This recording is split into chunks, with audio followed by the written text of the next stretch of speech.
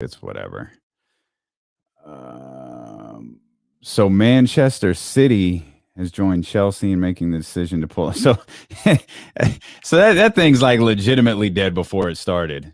That man, your boy. Look, I'm already live, man. Your boy is pushing the he pushing the 12 o'clock envelope pretty tight.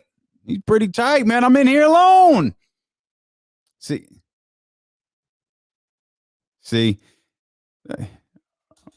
y'all don't know. Like, I can hear Kenny. Y'all can't hear Kenny yet, man. He ain't in here yet, man. He on his way. He's telling me what's going on.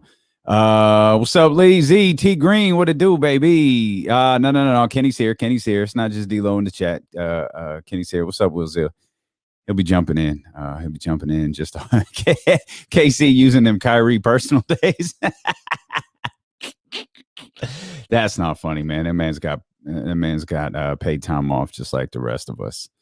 KC got me potted up. He must have been doing some work over there. That's what it is. Kenny under his house messing with the internet connection. That's what it is. What's going on, man? You know, I got to get the shines on. You know how I do, baby. You know what I'm saying? I got to get the shines on. I see. We already got another bottle missing. Yep, I see how it is. Okay.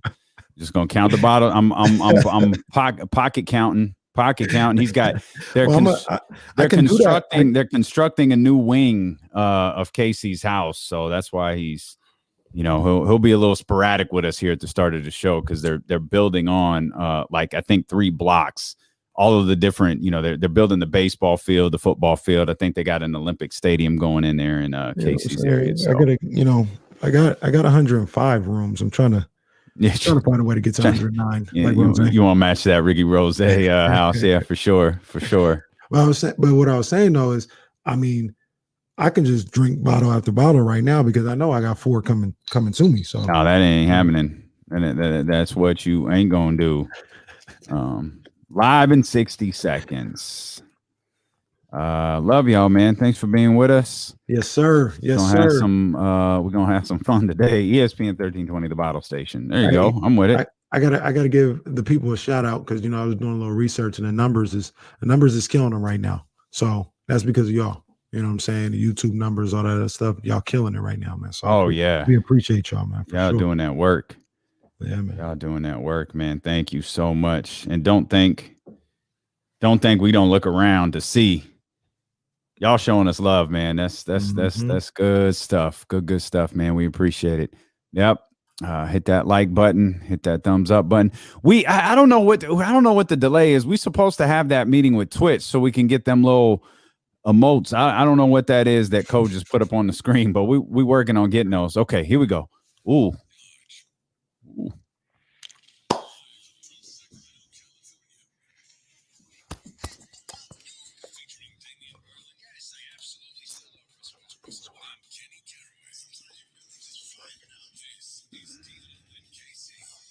From the streets, voice out west, legendary self-made progress. Last time that I checked. Hey, welcome into the April 20th edition of D-Lo and KC. I'm Damian Barling. He is Kenny Caraway. Yes, we sir. are absolutely thrilled that you are here with us. The Sacramento Kings are back in action tonight for their first night of a back-to-back against the Minnesota Timberwolves. This one at the Golden One Center. 1,600 frontline and healthcare workers will be in attendance tonight. 1,600 or so fans will be in attendance tomorrow. So it'll be at a little bit of a different vibe at the Golden One Center. We'll talk a lot about the Kings. We'll talk a lot about that matchup against the Timberwolves as the day progresses. If you want to be a part of the show, many ways you can do it here, KC, twitch.tv/ESPN1320, youtube.com/ESPN1320. We hope that you'll follow those stations, subscribe to them, as well as we'll be live streaming for 8 hours on the day of the NFL draft. We ain't going nowhere. Yeah. And you know how we do. There ain't no commercial breaks there during the 8-hour show. So we'll be with you for the entire time. We'll be bringing that number 3 overall pick to you live, as we will the number 1 pick, the number 2 pick. We'll bring the 3rd pick to you, and then we'll monitor everything after that. But we'll really dive into what might be a catastrophic mistake for the San Francisco 49ers, what could be a season, what could be a franchise-changing move for the San Francisco 49ers. Who knows? But we'll be talking about it for sure coming up on draft day, just about 9 days away from today, KC. It was a good night in the association last night, man. A fun night to be a basketball fan. Hey, the last week or so, last 5 days or so, the NBA has been on fire. Looks like everybody is starting to, in baseball, they always talk about the dog days of August, right? After the All-Star break, and you got August, and, the season's just dragging on, and you get there before you get to the pennant races in September. Well, the NBA, they had to get through March and, unfortunately, injuries and things of that nature. But now it's April. Now these playoff pictures are starting to round into shape. Now, if you're into the individual accolades, the MVP discussion starting to round into shape. And I don't know if it's just luck, if it's happenstance, if the players are aware or whatever the case may be. Like I said, the last 5 days to 7 days, it's been lit. It has been lit in the NBA. These boys are performing in a major way. Yeah, shout out to Nikola Jokic, obviously a huge fan of D-Lo and KC. Must have caught our episode yesterday before taking the floor as he went out for Joker, 47. I wasn't hating on you, Joker. That was my partner. See, you sound like a Twitter troll right now talking about hating. I wasn't hating on him. I just don't think he's the MVP. And guess what? He dropped 47, 15, and 8 last night. And guess what? I still don't think he's the MVP. Still don't think he's the MVP. I was watching that game. They were dead a couple of different times in that game. And the Joker was crazy. Crazy. 47 points in a game that went 58 minutes. Meanwhile, Steph Curry scored 49 points in a game that went 48 minutes. Steph Curry was crazy. But yeah, I'm definitely out of pocket talking about Nikola Jokic isn't the MVP. Well, you look, he's not the MVP, and neither is Steph Curry. I'm sorry, he's not. He's not the MVP. He should be, but he's not, because that's not the way basketball works. No, he definitely even shouldn't be. No, he should be. And I actually think that you're wrong. Nikola Jokic, you said a couple of things there. Steph Curry shouldn't be the MVP. You can make an argument that he should be. Yeah, 49 points last night. Argument? He's having a season very, very similar to what he did when he won MVP awards. Oh, I'm sorry. When he won MVP awards, were they 500? I'm sorry. Who was the closest scorer on his team? He had 49. Do you know who was second on that team in scoring last night? Who? It was Andrew Wiggins. He has 16. That's what we do. So he is dragging the limp body of the Golden State Warriors into a 500. Yeah, damn right about 500. Take Steph Curry off this team. You got the freaking Detroit Pistons right now. If you take Steph Curry off this team, on the team, and they're ninth. That's nothing to be. Oh, we're ninth. Like, come on, man. I love Steph Curry. I love what he's doing. But y'all got to stop this. Y'all got to stop this. He's a 500 team right now. If they get really hot, they might be 5 games over 500. I don't think they're getting that hot. I don't think they're getting that hot. They might get 2 games above 500. Let's calm down. He's having a great season, but Joel Embiid is having a season he's having for a team that is number 1 in the East. Jokic, as much as, like I said, I'm not going to run away from it. Yesterday, I was like, I'm not really a fan of watching him play, but I can't deny what he's doing out there for a team that's about 15, 16, 17 games over 500. I mean, Steph is phenomenal, doing incredible things, but it's just, we acknowledge it. We acknowledge it. It doesn't need to be the MVP, but we can acknowledge it. That's fine. Good. That's fine. But you said something there, and it's what I said yesterday. I said Nikola Jokic isn't the MVP, and one of my biggest frustrations with the NBA, with this business, with this sports media business that we're in, is that we create narratives. We create narratives based on the past. It's like those idiotic baseball writers who vote in the Hall of Fame and say, well, my God, I'm not voting for Derek Jeter, or I'm not voting for this very obvious Hall of Fame candidate because, God damn it, if Babe Ruth didn't get 100%, nobody deserves 100%. But that's why we're talking about Nikola Jokic. Nikola Jokic is having a fantastic season. Incredible. Explain to me again why Giannis isn't the MVP favorite. Well, there we go. That's really what it is. But I can answer that for you. It's like, I'm going to ask a question that I'm going to be able to answer. That's rarefied air. And you know who didn't win 3 MVPs in a row? Excuse me. Michael Jeffrey Jordan. So there's this belief that, well, guys, If Giannis wins another MVP, that's 3. That's like saying he's better than Michael Jordan. I mean, guys, can we say? I mean, guys, that's like putting him on the same level as a Larry Joe Bird. Like, we can't put anybody on the level of a Larry Joe Bird. We can't say that Giannis Antetokounmpo is better than Michael Jordan. Like, we just can't do that. So we can't have any conversation about Giannis Antetokounmpo winning his 3rd straight MVP, despite the fact he's putting up 28, 11, and 6. Meanwhile, we've got a guy in the other conference who's putting up similar numbers, a little bit higher in assists, a little bit lower in points, but he's the unanimous MVP. We believe he's the guy to carry the trophy this year. And get out of here. It's storyline based. It's not even an award anymore. It's fake, man. It's as fake as the All-Star game. Well, see, we've also already done this before, though. They've already broke the mold because you got Steph Curry, who was a unanimous MVP. And there was never a unanimous. That was the first time in the history of the league. So they've already broke the mold. They've already done something that Michael Jordan never won unanimous MVP. Larry Bird, Magic Johnson, all this other stuff. It's up to us, Damian. It's up to us, me and you. We got to change everything. Man, we got to change everything. It's up to us. Why do we have to fix everything? Giannis should definitely be in serious consideration for the MVP. Absolutely. Serious. And absolutely. We have to change that. Me and you, once again, me and Damian changing the world. We have to say, no, it's not, oh, he won it the last 2 years, so we can't even talk about him now. Giannis needs to be in that discussion. I also heard another discussion yesterday. I want to tell you what I want to see what you think about this. That's fine. I want you to jump in on that. I also just want to point out we're not done with the Steph Curry conversation because they're just 500 thing. It doesn't work for me. So I just want to let you know we're gonna get back to it. We'll talk about float that out there, but please go ahead because we'll talk about it. All right, because we ain't done with stuff. Because it got crazy last night. I'm all for giving somebody their roses, but it got really crazy last night. Yeah. Danny in San Francisco, it got crazy last night. Okay, we'll talk about it. But yeah, man, Giannis should be in there. And then the other thing that I heard is once again, this goes back to like the media and the discussion and the narrative around it. So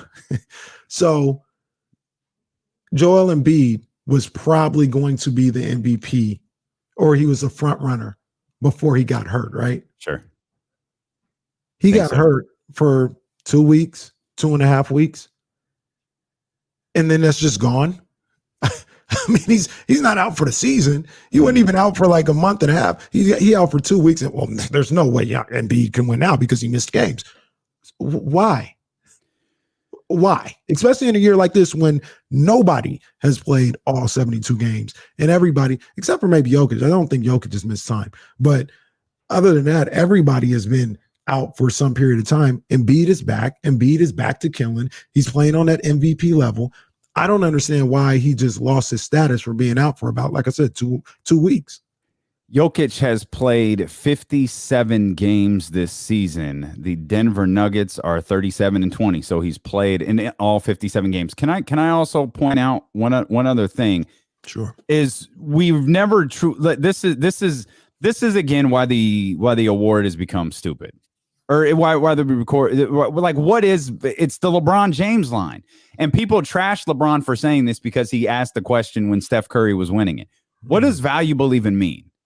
What we've never truly, what is the most valuable player in the league? Does it mean the best player in the league? Because it's not, because LeBron hasn't won one in God knows how long. And LeBron has never stopped being the best player since he stepped foot on the court at the Arco Arena. He's never stopped being the best player in the league since then. So what do we define it? Best player on the best team. Okay, cool. Best player on one of the best teams. That still isn't Jokic. They're one of the best teams in the league. I mean, like Philly's better, Brooklyn's better, Utah's better, Phoenix is better, and the Clippers are better. That's 5 teams. Okay, I mean, I'm saying he's one of the top teams in the league. But if you want to discount that, then you can discount that. That's fine. I'm just saying, like, what does it mean? Like, what is it? Donovan Mitchell on the Utah Jazz? Is it Rudy Gobert on the Utah Jazz? Is it? Can we bring the Chris Paul argument back about value and what he's certainly the most valuable player on the Phoenix Suns, right? Is he the most valuable player to the league? Is that Joel Embiid and what's going on in Philadelphia? Is it Giannis? Is it still LeBron, despite the fact he hasn't played in a month? What does it mean? Because Nikola Jokic winning it, you can, people will throw this back at me and I'll get ahead of it. Russell Westbrook did something extraordinary that we hadn't seen. We've seen it 3 times since. We had never seen it, in our lifetime, certainly before that. It was so extraordinary. It was like, this defies anything we've ever seen. He's the MVP, despite the fact that the Oklahoma City Thunder are 6, 7, wherever they were in the rankings in a really competitive Western Conference. What is Jokic doing other than having a really good season? Because if we're just giving it to a guy who's having a really good season, not just a really good season. That's fine. I'll go a step. He's having a great season. But so is Giannis. So is Joel. So what does the MVP mean? The MVP, it's a little subjective because there is no definition in the dictionary. Do people even still look at Webster's dictionary? They still make a hard just copy. Look it up on dictionary.com. Yeah, dictionary.com. Hopefully Webster's took advantage of that. Well, I mean, I don't care what Webster's did, but I don't know who Webster is other than my man Emmanuel Lewis. Yeah. Other than that dude, I'm sure they made their bread, man. They're good. So it's subjective. And it's in the same premise. It's not somebody saying like, oh, well, the leader in points per game is the MVP. No, not saying that. But for me personally, that'd be Steph Curry, by the way. But go ahead. Did he get ahead of Bradley Beal yet? He did. Yep. Okay. He got ahead of Bradley Beal last night. Okay. Bradley Beal's never in these discussions, by the way. Never. But, yeah. But I'm gonna tell you. I'm gonna tell you what my premise of the MVP is. I'm gonna let you know. We barely warming up, man. We are getting going here. If you want to be a part of the conversation, as many of you are, twitch.tv/ESPN1320 and the ESPN 1320 YouTube channel. You can get at us on the phone as well, 916-349-1320. A lot more ahead. And I'm telling you, this Steph Curry conversation isn't over. We'll dive into the Kings and the Timberwolves as well as D'Lo and KC continue on Sacramento's #1 sports station, ESPN 1320. I'm sure glad you got in my ear because we was getting ready to go. I had no clue we were at 13 already. Oh yeah, they bowed out. They bowed out. Boy, that thing. Grand opening, grand closing. That closed faster than the club that play hip hop music. Let me check on this real quick. You know what? Honestly, I think he's going to win. I think they've created that. That's what they want to do. And they're going to run with it. You stop that. He's having a phenomenal season. I think the issue that I have is more like what is it like? What does this mean? What does it amount to? What are we trying to get out of this?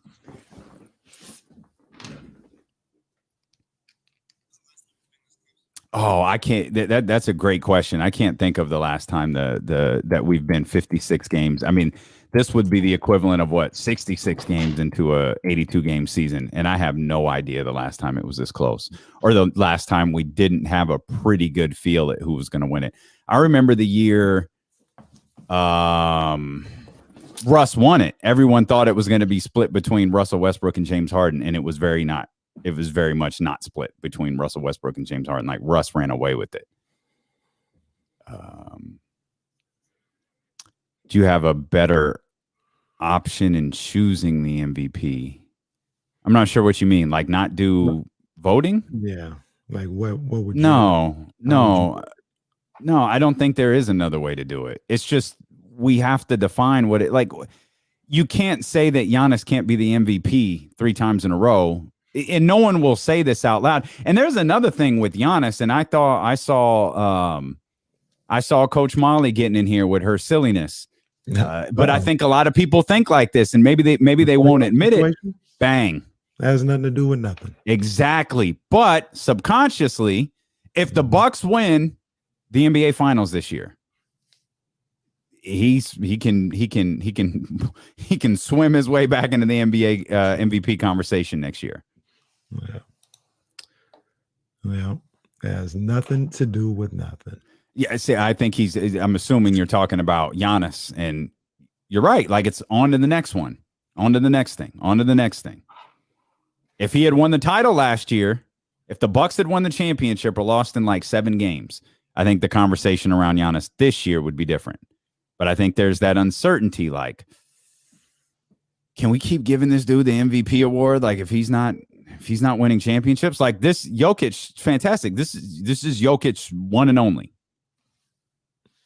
Unless Denver wins the championship. Denver wins the championship, then Jokic is back in the conversation. None of this has anything to do with how you vote for the MVP, but I think subconsciously it sits in the voters' heads. Well, the voters got to be a little smarter than that. Well, so if anything, we blame these voters. Some of them, look, man, I ain't gonna say they don't deserve their vote, but some of them, I don't know what they vote, who they are, why they're voting.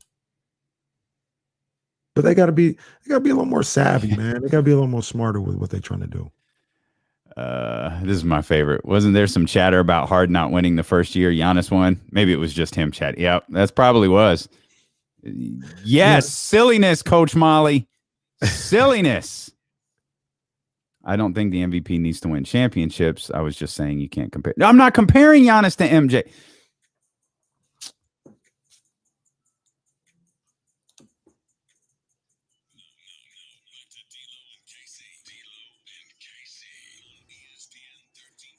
Expect better from Coach Molly. The draft is just 9 days away. My girl, Coach Molly. The 49ers are picking third. You know, there's a lot of Chicago people in our chat. Like Coach Molly's a Chicago person. She's riding with MJ here pretty hard. Which isn't unusual. Yeah, like Chicago people are repping here. And I wasn't comparing Giannis to MJ. I was saying MJ didn't win 3 MVPs in a row. So the chances of you seeing another player win 3 MVPs in a row is probably going to be diminished unless you're winning championships to go along with it, which is we outlined during the commercial break over here on Twitch and YouTube, should have absolutely nothing to do with winning an MVP award. 100%. Now, with that said, the draft is just 9 days away, and the 49ers are picking third. ESPN 1320's draft coverage is brought to you by McQueen and the Violet Fog Gin. We don't make much, but what we do make is going to have to be drank during this entire conversation about the MVP award. We're going to have to get after it here because this is a conversation. It started on social media. Started yesterday. Then Steph goes off. Jokic goes off. Giannis has a good game before leaving with like cramps or something like that. And now it's like, okay, there's a conversation to be had here about the MVP award.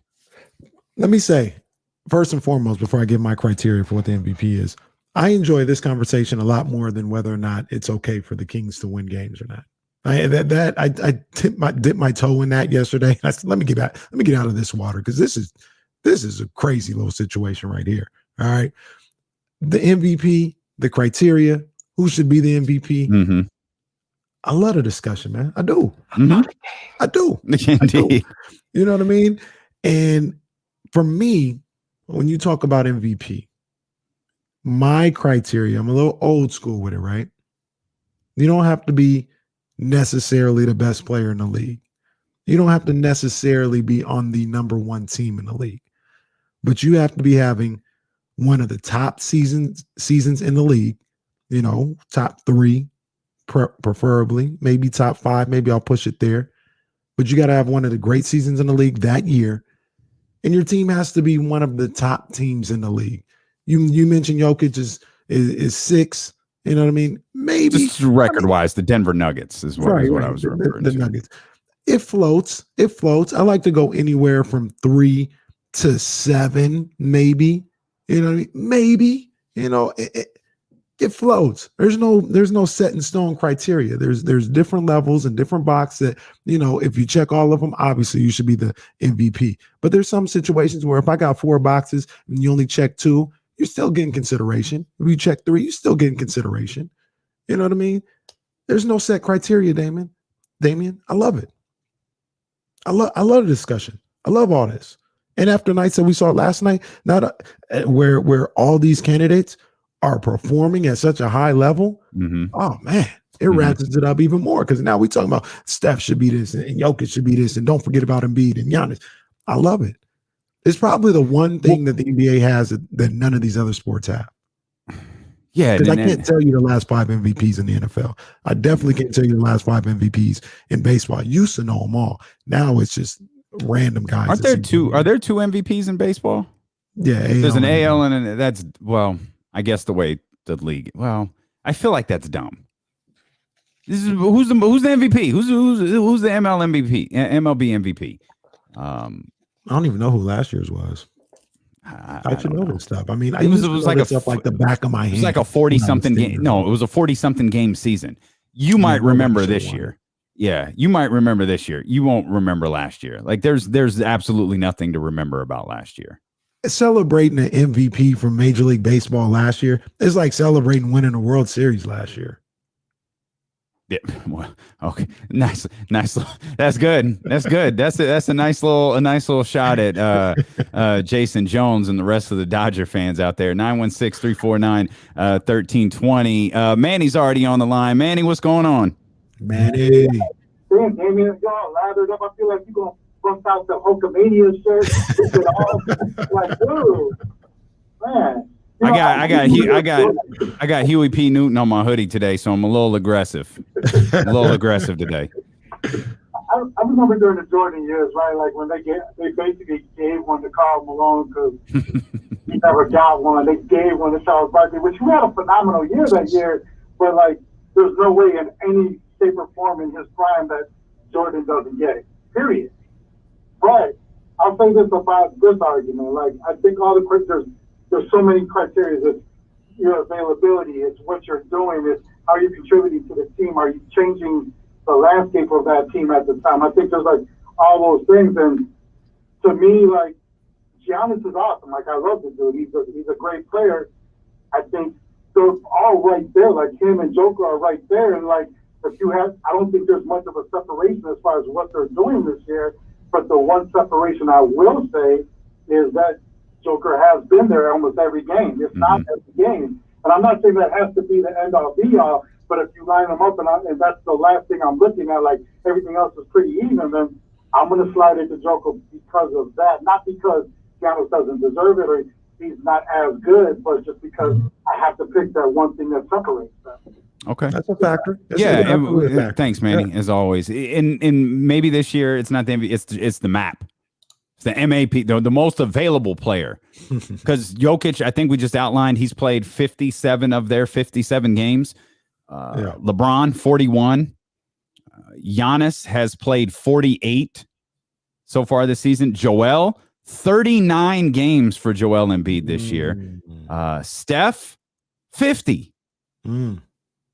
So, yeah, Jokic has been there. So if Jokic, knock on wood, if Jokic goes out for the rest of the regular season, he's back healthy 100% for the playoffs. He goes out tomorrow for the rest of the regular season.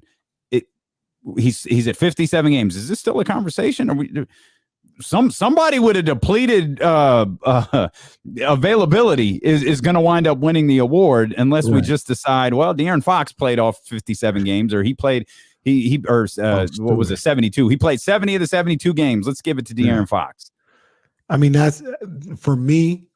We all got to take the season into context, right? Like there's when all the top guys haven't been there for really even close to the 72.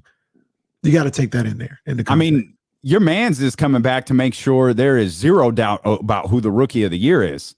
He's trying to make sure. Well, I mean, he was a rookie of the year. There's no one in the conversation anymore. God bless Tyrese Haliburton. The way that he played, there's a reason there's no more articles written about it. Like it's just not a conversation anymore. But just to ensure, hey, even if I only come back for 2 games or 3 games or 4 games or whatever it may be, even if I only come back for 1, I'm going to remind everybody I'm that guy in this class. So you're going to have a rookie of the year who missed a large chunk of the season. Well, not a large chunk, but you're going to have a rookie of the year who missed a month of time here during the season. Yeah. But look, also people, even in that respect, in the MVP respect, like they get so beholden to their ideas or what they think should happen, and they don't look at the common sense.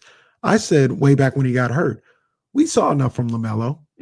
We saw enough from LaMelo. And I mean, Anthony Edwards and Tyrese Haliburton would have to go above and beyond to take away from what LaMelo did. But then, you have people saying, well, he didn't, he's not playing a full season. How can we give him the rookie of the year then? No, we saw enough. Like, get out of your box, get out of the way, all that, and realize we saw enough. This guy's the rookie of the year. And I feel like that is the same thing for this MVP. You know what I mean? I look at Embiid and what he's doing with that team, that Sixers team. Played 38 games? You said 37 games or whatever? I think it was 39. At 39, he tops out at about 55. You know what I'm saying? I've seen enough. He's MVP. He's my MVP. You know what I mean? It'd be nice if he played all 72. I don't need him. Don't think that's ever going to happen in his career, by the way. No, it's not. And, and I don't know, man. I just, if you're right, by the way, a prisoner of what we're doing here. If you're right and he tops out at 52, it'll be the third most games that he's played in a season. 64, 63, 52 would be the highest, the third highest. He played 51 last year. Man. And last year was a 72 game season as well. He's at 29, 11, and 3. That's where Joel Embiid is at right now. Nikola Jokic, as we've noted on a couple of occasions, best season of his career right now by far. 26 points, 11 rebounds, 8.8 assists. Really phenomenal numbers from the Jokic. And let me point something out that, again, lost in the strangeness of the COVID year last year. Do you remember the conversation heading into last season? A guy to watch for the MVP award, the preseason MVP watch rankings. It was your man, Nikola Jokic. Remember how the season started? Yeah. Slow, out of shape, was getting run off the floor by Rashawn Holmes. I thought, man, what a phenomenal job Rashawn Holmes did against Nikola Jokic. He absolutely deserved praise. Then I saw the Denver Nuggets play the next night and saw Nikola Jokic got run off the floor again. And then he got run off the floor again. He was getting run off the floor by everybody. And then the season gets suspended. Jokic loses like 30 pounds, shows up in the bubble. We got skinny Jokic at play here. And then we've got kind of a mix. We've got the halfway point between big out of shape Jokic and skinny Jokic. He's in that he's like perfect Jokic now. He just needed some time to figure out where his body operates at its strongest point. And we have reached peak perfect Jokic right here. Again, phenomenal season. But Steph Curry right now in his last 5 games, 49 points, 10 threes, 47 points, 11 threes, 33 points, 4 threes, 42 points, 11 threes, 53 points, 10 threes. Nobody in NBA history has made more threes in a 5-game stretch than Steph Curry has. Steph Curry is having a season right now. He's having certainly a moment in this season right now, very reminiscent of what he did when he was actually winning the MVP awards. He recorded his 5th 40-point game in April, passing Kobe Bryant and Michael Jordan for the most 40-point games in a month by a player age 33 or older, because suddenly Steph Curry's an old guy in the league. And he's doing this. And you're talking about the team's not good enough. And I'm looking at it like, yes, exactly. The team is not good enough. And yet they're sitting at 500 and they're doing it because of Steph Curry. Steph Curry is the reason that the team is even in a remote position to make a play-in game or a playoff tournament or a play-in tournament or a playoff game or anything along those lines. He is the only reason why. I don't dispute anything you say, and I think it all should be acknowledged. I definitely think it should. What he's doing is phenomenal. What he's doing is a moment in history. I said this a couple of weeks ago before all this started. I said he's having a season that reminds me of Kobe Bryant in 2006 and the phenomenal scoring run that Kobe was going on and what he was doing trying to get that team to the playoffs. It also reminiscent of Kobe Bryant in 2006. I believe he was banned from winning the MVP award that year as well. Banned, different circumstances. He was banned from winning the MVP award that year. Different circumstances for sure. Yeah, different, but still, it was. No, can't give it to Kobe. Yeah, we can't give it to Kobe. Let's give it to I don't even, was it Steve Nash? I can't remember who it was that year. Steve Nash won it that year. Okay. But as great as Steve Nash is a 2-time MVP award winner. Yeah, that's a little, it's a little sus. All right. That's a little sus. But as great as, even with that season, like it's in that same ballpark, it's in that same vein. And people want to say, you know, yo, Kobe should have won it that year. Steph should win it this year. Steph ain't doing what Kobe did that year. Okay. It's in the same ballpark. It's in the same vein. It reminds me of it, but I had to go back and look at it. Steph ain't doing what Kobe did that year. Kobe went for 35.4 a night that year. 35. Steph just got to what, 31, 30? Something like that? Yeah. 31.4. It's dope. He's doing a great job. 31.4 is crazy for what he's doing. Kobe had less than Steve Nash or Steph Curry has this year. You know, you can say whatever you want about Steve Kerr. Why I keep getting all these guys confused? Steph Curry. It's all right. Steph Curry and not having a good team or whatever. But what is nobody? Once again, let's keep the same energy. Wasn't nobody saying that before the season? They were talking about Wiggins. They were talking about Draymond Green. Oh, stop it. No, stop it. You know as well as I do. Who said they were going to be in the playing game? I don't think nobody was saying that. I don't know that. I think once draft day got here, people except for my dumbass ruled them out for the year. Nah, because they got Kelly Oubre. Absolutely not. They got Kelly Oubre. And people that changed. You're right. That changed a little bit. You know, spending to win. They're out here to win. They're doing it. He wasn't like we're out here to just be an 11 seed. They were out there actively saying, okay, look at them making moves to get Bazemore and all this other stuff. Wiggins. Like, we don't need Wiggins. Like, there was no narrative of them being in the play-in tournament. They were thinking 8, 7, 6, possibly 5 seed. Then they've underachieved. And Steph Curry has kept them above water in a major way. Absolutely. But Steph Curry is not the MVP. We can acknowledge the greatness that he's having. We can acknowledge this memorable run that he's having. Okay, this memorable way he's bringing his team together, and also say he's not the MVP. Okay, why? They just got to 500 last night. So the MVP award, So the MVP award is dictated on the success of the team. So it's not about the best player in the league. That's a factor. Absolutely, that's a factor. Absolutely, and we're just going to ignore that no one else on this Golden State Warrior roster can do anything competent without Steph Curry scoring 49 freaking points, without Steph Curry averaging essentially 40 points for the entire month of April, dragging the carcass of the Golden State Warriors even into dragging them where?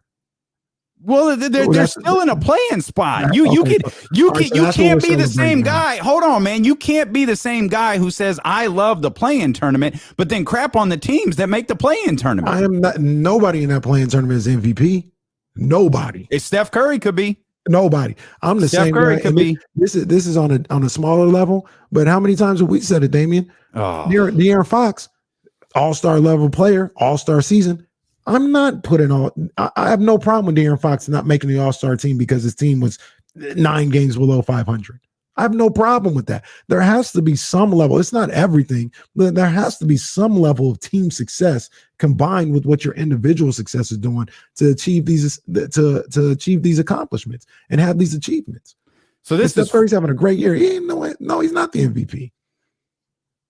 If Steph finishes, okay, all things. Would you said +5? There's no way it's +5. Right. I mean, okay. I thought our producer, saying they go 12-4, they finish 39-33 or something like that.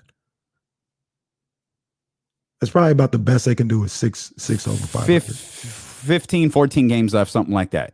Mm-hmm. Steph continues anything remotely close. I can't imagine he keeps this up for 14 games, but hell, he could. Mm-hmm. There's absolutely no way you've got Steph Curry as the MVP. If the team, again, he continues playing exactly like this, and let's go, I can't see them getting +5, so let's just go +2. Okay.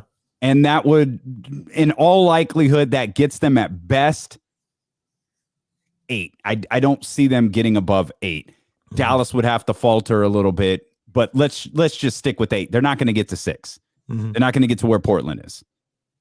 No chance Steph is the MVP in your mind.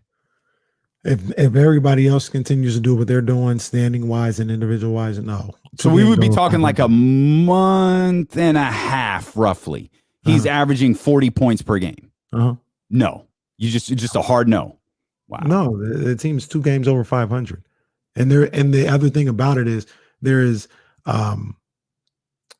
other guys in the discussion who are just as qualified to be your MVP. Like we don't want to talk about this, but I'm gonna talk about it. Everybody just dismisses James Harden, and what James Harden is doing is nasty. And people talking about, well, sorry, is he playing? He's not playing right now. He's been out for about a week or maybe about 2 weeks. But people talk about, well, what he did in Houston or whatever the case may be. The Houston James Harden's at 34 games this year. Yeah, that's what he's about the same as Joel Embiid. Joel's at 39. Is that right? Is he 34? No, let me make sure I got this right. James is at 42. So I was going to say, I'm sorry. He's 34 with Brooklyn. My bad. He's 34 with Brooklyn. My bad. But people talk about, he mailed it in Houston, and he didn't want to be there. He sulked, and he did not have good energy to make that team the best they could. He was trying to get out, but he still was averaging 24.8 and 10 assists a night. It's not like he was averaging 15 and 5 and then turned it on when he got to Brooklyn. Like, he was still balling. And like I said, he's not going to get the respect just because people don't like what he did. But you want to talk about his performance and what he was doing and what he had Brooklyn doing for a little bit. I think Brooklyn won like 14 or 15 or something like that. Like, he was cooking. Brooklyn was cooking. Then he got hurt. And if he comes back for the final month of the season or whatever the case may be and continues to play at that level, he deserves consideration. Okay. He can get consideration then. So you'd rather give it to a guy who quit for 8 games than give it to a dude who's dragging a team into a 500 situation? No, I'm saying he should be in the discussion. Oh, okay. I would probably give it if I had to choose. Your MVP is Joel. I feel like you just said it was Joel. See, I feel like you're trying to talk yourself out of it. Is it the games played? What's talking you out of it? For me, the top 3, and I'd have to figure this out. I'd have to really dive into it. But the top 3 is Embiid, Jokic, and Giannis. In that order? Not in that order. Can you give me the order? The order. Is it like the lottery? They all got a 15% chance? Right now, it's Embiid. Right now, it's Embiid. Embiid would be number 1. I think Jokic might be number 2. I like I said, you're talking to a guy that I don't really like watching Jokic play, but what he's been doing, it's undeniable. Mm-hmm. And Giannis has been crazy, man. I feel like this thing when Nikola Jokic started last year, which is why I brought up the conversation, the preseason rankings before last season, that Jokic was a guy that everybody liked. And it's like now it's finally manifesting itself. And I think a lot of people thought Denver would be in the position that Utah is in. Mm-hmm. So the narrative would fit a little bit more. But now you've got a team who's got the 6th best record in the league. Again, it's not a Jokic is playing extraordinary, but it doesn't fit what we create this imaginary MVP criteria that no one follows. Well, it's the best player on the best team. No, we've kind of thrown that out the window with Russell Westbrook. We've thrown that out the window because James Harden was pretty close to the best player on the best team. Kevin Durant was pretty close to the Oklahoma. He won it with Oklahoma City, right? Like they were a good team that year, really good team. Mm-hmm. LeBron always near the top. Giannis, obviously the seasons they have. I feel like we're changing stuff here. James Harden would fit. Mm-hmm. Giannis would fit. Oh, Giannis would actually be a little bit further out than Jokic would be. Harden would fit. Joel would fit. And then I guess no one from Utah or Phoenix gets any love in this situation. No. Well, that's what I was. That's got to be a first. You talk about the teams with the best record in the league. They ain't got an MVP candidate. I was going to bring up Phoenix. I mean, the Phoenix is Chris Paul. You want to talk about putting the team on his back. You know what I mean? Like we've talked about it a number of different times. He's changed everything there. And the traditional numbers aren't there necessarily, but his impact and where he has taken that team, they may be the number 1 seed in the Western Conference. And that's attributed to Chris Paul, hands down. Mm-hmm. So, I mean, that's got to be a factor as well, man. It really does. It really does. So it's crazy. I just find it interesting though, too, that, you know, people talk about Steph Curry and what he's doing, and it's phenomenal, man. It is crazy. It's a joy to watch. I'm in awe of Steph Curry when I watch him out there and what he's able to do. But you go back to his first MVP season, I'm sure you could have made it, and they have no problem saying, well, you know, he was on the best team. His team won. They were winning on all this other stuff. I'm sure you can make the argument for about 3 or 4 other guys that should have won it that year. Absolutely. You know what I mean? But the second year was undeniable. Second year was undeniable. First year you could have some conversations over. I went back and looked about that second year. You couldn't. There was nothing. He checked all the boxes. Mm-hmm. But that first year, I mean, he averaged what? I'm looking at it right now. He averaged 23 a night. You know what I'm saying? He was good. He was really, really good. He was great. You know what I mean? But Russell Westbrook had an unbelievable year that year. James Harden, LeBron James, all those guys also had an argument in it. And what did Warrior fans try to say that year? Well, Steph Curry's effective. He's winning. His team is the best record in the conference in the NBA. That's why he should be. So now that he's not winning on that level, but his numbers are higher, now the having the top record in the NBA or being one of the top teams in the NBA, that don't matter no more. That's just what I'm trying to figure out. I feel like, and again, it goes to the subjectiveness of this award. I have another question regarding Steph Curry. You talk about being in awe of him, and we're talking about valuable, right? How about if we change the word valuable to influential? I'll explain when D'Lo and Casey continue here on Sacramento's #1 sports station, ESPN 1320. Oh boy. Yeah, I need a second. Oh boy. Yeah, I need a second.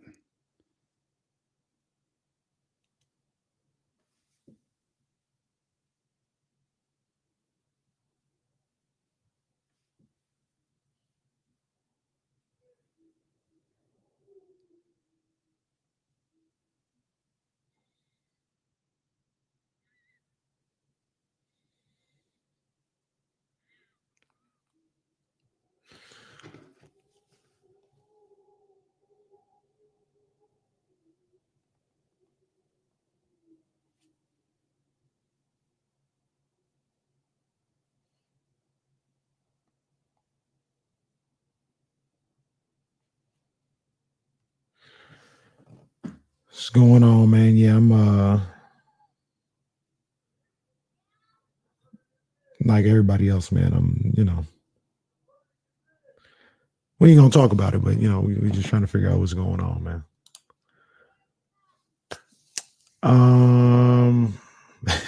No, right? Or maybe you talking about the people, because me and Damien, I love this stuff though, man. I love this. I love this discussion with basketball and MVPs, and people got maybe tired of it or whatever, but the Hall of Fame and all that other stuff. That's what we do. That's what we do. That's how we talk about sports. That's how we go about it, man. So yeah, I enjoy all this. All these guys that we're talking about, they're phenomenal. Steph Curry, like I said, I wouldn't vote him as the MVP, but what he's doing is I'm going to remember Steph Curry in the 2021 season the way I remember Kobe Bryant in 2005, 2006. Is that memorable what he's doing? And Kobe probably should have won the MVP that year, but maybe there wasn't as many deserving candidates as there was this season, to win the MVP. So man, it's going to be interesting to see how that goes. Hey, man. Yeah. Yeah, I mean, it's solidifying him. He didn't even need to be solidified, but it's taking him to another level on the list of all-time greats. Absolutely. Hey, y'all, check out Leezy, man. Check out, he's got some YouTube videos, man. He's out here doing his thing. He's grinding. I love him just going out there and making it happen. So check out my man Leezy. Leezy, go ahead if you can, if you know how to do it. Put the link in the chat, man, where people can find it. If not, I'll tweet it out later on. I'll tweet it out later on regardless.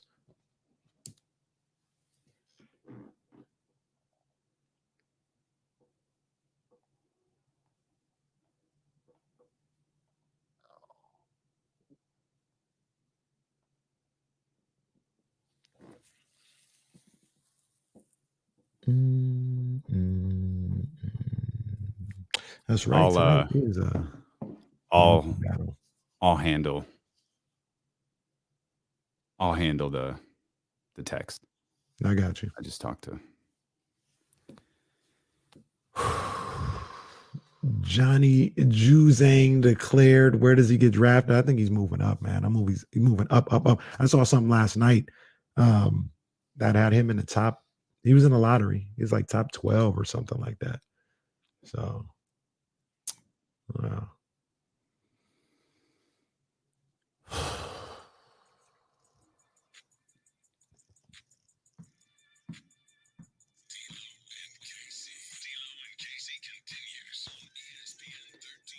Draft season is here, and all guests dial in on the ESPN 1320 Draft Hotline, brought to you by McQueen and the Violet Fog Gin. We don't make much, but what we do make is damn good. Can't wait for that 8-hour show 9 days from today. I know we joke about it and all of the work that it is, but quite honestly, man, it's a lot of fun. Those shows are fun. Now, if the name Michael McCorkle Jones is called, maybe it won't be as much fun, at least not for my partner. And if my partner's not having fun, it's going to make for a difficult evening for me. But I think we're going to have a good time. We're lining up the guest list. Obviously, you heard Kyle Matson, or hopefully you heard Kyle Matson. We expect you guys to be here every day, 12 to 4. It's like, forgive me for assuming. Kyle Matson was with us yesterday. He's going to be with us on draft day. Our man Chris Peterman is going to be with us on draft day. We're really going to load up that show. Of course, it's the night after a Kings game. It's a Thursday. Deuce and Mo are going to be with us that day. There'll be plenty of Kings talk there in the first part of the show. And there'll be a whole bunch of San Francisco 49ers coverage, draft coverage, and all of that in the second half of the show. So 12 to 8. 8 hours with D'Lo and KC. Like, what's better than that? Just put us on the iPad, put us on the Odyssey app, put us on YouTube, put us on Twitch, whatever it may be, man. We'll be with you all day. We're here, man. We're gonna rock with you all draft night, and that's next week. Yes, indeed. Yes, next indeed. Just 9 days away. I was like, oh, we here finally. Oh man, I love it. The build up to the drafts and everything, either NFL, NBA.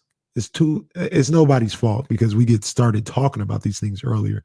It's not the date, but it's just so long away. When did the trade happen?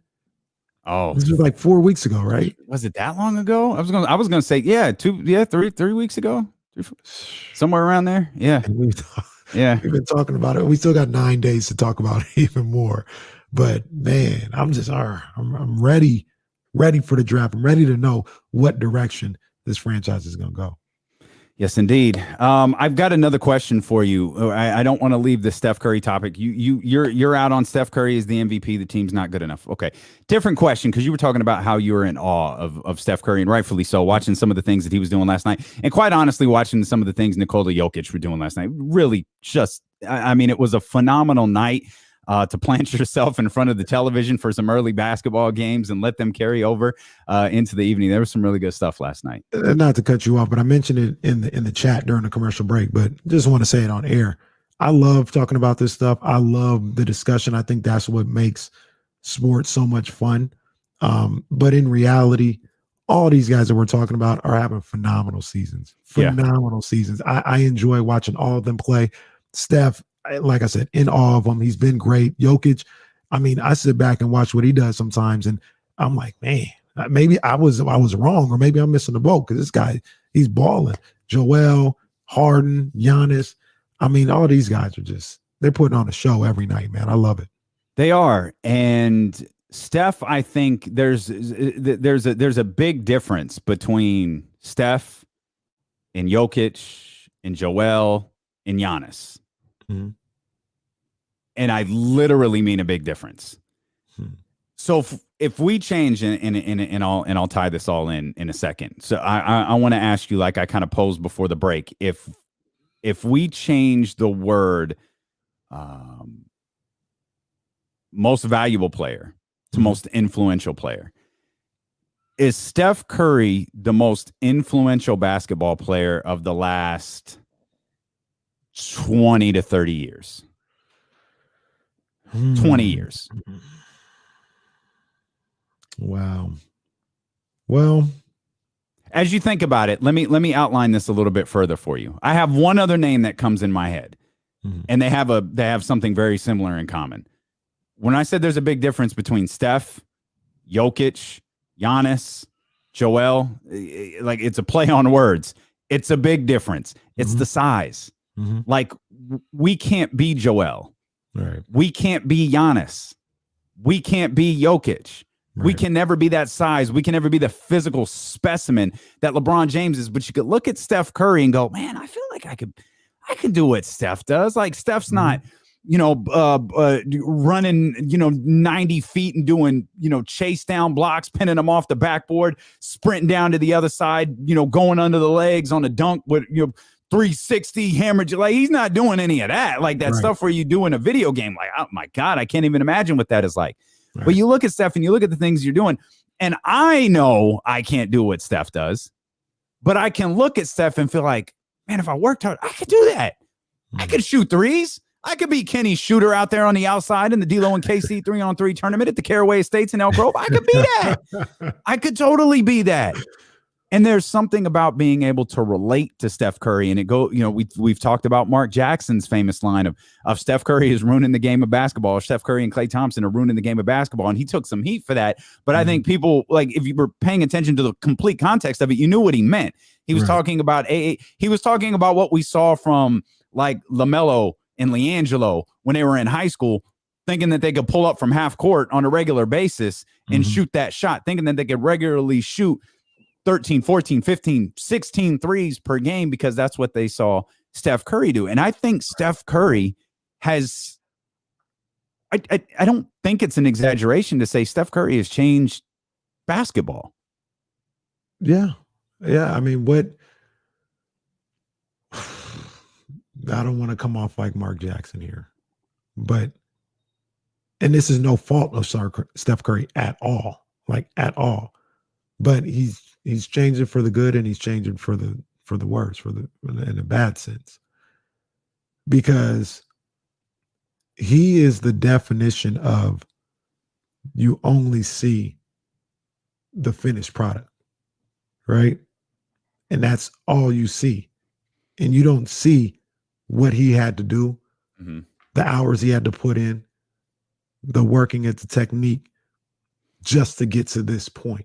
You only see a finished product. So you're like, I'm gonna just go like Steph and shoot. And you can't do what Steph did. Like you taking that shot is a bad shot. You know what I mean? And maybe I'm a little more closer to it because I see these kids in this generation on a daily basis. And they've got kids who can barely get the ball to the rim trying to shoot a three-pointer. It's like, no, stop. And I tell these kids all the time, man, when I work with them, I'm like, you can be like Steph in that sense, but do you know what Steph had to do? I remember Steph talking about, he was in college at Davidson. I think it was after his freshman year. And he was the man was a baller freshman year. He could play. Like he could go. There was no, came out of nowhere. Like he was Steph Curry, and he could go. And his dad said, your shot is not going to work, man. You're making it. You're good. It's not going to work. And he said his dad, Dale, had him in the gym in the offseason, and they worked on it for him. He said, you can't move out of the paint area. And he said he did that for 2 months, every day working on his shot for 2 months. He didn't move out of the paint. Like that's the kind of stuff we're talking about right now. If I told a kid like, hey, work on your shot for 2 months, don't move out of the paint, they look at me like they're crazy and they go jacking up threes.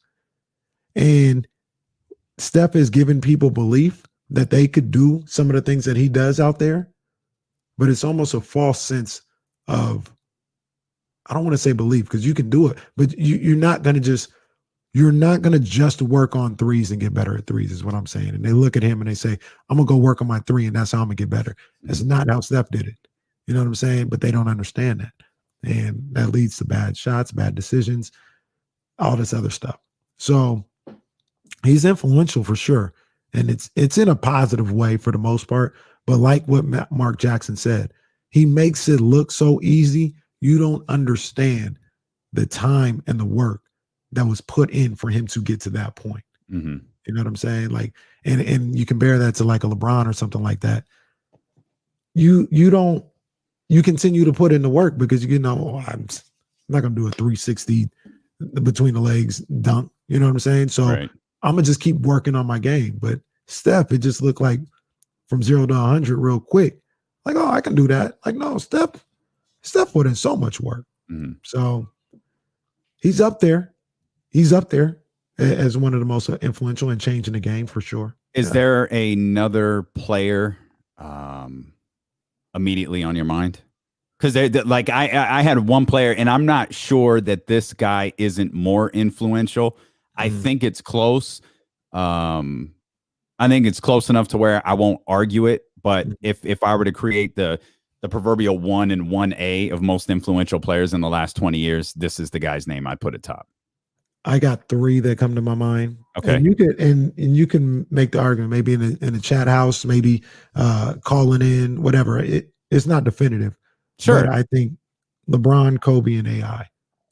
Allen Iverson was the one. Back.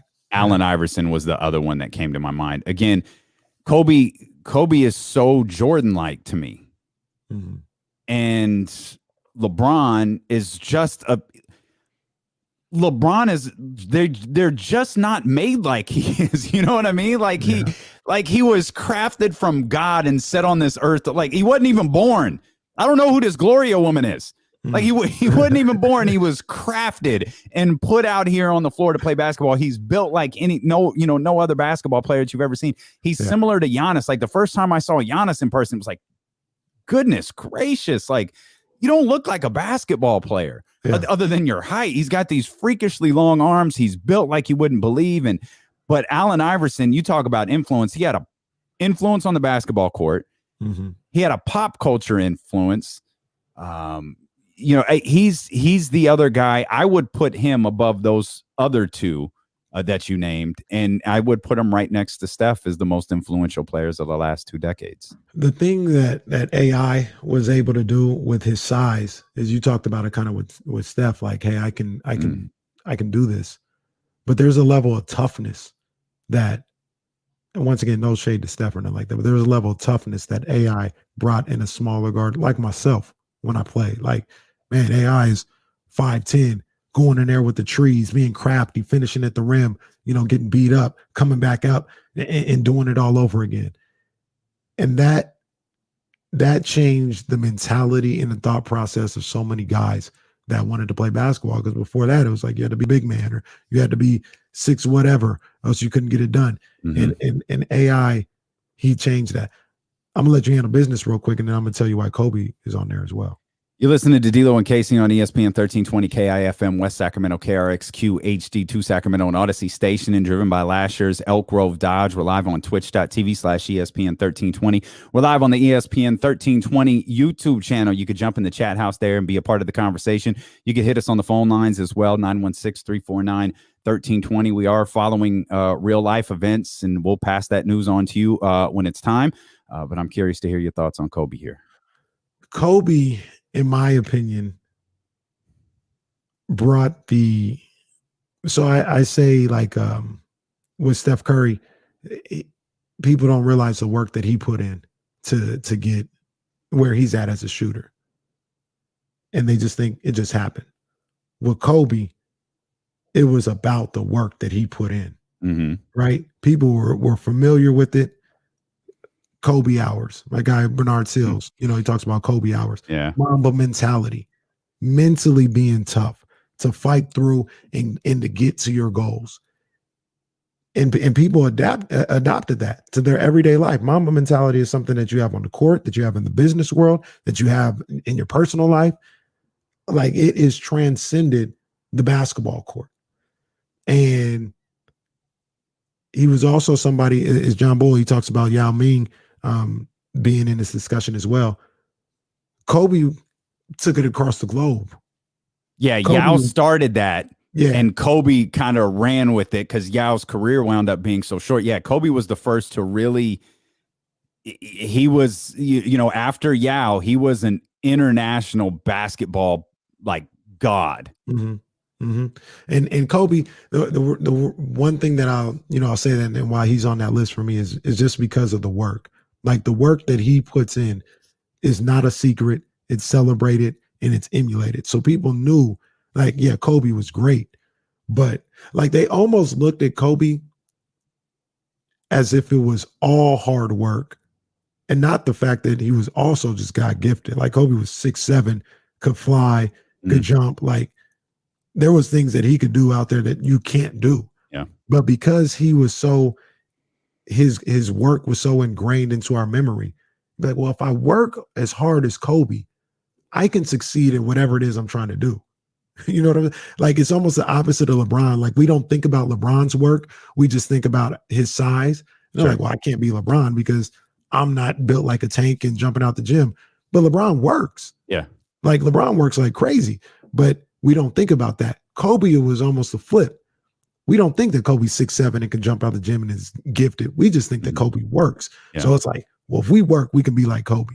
And he had his own influence on it all, man. So between those four, in my opinion, I mean, those guys, they all had their little piece of the pie, but they all are the most influential guys that I could think of. I think that was one of the biggest gifts from Kobe's retirement year, was the Mamba mentality. I think got more, I don't know if attention's the right word. I felt like the Mamba mentality became bigger his retirement year, and then it grew. And then when we saw him, you know, he won like Kobe Bryant won an Oscar. You know what I mean? Like, we, you know, it kind of encompassed what he was as a basketball player. And then we start seeing these interviews about, you know, how he puts his, you know, he's putting all of that same energy that he put into basketball, he's putting into other endeavors. And you know, of course, ever since his unfortunate, you know, his gut-wrenching passing, it's been magnified, you know, by 100. So the Mamba mentality is a reason that Kobe will live, you know, forever far outside of his basketball accomplishments. LeBron absolutely has that. It's just not marketed the same way. Right. You know what I mean? Like the Mamba mentality became part of it became part of who Kobe was. Like, it's always been a part of what LeBron is. That's a great point that you make there, Casey. It's just not talked about in the same way. Like, the one thing that got run a couple of years ago was that LeBron spends like $1 million a year on his body or something like that, in terms of, you know, the massage work, the prehab, the rehab, you know, all of that stuff that he puts into to staying healthy. But past that, you're right, and I'm guilty of it because I just said it. You look at him as like a cyborg, free, just was put together and put down here on earth to play basketball. Yeah. And Leezy talks about T-Mac being big in China too, because he, you know, was with Yao with the Rockets, and that's true. But I know that you can speak to this and attest to this. Kobe was different. T-Mac might be big in China, but Kobe, when David Stern always at the All-Star game and he announced the MVP, he always says, the star of stars, or rest in peace, David Stern. He used to say, the star of stars. Kobe Bryant around the world was the star of stars, and especially when you talk about China. Yeah, it was. I've told the stories many times. It was unlike anything I'd ever seen before. The reaction to Kobe Bryant. They didn't react like that to LeBron James. They didn't react like that to the Dwayne Wade and the rest of the NBA stars that were there. They reacted like that to one guy and one guy only, and it was Kobe. And you saw how that relationship grew in the years following. You saw these, just, if you've never seen like the Kobe Academy courts in China, they're the most insane things you'll ever see. like it's a full light show on the court, and he's running like plays with X's and O's and all of these different things on the court. It's absolutely it's an absolutely phenomenal thing to see, but it just is one of the many reasons he was just, or one of the many things that speaks to what a massive star he was over there. Let me give you two names that that people, well, I'm gonna give you three names, but I'm gonna start with these two names. Rich mentioned it. I can't find the comment, but I'm gonna credit him. He mentioned it earlier, talking about influential. What about Dirk Nowitzki? Yeah, that's we I think that kind of came up yesterday in a different discussion where we were talking about him being Dirk, being a 7-footer who shoots threes, and like, man, we haven't seen that before, and now you have to. You have to be able to do it. It doesn't matter if you're a wing. It doesn't matter if you're a four. No matter where you are on the floor. Joel has had to learn this. We saw Jokic doing it on a very, very regular basis in last night's game. You've got to be able to shoot the three. And it feels like, Dirk is, it feels like Dirk is I don't know if he's the father of that, but certainly that kind of changed things when you realized, like Dirk was is it fair, the precursor to KD? Like people forget isn't KD 7 feet? Yeah, KD like 6'11", 7. I mean, like KD is. You talk about guys who are just different. Yeah, KD is not a traditional 7-footer or 6'11" or like whatever his size is. So that leads to my second guy that I was going to ask you about, Kevin Garnett. Kevin Garnett was 6'11", 7 foot, and he did it all. And remember, back in '95, didn't really see it like that. Didn't really see it like KG, man, especially when coming out of high school and all this other stuff. But you think back before KG, the KG was a one of one for a long time. Like I said, he was 6'11". He was moving all over the place. He was agile. He could handle the rock. He could finish. He could defend. He was something else, and that's who you talk about. KD. I feel like that's KD. Went from where KG started, you know what I'm saying? Being able to be all over the floor like that. Now, we mentioned Dirk, and this is not a knock on Dirk at all. Once again, he did what he did. But Dirk changed the game almost, once again, for better or for worse. Because there's a lot of times when these 6'11", 7-footers want to camp out around the three-point line. It's like, what are you doing? What are you doing out there? Get on the block a little bit more. That's what Shaq and Charles Barkley used to tell to Joel all the time. Why are you hanging out at the three-point line? You're the biggest man on the court. Get on the block, dominate inside.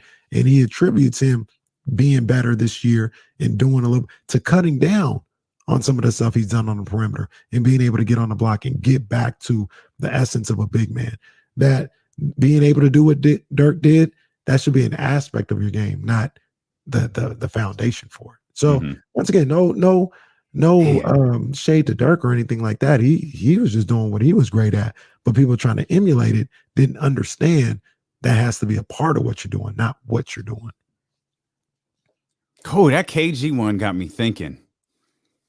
It's hard to, again, are we doing influential rankings here? Because I don't know where I'd put. I think you make it. There's obviously a great point for Kobe, or excuse me, a great case for Kobe and LeBron and AI. In my eyes, AI, Steph. I don't know that KG would go over any of those. The Dirk one is interesting because Dirk was super influential to the game. You could probably in a different way make an argument for Shaquille O'Neal.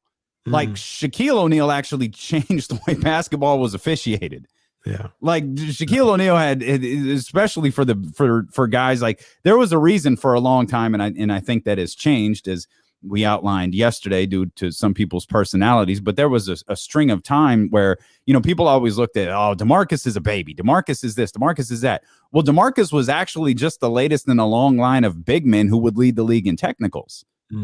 Whether it was Dwight, or, there was a time when Rasheed Wallace had so many technicals, like they created the Rasheed Wallace rule for technicals.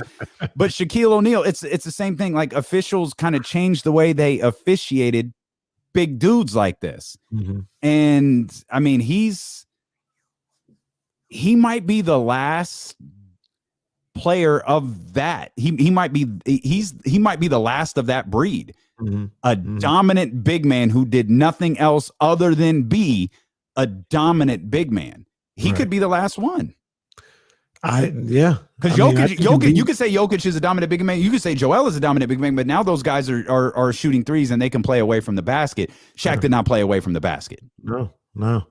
And the chat, they're doing a great job. They're, bringing in different names. John talking about, did we talk about Dr. J and Elgin Baylor? Well, yeah, we went back 20 years. Like we went back 20 years. But I think there's something to the fact of, in basketball, I think there is bloodlines by position, so to speak. So Elgin Baylor led to Dr. J, led to Michael Jordan, led to Kobe Bryant, led to LeBron. Point guard position, you can go back to a Kuzi, led to an Oscar Robinson, led to Tiny Archibald, which led to Isaiah Thomas, which led to Magic, which led to, you can do it position by position. I like that. Big man's. Wilt led to Bill Russell, led to Hakeem, led to Shaq, all that other stuff. So there's guys that change the game from position to position and transformed the game down from the 60s. Like, everybody kind of got better moving along. I look at somebody, and it's the gift and the curse, but I look at somebody like Trae Young being the descendant of a Steph Curry generation. Sure. Yeah. Trae Young does some great stuff out there. Yep. But Trae Young is infuriating to a lot of people who like basketball. And that's kind of the gift and the curse of thing. You see, he can do the super range, the 3-point range that Steph has, but he's missing so much of the rest of the game of basketball, I feel like. But, that doesn't take away from how great he is out there on the floor. Yeah, that's We'll continue this conversation. It's been great seeing these names thrown here in the chat. You can get in on the phone lines as well, 916-349-1320. We'll talk about the Kings, something we haven't really talked much about yet. They're back on the floor tonight. They're going to be shorthanded again. And interestingly enough, Minnesota's here in town. So we'll talk about that as D'Lo and KC continue here on Sacramento's #1 sports station, ESPN 1320.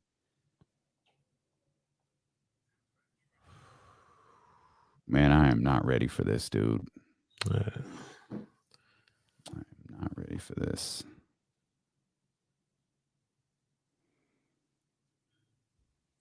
What time does DRK start? Do they start at 4 or 2? I mean,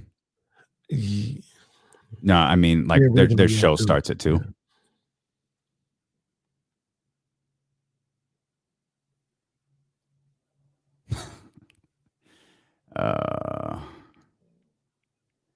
Yeah, well, yeah, I guess Giannis is kind of close. Yeah, I guess Giannis is he's a big man. Yeah, but he's not he's on the block. He doesn't shoot a ton of threes.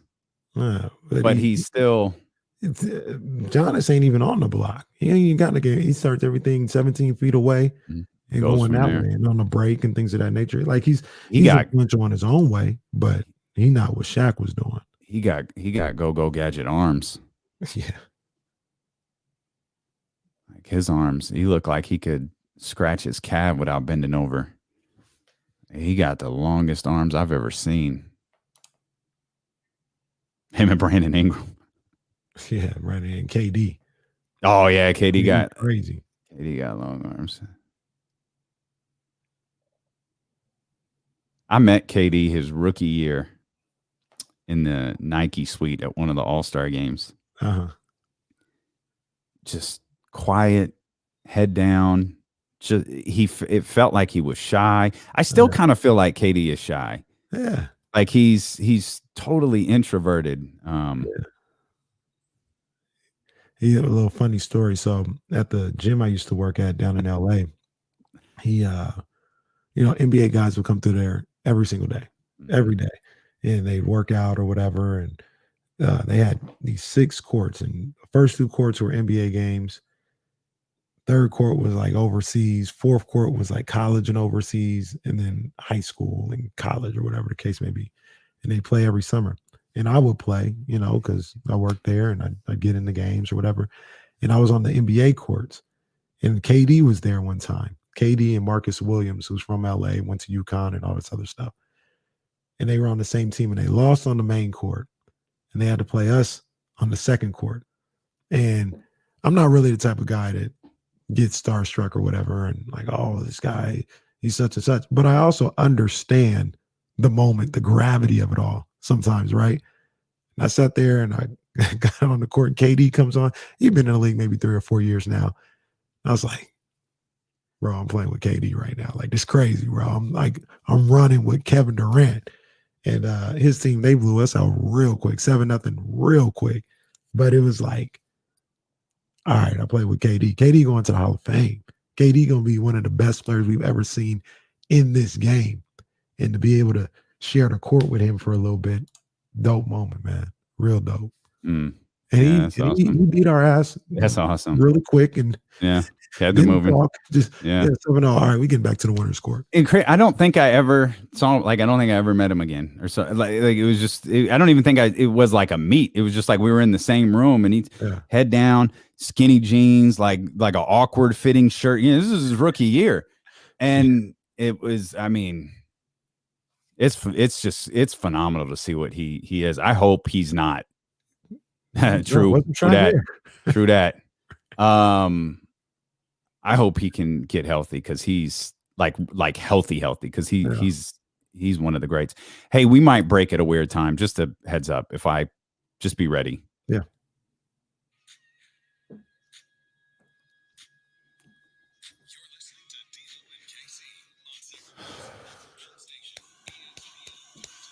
Draft is just 9 days away, and the 49ers are picking third. ESPN 1320's draft coverage is brought to you by McQueen and the Violet Fog Gin. We don't make much, but what we do make is damn good. We're monitoring real-life events.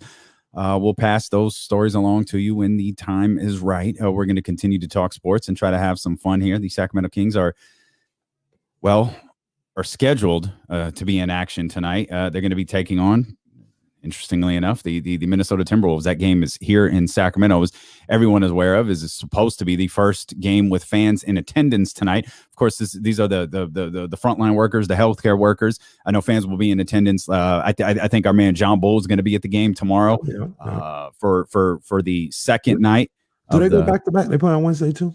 Mm-hmm. Or they play on Thursday? No, it's Tuesday. It's Tuesday and Wednesday. It's back to back night. Today's Tuesday, right? Yeah, it's tonight and tomorrow. Gotcha. With the Kings and the Timberwolves. And Rashawn Holmes is out again.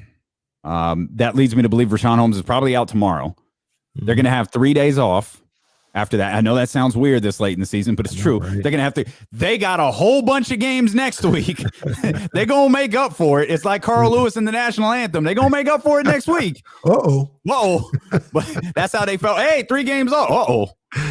Yeah, they've got Thursday, Friday, Saturday off, and then I think they've got a couple of back-to-backs next week. But yeah, they're at it on Sunday, Monday.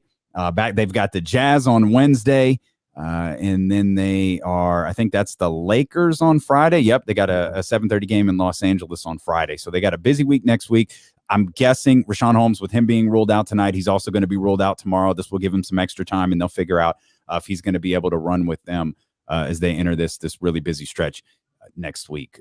I don't know what they're playing for. Other than,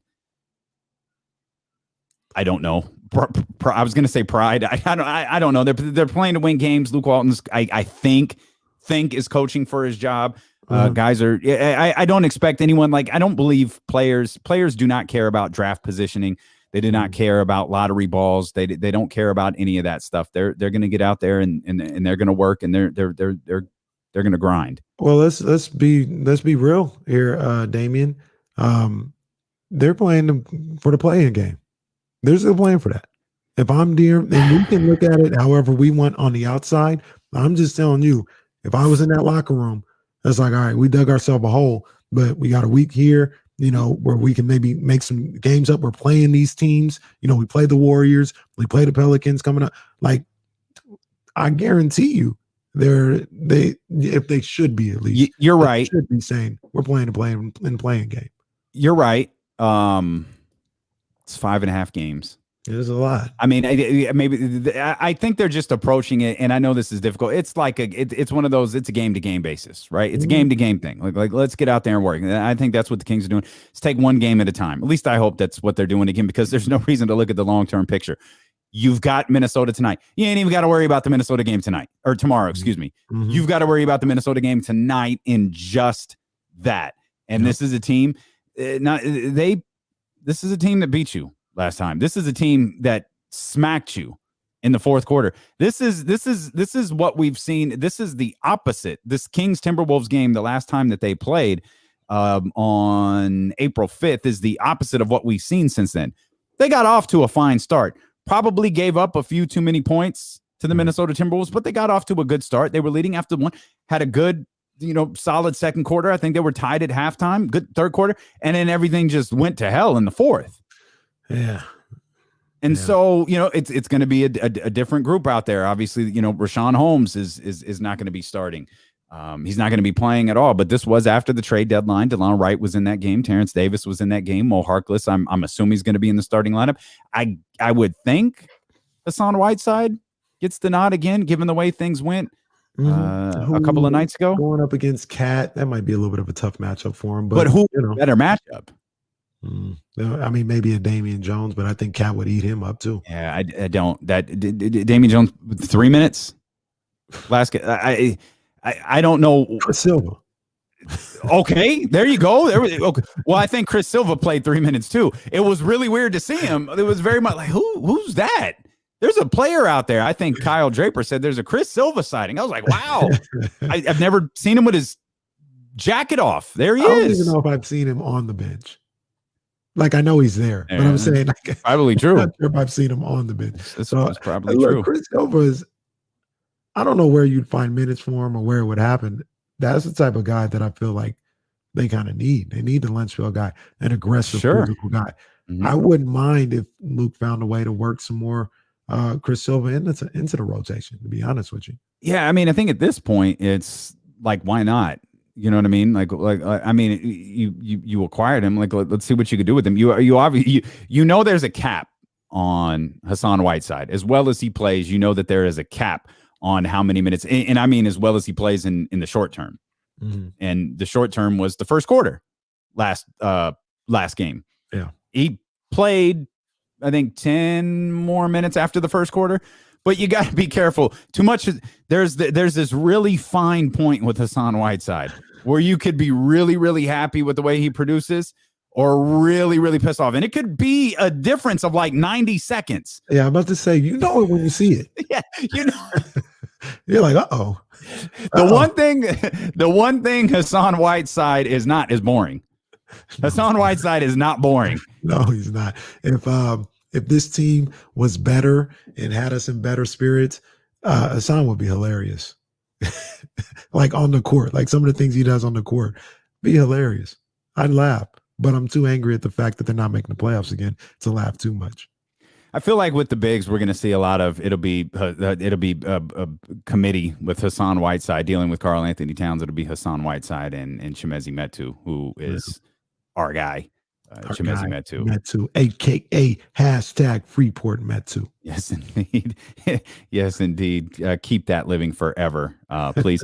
De'Aaron Fox had 31 points the last time these two teams played. He was 8 of 16 from the field, 13 of 15 from the foul line. Oof. 13 of 15 from the foul line, 31 points and 9 assists for De'Aaron Fox in that game in Minnesota on April 5th. De'Aaron balled out that night, man. He balled out. He played really well. He was trying to get that team going, trying to get those guys going. They didn't really feed off his lead towards the end of their game in the fourth quarter. But I remember really liking the way he played and was frustrated that nobody matched him and did the same. I mean, we didn't get much from the bench that night.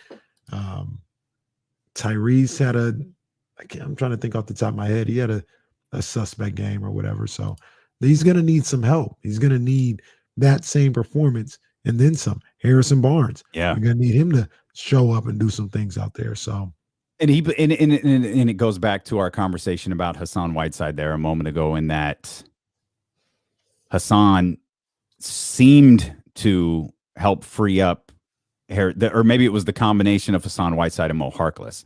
They seemed to free up a little bit for Harrison Barnes, where he felt a little more. He was free. Harrison Barnes was free on the offensive end. You saw how aggressive he was. You saw how well that he played. He was extremely efficient. You had the numbers on him. I think it was yesterday over the course of the last 3 games where there was a stretch since the first starting lineup change with Tyrese Haliburton, where he was, I think his average had dropped like all the way to like 9 points or somewhere around there. It was something pretty low, something really, really frustrating. Right. And, you noted in the last 3 games that he's back up into that 16, 17 point range, capped off by that 24-point performance the other day against Dallas. Yeah, I think he's averaging, it wasn't the last 3 games, 18.6 points per game. Okay. But it coincides with having Mo Harkless out there, being able to play the 4. Having Whiteside, or I think one of the games was Damian Jones out there as well, to just kind of get Harrison in some more favorable matchups. The one thing that he's doing that I'm not a fan of, that I think he got into the habit of when he was at the 4 position, is he started shooting the 3 ball a little bit more. And we all agree, at least I think we all agree, he was really effective at the 3 spot, attacking the basket earlier this year. And in the last few games, it seems like he's gotten back to that a little bit more, but he's still taking maybe a 3 or 2 more than I'd like for him to take. I think the other night he had 5 3-point attempts, maybe 4. I think he needs to be around 2. I like to see him attacking the basket from up top. I like to see him on that block with the little small forwards out there and going to work on them in the post. I want to see more of that from Harrison Barnes. Okay. It's going to be a tough team to do that against, though. It is. I mean, they have some size, and whether it's Hernan Gomez. What up? There we go again. It's just a terrible day. Hernan Gomez. I would play the music, but I don't think we're allowed to anymore. So Hernan Gomez is a problem for him. It's certain situations. They got Karl Anthony Towns around the basket, and that's a little bit of a problem for him. Yeah. But I think Harrison can do a good job of getting to the bucket on these guys, and using his size. And once again, depending on the matchup, say you got a Jaden McDaniels on you, the rookie out there, punish him at the small forward position. You're a vet. You got a bigger body. You got the savviness. You can work on the block. Punish him. Force them to make that change on the defensive end. A thing to watch here is we talked about the fourth quarter failure that the Kings had when these 2 teams played earlier in April. Is this team's, we talk about like there's a cap on Hassan Whiteside minutes. Like, you don't want to get too far. I think they kind of operate. You mentioned Jaden McDaniels there. They kind of do the same thing, I think, with Jaden McDaniels and Josh Okogie. Like they only go like, let's get them some run. They're going to get a good amount of basketball, but they use a lot of their bench. And with we already know that Rashawn's out there. It'll be interesting to see if Luke dips into the bench a little bit further. We know he is predominantly running a 9-man rotation. Mm-hmm.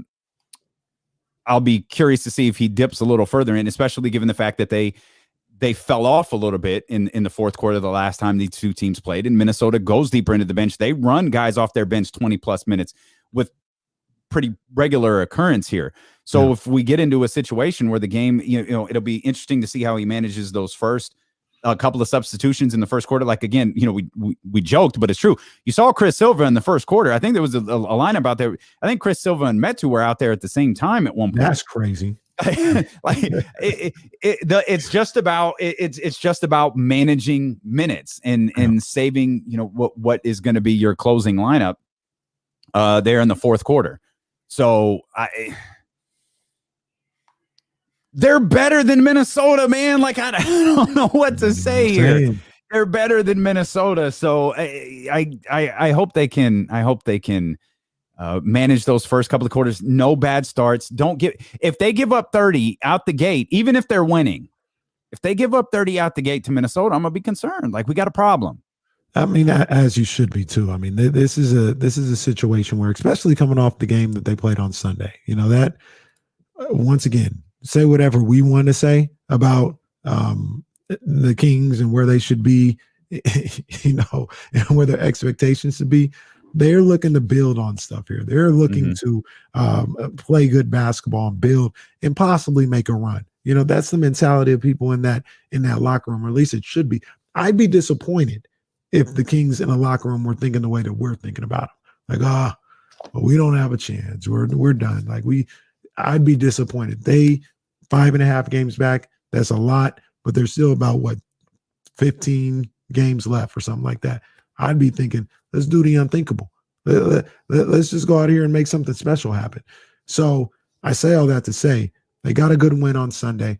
That's something they can build upon. And coming into this first quarter, they should be able to take some of that momentum, take some of that goodwill, and not allow the Minnesota Timberwolves, to have this big opening quarter on you. Well, it's the Minnesota D'Angelo Russells also. Maybe find a way to not get beat up by D'Angelo Russell today, even if it's just for a quarter, like I felt it was in the first game. Which actually, if memory serves me correctly, it was the same case. It was just one quarter. That's all we're talking about. Just stop D'Angelo Russell from destroying you, because we've seen it a couple of times over the course of the last season and some change. So no highlight moments from D'Angelo Russell tonight, guys. How about that? Let's start there. Please. No highlight moments from D'Angelo Russell. Let's not get D'Angelo Russell in the A block of Sports Center tonight. Right. Let's try to do that. Let's try to make this a nice, forgettable game. Yes. Because we've had a couple of games against Minnesota that, oh yeah, I remember that. Yeah. Everybody remembers the D'Angelo Russell game from we don't need to remember that anymore. D'Angelo Russell remembers it too. He sees the Kings. He's like, oh, it's time to eat. Oh, he's salivating. He's like, let's go. Let's get at it. Lost in everything that happened on Sunday. And even I didn't even realize it at the time. Looking back at it, you mentioned getting off to a good start. Kings only allowed 20 points in the first quarter. Yeah. Well, that's right. Didn't the rest of the quarters go to hell though? That's not true. They gave up 107? What was it? 120? So they had a 30. Well, they actually did pretty good. Okay. It was two 30-point quarters, the second and the fourth, and a 27 in the third. Oh, okay. I mean, that's I guess that's not bad. That's not bad. That's not even not bad for the Kings. That's not bad for anybody. Like you said, they gave up 107 points, and Luka had to go off in the fourth quarter to get him there. Yeah, and he did just that. Yeah. He did just what is it with Luka? Is it just the talent of because we've seen D'Angelo Russell do it. We saw, you just mentioned Luka Doncic do it. Is it the player, or is it the defense that just allows a player to have his way with a team like that? I think it's the defense. I would not let these guys just get going. I'm a firm believer, guys in the NBA, especially, born scorers like a D'Angelo Russell or a Luka Doncic or something like that, when they get cooking, what Charles Barkley and I'll say, get the women and children out of the house. All right, the house is on fire. When they get going, nobody's stopping these guys. So at least one-on-one. So as a defense, as a coach, I got to get the ball out of their hands. You hear Doug talk about it all the time. Get the ball out of his hands. D him up. All this other stuff. Double team them.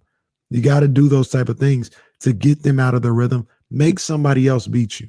You know what I mean? And make them prove that consistently they can beat you. So in these fourth quarters, when you see D'Angelo Russell starting to heat up, and for me, maybe because I got scar tissue, I see him hit 2 shots. I'm like, oh boy, here we go. He's on fire. He's on fire. He's on fire. Yeah. You know what I'm saying? I'm panicking here. Yeah. That should kind of be the mentality of Luke. Don't let him get started. It's a lot harder to try to keep him from getting started than to stop him when he's already got it going. So I think a lot of it is the defense. They don't really focus on cutting off the water, as I like to say, early enough. And then they allow these guys to feel good about themselves, get open looks, and they start cooking. Something about getting in that vibe, man. Sometimes you really just be vibing out. 916-349-1320. Let's get to our man, Mitch here. Mitch from New Jersey. Always good to hear from you, Mitch. What's on your mind, buddy? How we doing, guys? We're all right, man. Yeah, I hope today that everything's be all right. So I'm sorry I had to put it on. Hey, with MVP, I believe that Yogi is having a great year too, but so is Embiid. I mean, it's just supposedly he must be tired thing with this guy. He's like a smaller version of Shaq, but he is strong and he's just really into his own. I gotta give it to Curry. It's kind of like Andre Dawson when he won MVP. I'm showing my age here. Yeah, a little bit. That's all right. That's all right, Mitch. I got you. We love you, buddy. That's all right. Last place, Cubs. I think the MVP doesn't have to be the team that gets in the finals. I wish it was MVP in each conference. Like they do in baseball. Gotta give it to Curry. Pound for pound, you gotta take him over Al Anderson, even Steve Nash. He's a tremendous shooter. Okay. Okay. Now we're cooking here with something. Mitch, we appreciate you as always, my friend. Mitch. Pound for pound, one of my partner's favorite lines. I love pound for pound. Pound for pound. Does that change the Steph Curry conversation when you go pound for pound? I got to be honest. MVP? I don't know what the hell that means. I don't like when I said, Casey, what does pound for pound mean? I said, Casey, what's pound for pound mean? He goes, pound for pound.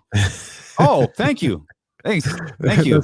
That's like I talk about how I think we talked about on here when you're dealing with people from the culture, from our black people, and they mention somebody and you say, I don't remember him. And they just say their name twice. So it's like, Mitch. No, I don't know Mitch. Mitch. Yeah, you like say it twice to make me remember it. Yeah, you say it twice. What do you mean? Like that's how you do it. So you asked me what pound for pound is. Pound for pound. It's pound for pound. That is. Yeah. So and what? Or you got to have some characteristic, like Big Head Mitch. You know what I'm talking about? Like that's Mitch. That's Mitch from New Jersey. Like we know that. Okay, we know exactly who it is. And then you say my mom is notorious. Cheryl from Grove is notorious for this, and I'd be like, no, I still don't remember him. You know who it is. Okay, I just told you I don't know who they are. You know who they are. You okay, know. Whatever. Yeah. But we have a unique way of communicating with each other sometimes. But when you talk about pound for pound, now you're talking about this season MVP, right? Mm-hmm. Not the influential argument. No, he was talking about MVP because he was talking about Joel and Giannis. Yeah, no, he was talking about the MVP. Yeah, the record just isn't high enough. It's not high enough. Okay. How big of a factor? How big of a factor is the record? Is this what keeps De'Aaron out of All-Star games? Mm-hmm. Particularly this year, like just the record isn't good enough. If the Kings had been 500, would De'Aaron have been an All-Star? I think so. I think he would. I can't remember how under 500 they were. I felt like they had played well and then kind of hit a lull before. After that Clippers game in LA, when on the Super Bowl Sunday, when they went one game above 500, I did the emergency post game vibes and they had air horns going everywhere. I mean, everything was going for him to. If you're out and about, I'm gonna put a wanted poster up for post game vibes and J Street vibes. If you see anything associated with vibes, let your boy know because they have been missing like MIA since the Kings started to. J Street, we're going to have a J Street vibes meeting soon, so we're going to get that popping off. Post game vibes. You work hard enough. I'm giving you a hard time. It's okay. But no, I was going to say this. I got to figure out the right time. Got to figure out the right situation. I'm going to do it at least once, hopefully multiple times before this season is over. And Damien, you're welcome to join me. I'm going to watch a game with the people. Oh, okay. Yeah, we do that. Watch a game with the people. Oh, yeah. We most definitely do that. Popping. I thought about doing it today, but I got a baseball game afterwards. Yeah, you ain't going to do it today. And then we got everything else popping off. And then I thought about Thursday or Wednesday. Got some stuff to do. I was trying to get it this week. It's not going to happen this week, but I'm going to watch a game with the people, man, for sure. We're going to like it. But I like it. The people's champ, Kenny Caraway. The people's champ. You smell what I'm cooking.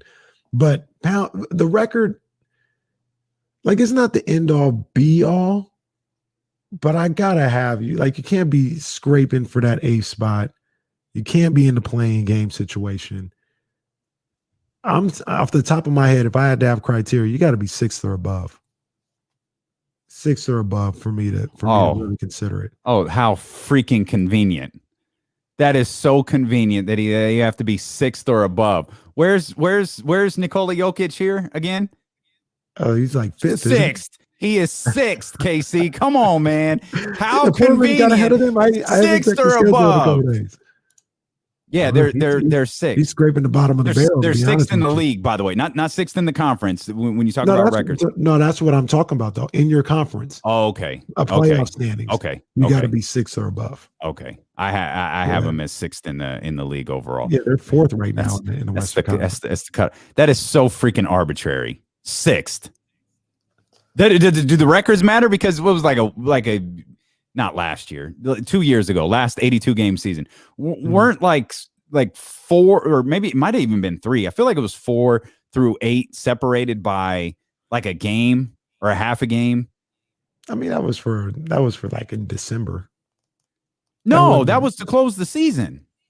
4 through 8. Yeah, no, the final standings, I think it was 2 seasons ago, were really, really, really close. Well, okay. Well, 4 through, I remember what you're talking about. I think it was like 4 through 7 was pretty tight. 8 was a little ways away. Okay. But 4 through 7 was pretty tight. Now, look, Damian, one of the reasons that came to my mind with 6th. I know. Okay. That's where our buddy finished. Yes, that's where Russell Westbrook finished. Come on now. Yeah, y'all are really getting on my nerves today. I'm gonna tell you, I'm already on edge. My stomach is in knots. It's got to be 6th. Because so Russell Westbrook's the cutoff point. Russ is the cutoff point. All right, he finished 6th, so that's where you got to be there. Another triple double last night. He's trying to break. He's trying to break. Right? They won, right? Yeah, they did 5 straight. I think 5 straight in tie for the playing game. 7. Yep, they are. They're behind. They're right there with Chicago at 24-33. Of course, Toronto is right behind them. Like it's going to be a race for the play-in tournament. I got to imagine though, if you're like Miami or Charlotte or whoever, you're not going to want to play Russell Westbrook and the Washington Wizards right now. I want to see Russ in the play-in game. Yes, indeed. We'll come back. Get Indiana out of there. We'll talk more. We need something lighthearted because, as we mentioned, my stomach is just in knots here. I'm going to need somebody to thoroughly explain to me what the hell is going on with Lakers Twitter. I need a full explanation as to what's happening.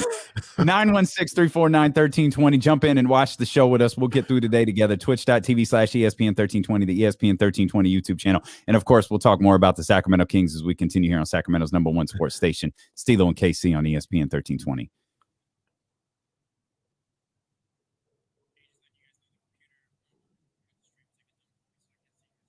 Oh, I didn't even. I just noticed that you were gone. No problem. I'm really sidetracked, bro. It's driving me crazy. I need y'all to just go on and do this. Go on and do this. Oh, let's see.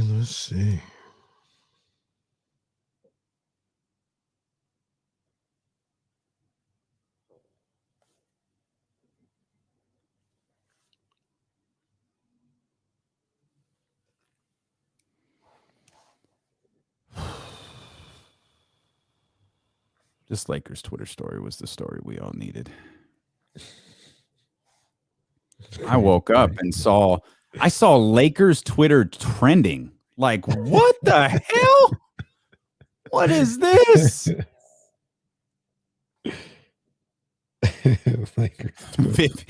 So this is what I understand. Vivian is a male named Josh. This is spectacular. Just freaking spectacular. Absolutely spectacular.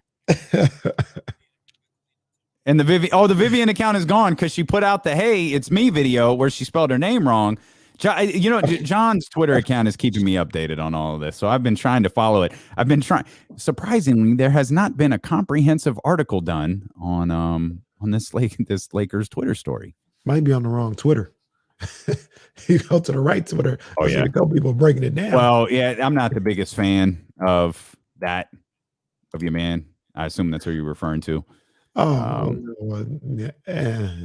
Yeah. His site is tough too. It's like, bro, come on, man. Like, what are you doing? Come on, bro. He's one of the first. When you search it, he's one of the first articles that pops up too. Over. I haven't even seen like his specific. I can't go to his website, man. It's too much of a. No, it really is too much. It's like, come on, fam.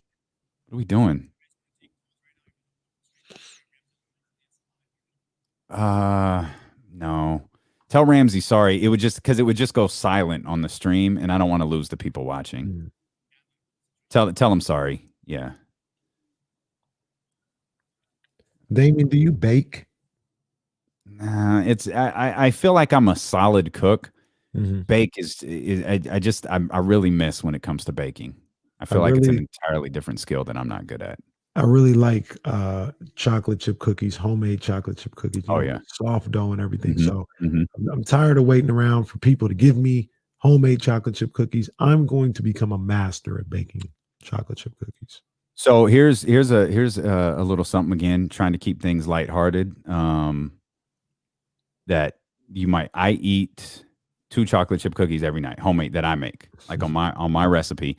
And I've gotten so spoiled with like fresh baked cookies that I form them with the ingredients, put them in the refrigerator every night. When I'm making dinner, I bake them, and then I eat them fresh out of the oven every single night. I like that. I like that. See, that might be something I pick up here. No kids, Lake Show. Those cookies are just for me, fam. No kids. They just for me. The Queen Bee, she does a great job baking too, but she already does enough. It'd be crazy for me to be like, hey, can you bake cookies more often too? She would walk into the other room. Like, who are you talking to? She made some great enchiladas last night. Delicious. Okay. All right. That's good stuff. I'm really making us sit on this one.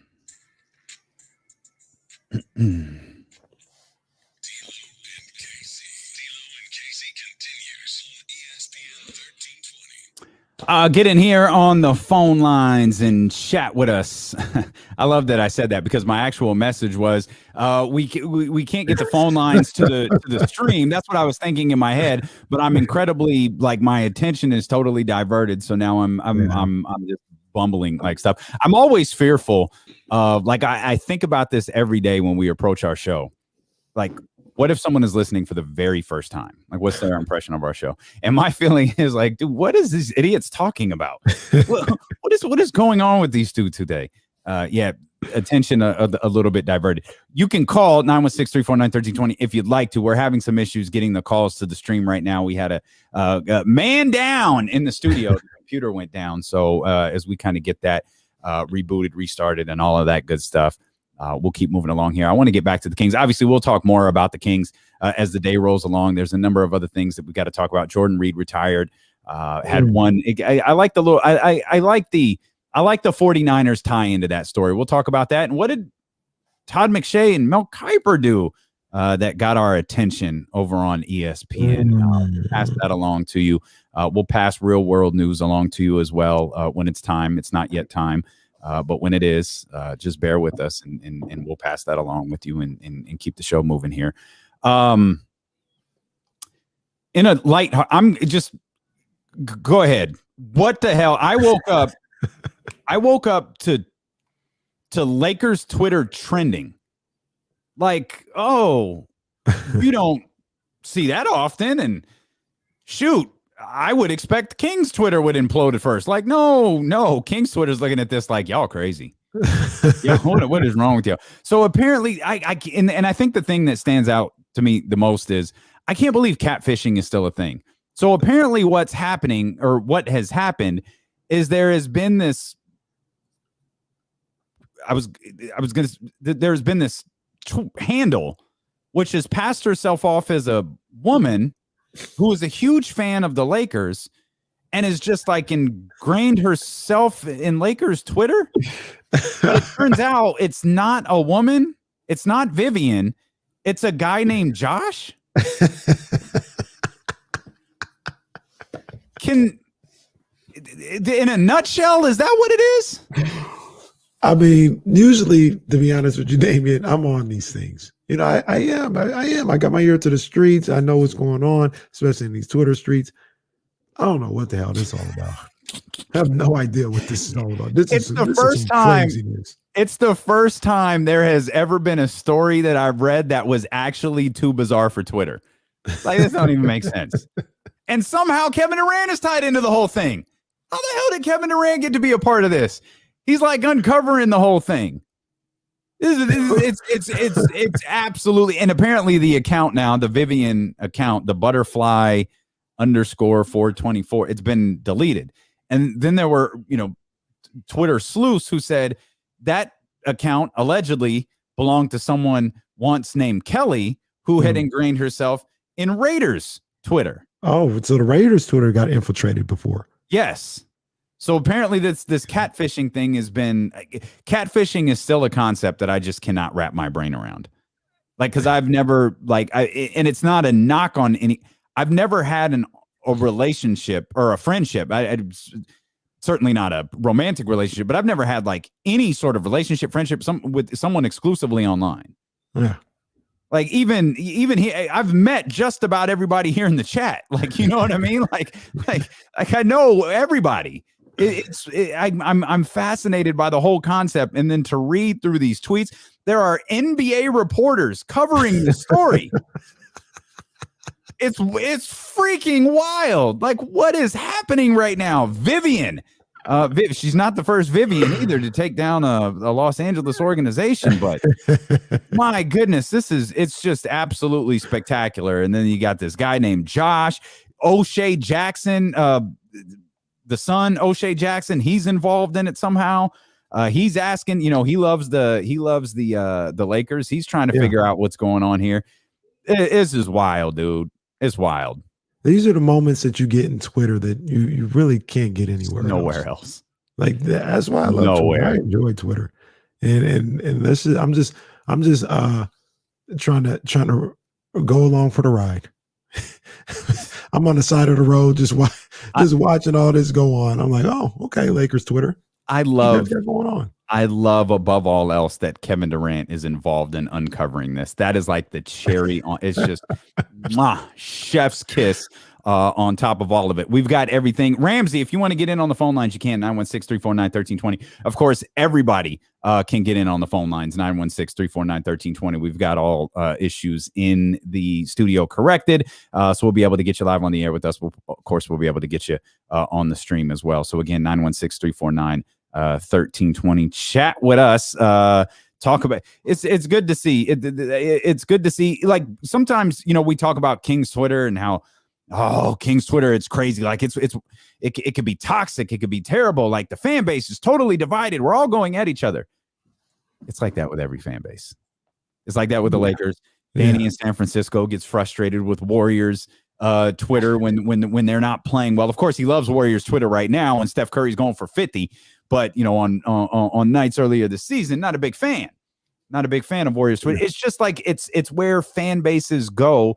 It's where everybody goes to. We just fire off like our first reaction. Like, I think Twitter is a look inside people's soul. Oh, for sure. Because it is your initial unfiltered response.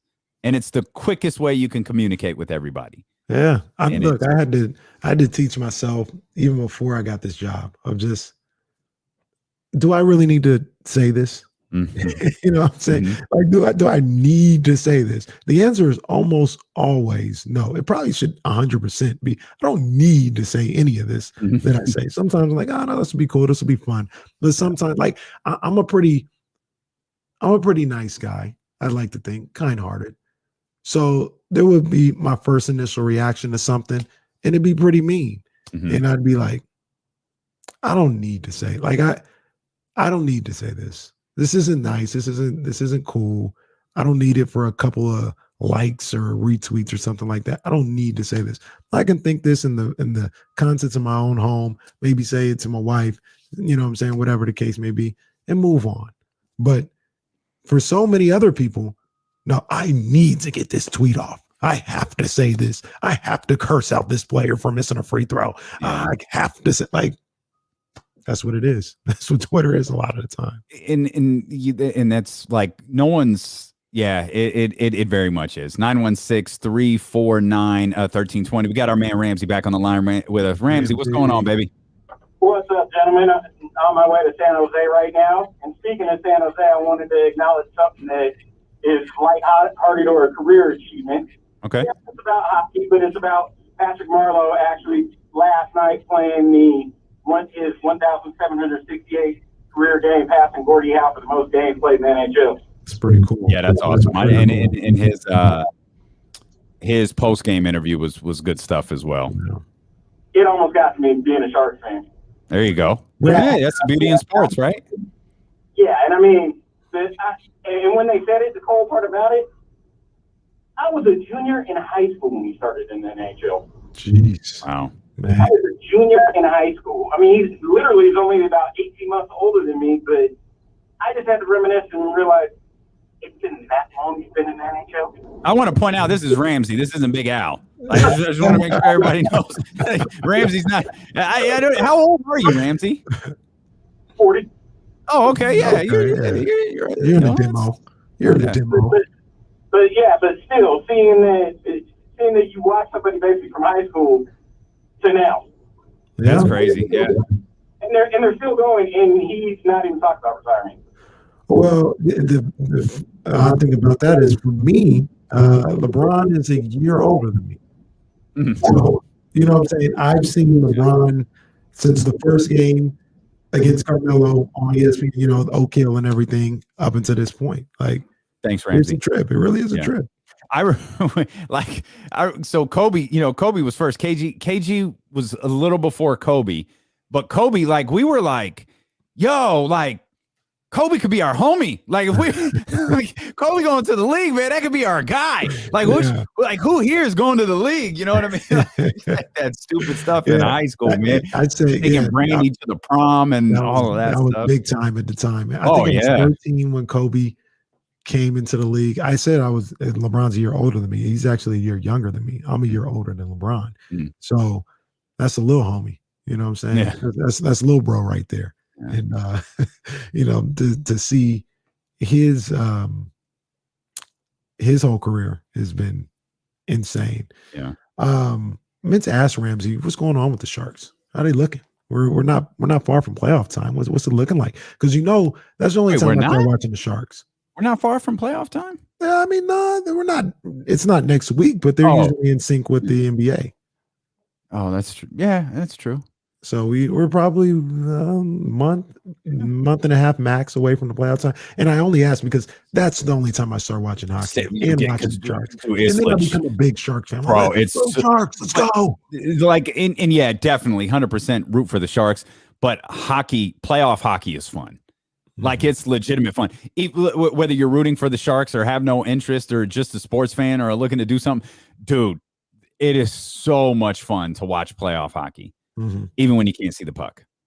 When you're not really, you're just like waiting for the crowd reaction. Like, oh, they're close. And then you just wait for the, okay. Let me ask you a question. Soccer or hockey? I like soccer a little better. Football. That's tough. I think hockey. Okay. I mean, it's just a personal preference. Yeah. Yeah. I've gone to a couple of soccer matches live that I've really enjoyed. Man. And I've mentioned before, I've completely screwed up going to hockey games live. I have a handful of regrets from my time in DC of missing the Capitals live. But I've always heard hockey live is just phenomenal. Yeah. I heard it is. Yeah, it's absolutely phenomenal. I'd like to go to the Shark Tank one day. You're listening to ESPN 1320 and Steele and KC here on KIFM, West Sacramento, KRXQ, HD2 Sacramento, and Odyssey Station, and driven by Lashers, Elk Grove Dodge. I'm Damian Barling, along with my main man, as Ahmad Rashad used to say, Kenny Caraway, on twitch.tv/ESPN 1320 and youtube.com/ESPN 1320. Give us a follow over there. Hit the thumbs up if you're watching. We know other stuff is going on in the world. We'll pass those messages along to you when the time is right. We're just trying to have fun here, man. Talk sports, talk Kings, talk basketball, talk NBA. We're even arguing about the MVP. We're arguing about most influential players. It was a tremendous night in the National Basketball Association last night with Steph Curry having the game that he did, Nikola Jokic having the game that he did. Hell, even Giannis had a phenomenal game. You know, the one thing that really just kind of poo-pooed on everything was that foul call on, I think it was PJ Tucker on Devin Booker in the final, like, literal second of that Phoenix Bucks game. Yeah, the refs strike again. Oh man, come on! They strike again. This is what they do. I mean, they've had the worst year I can remember. Tough, yeah. It's been They're tough. terrible, Damian. And I try. There was times when I defend the refs. I'm like, you guys don't understand. It's hard to ref a basketball game. It is, and it is. It is. It's not easy. But the mistakes that they're making, they're not hard mistakes. The one thing that I just don't like. How did that not get reviewed? Like, I don't think he even touched him. Like, one thing I don't like is they get tricked so often. Like, they get tricked. I actually saw a play last night that I was really happy about, where it was inconsequential to the game. It was like in the first quarter of the Sixers and the Warriors game, where Danny Green did something and he went to drive and he kind of ran into the defender's hip a little bit. And he obviously could have, like, took that little bump, kept going straight, got a layup. But he felt that little contact, and then he did this little stumbling act and, like, walked out of bounds, and the ref said, out of bounds, Warriors ball. And I was like, thank you. Thank you. Do not give him a foul or any benefit of the doubt for something that he could have continued to play on with. And they do it, but that's the complete exception to the rule. They get fooled so often and get played for dummies so often by these basketball players. I'd be embarrassed if I was a referee. I really would. I would look back on some of these calls, and just because a guy fell to the ground does not mean I have to make this call. Yet I do, and I would be embarrassed. And the worst part about that is it's hard to talk about this game and not talk about that first, because it's the last thing we saw. Like, the Suns won 128 to 127. Lost in all of that stuff is the fact that the Suns overcame a 9-point deficit in the fourth quarter. The fact that Chris Paul had 22 points, 13 assists. It was his fifth 20-point, 10-assist game this season. He passes Magic Johnson for fifth on the all-time assist list, which is mind-boggling, because I remember when Magic Johnson became the all-time assist leader. I remember when John Stockton passed him to become the all-time assist leader. And now I'm scratching my head like, Magic is sixth now? That's crazy. Magic Johnson is sixth in assist. Lost in all of this. Devin Booker, 24-7-7. Lost in all of this. Giannis Antetokounmpo had 33 and 8, his 21st 30-point game of the season, the fifth most in the NBA. But we lead with the last thing we saw, and it's poor officiating. And as you noted, partner, that's been a conversation far too many times this year. And it took away it great. I mean, great game. Hashtag was Rasheed Wallace. Both teams played hard, dog, or whatever he said. But still, you're remembering that play. You're remembering PJ Tucker. You're remembering the foul. And, like, wow, that's how this great game is going to end. Like, okay. I'm telling you, and I don't think it's going to change. I'm not holding my breath. But they need to figure out what to do before these playoffs start. Because if these refs are as bad as they've been, which they probably will be during the playoffs, it's going to be a problem. Yep. It's going to be a problem. Terrible. Jeez. And I don't even complain about refs like that, but they've just been silly. Zion Williams' first signature shoe was revealed. We're sneaker guys. Like, did you get a chance to see it? Oh yeah. I saw the little commercial. I like it. They're leaning. You do. So they're leaning really heavy on the ZW. They're like that's pretty strong. I don't like the logo. By the way, I just want to point that out. I don't like the logo. The overall design on the shoe leans pretty heavy on the ZW, and it's like, okay, I don't love it. I don't hate it. Yeah. I don't hate it. It feels a lot like I think it was the 34 that came out a couple. I think even Zion references that in the video. Mm-hmm. It's cool. It's all right. I don't love it though. And I don't love the ZW thing. That doesn't work for me. The ZW thing, it's kind of whatever. It doesn't bother me. I like how they got the Z in the shoe. I do like that, like in the actual like hair, design of the shoe. I like that. Right. Because that's the part he gets in his hair. So I like that. I like the shoe. It's cool. It's interesting to see. I know, like, some of these things sometimes take time, especially with Jordan, because I remember when Russell got his first shoe, and it was like, okay, that's cool or whatever. But now it's become a little bit of a staple. Russ's shoe it circulates. I see people wearing them Russes. This year I haven't seen them as much. Last year a lot of people were wearing the Russes. The kids mostly. That's where I get all this from. But the kids really like the Russell Westbrooks. And Zion may take a little time. So they got to start somewhere. Jordan's signatures, like, can you think of a Jordan signature that's caught on? Because I don't feel like Melo like really caught on. Like CP3's like fine. I don't feel like it sells at a fraction of like what Kyrie, Kobe. Right. I even think KD sell better than. I can't think of a Jordan signature line shoe that has done well. The Russ is probably the best. He might be. They're always unique. Mm-hmm. He's got the crazy colors and all that other stuff. Russ might be the best, and he's not even like right now. If I had to guess, I'd say Kyrie is the highest selling shoe. So Kyrie has been for a long time. Yeah. Kyrie's killing it. We're going to step out for a second. Is it good with that? Like, give us a second to just give us a second. We'll be back. Yep.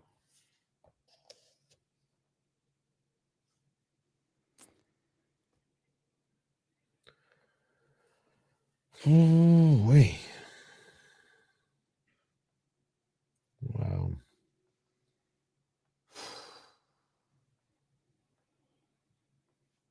I'll be right back. Yeah.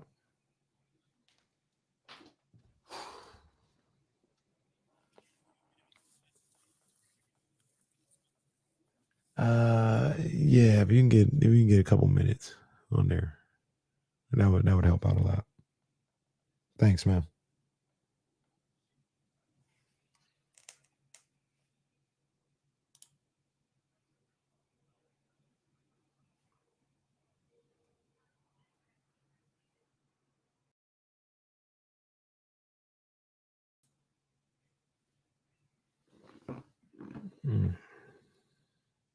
Yeah, man, you guys see what it is, man. So that was crazy. A lot of angst, man.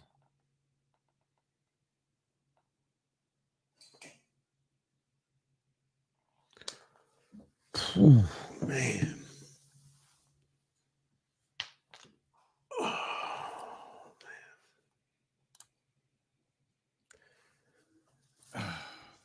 Oh man. I was just about to say too, Damien. All right. So apologies, KC, Jesse, Danny in San Francisco. It was the wrong thing to do. I just couldn't read that in that moment. This is a real moment. Yeah. So it's the wrong radio thing to do, but I actually wasn't prepared for that. I was prepared for the other thing. I was absolutely prepared for it to say something else. So, all right. I'm good. I got it. Sorry, Danny in San Francisco, if you're listening.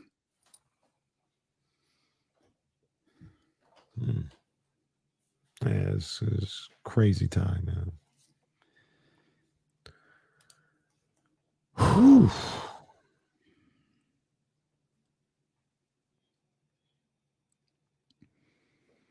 Wow.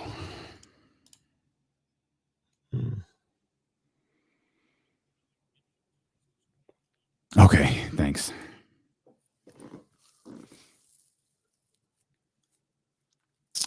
All right, let's get into we'll open with the news. And then we'll We'll dive into the draft or something, and then we'll finish out with Kings. Yep.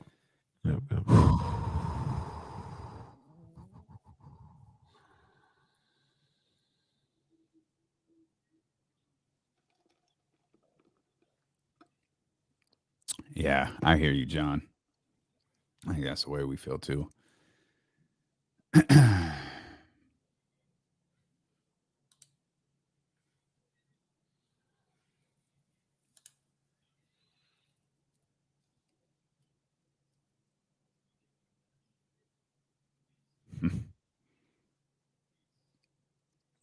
I hear you, Warren.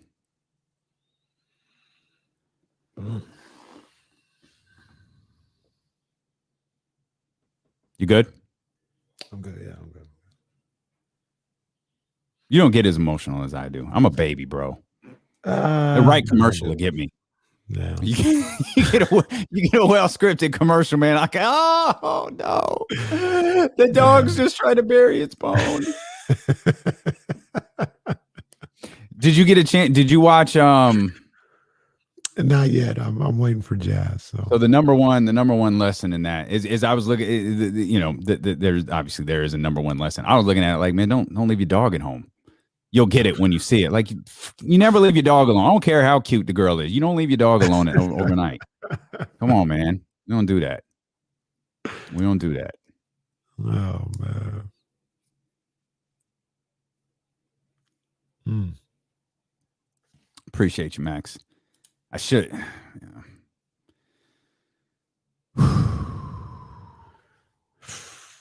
Right. Wait a minute. Where'd he go?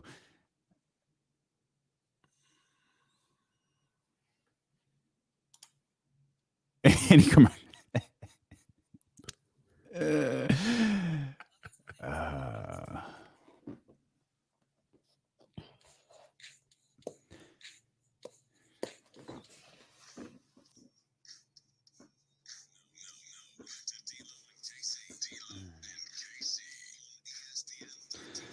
All right, we appreciate you so much for being with us. We had to step out just a moment. I'm sure everybody is aware now. Derek Chauvin, the police officer in Minnesota who murdered George Floyd and set off the Summer of Black Lives Matter protest, has been found guilty on all three charges against him. And I'll be honest, I wasn't prepared for that.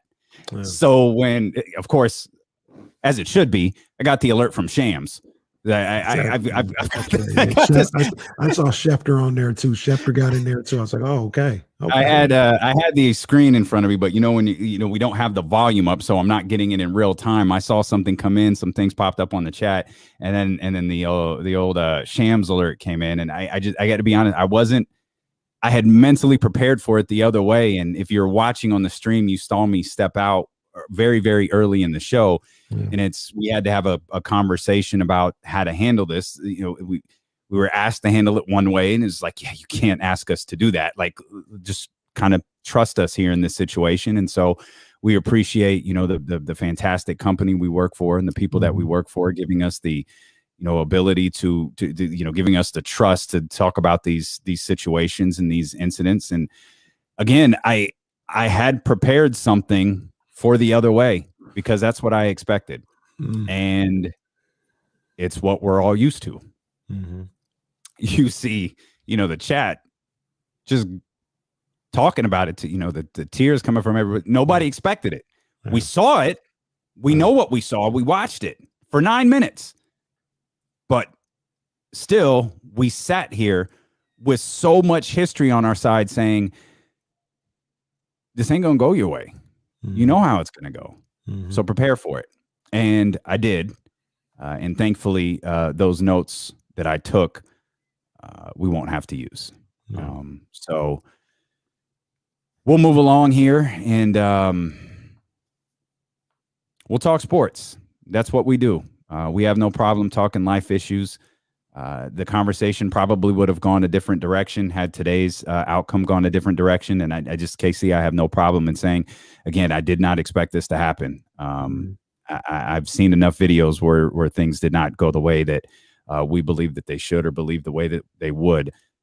So we're here. We're rolling along, man. Do you have anything you want to add to this? No, man, you said it spot on. Said everything I was thinking. Like you said, I was preparing for the worst. Preparing for, like you mentioned, what we've seen so many other times in our lifetime and before our lifetime. And for that not to have, like, it's almost how do I put it? It's just relief. You know what I'm saying? Just relief. And that's good and that's sad in the same way, because, you know, to get this is a little bit of a surprise, but it's a little relief that you know, the justice system came through. It did. Yeah, it was. Boy, that pit sat there. They really let this thing. That pit sat there in my stomach for 2 hours and 7 minutes. It's like, yeah, we've got to get through this show somehow today. We've got to, you know, kind of be a distraction. We have no problem talking about real life issues here, but man, we have to. We've got to be a distraction at least until that moment. So hopefully we were able to keep everybody's who at least we know there are people who felt that it should have gone the other way. But you're probably not listening to us. You know what I mean? You're probably listening to something else, and that's fine. Everyone is entitled to feel how they feel, but we have a sense of relief here, and this is the way it should have been. This is the way it should have been today. This is the way it should have been hundreds and hundreds and hundreds of times over. So please, we appreciate you for being here. We see the stream numbers popping up here. We appreciate you for turning to us here in these moments here, KC. Hey, man, and just to, you know, piggyback off what you said, just want things done right, man. I don't want nobody getting no special treatment on either side, us getting special treatment or anything like that. We just want things handled the right way. That's all we're asking for. In this particular situation, you know, I personally, my views, thought it was handled the right way. Thought it was the right thing that took place. That's all we're asking for is the right way. Whatever that outcome is, just the right way. You know what I'm saying? And so many other times in the past, it hasn't been handled the right way. Far from it. So, and we know we followed the case just like everybody else. That the groundwork for an appeal was laid yesterday by the judge residing over the case. So we're prepared for that, and we'll deal with that when the time comes. But right now, we'll take this win.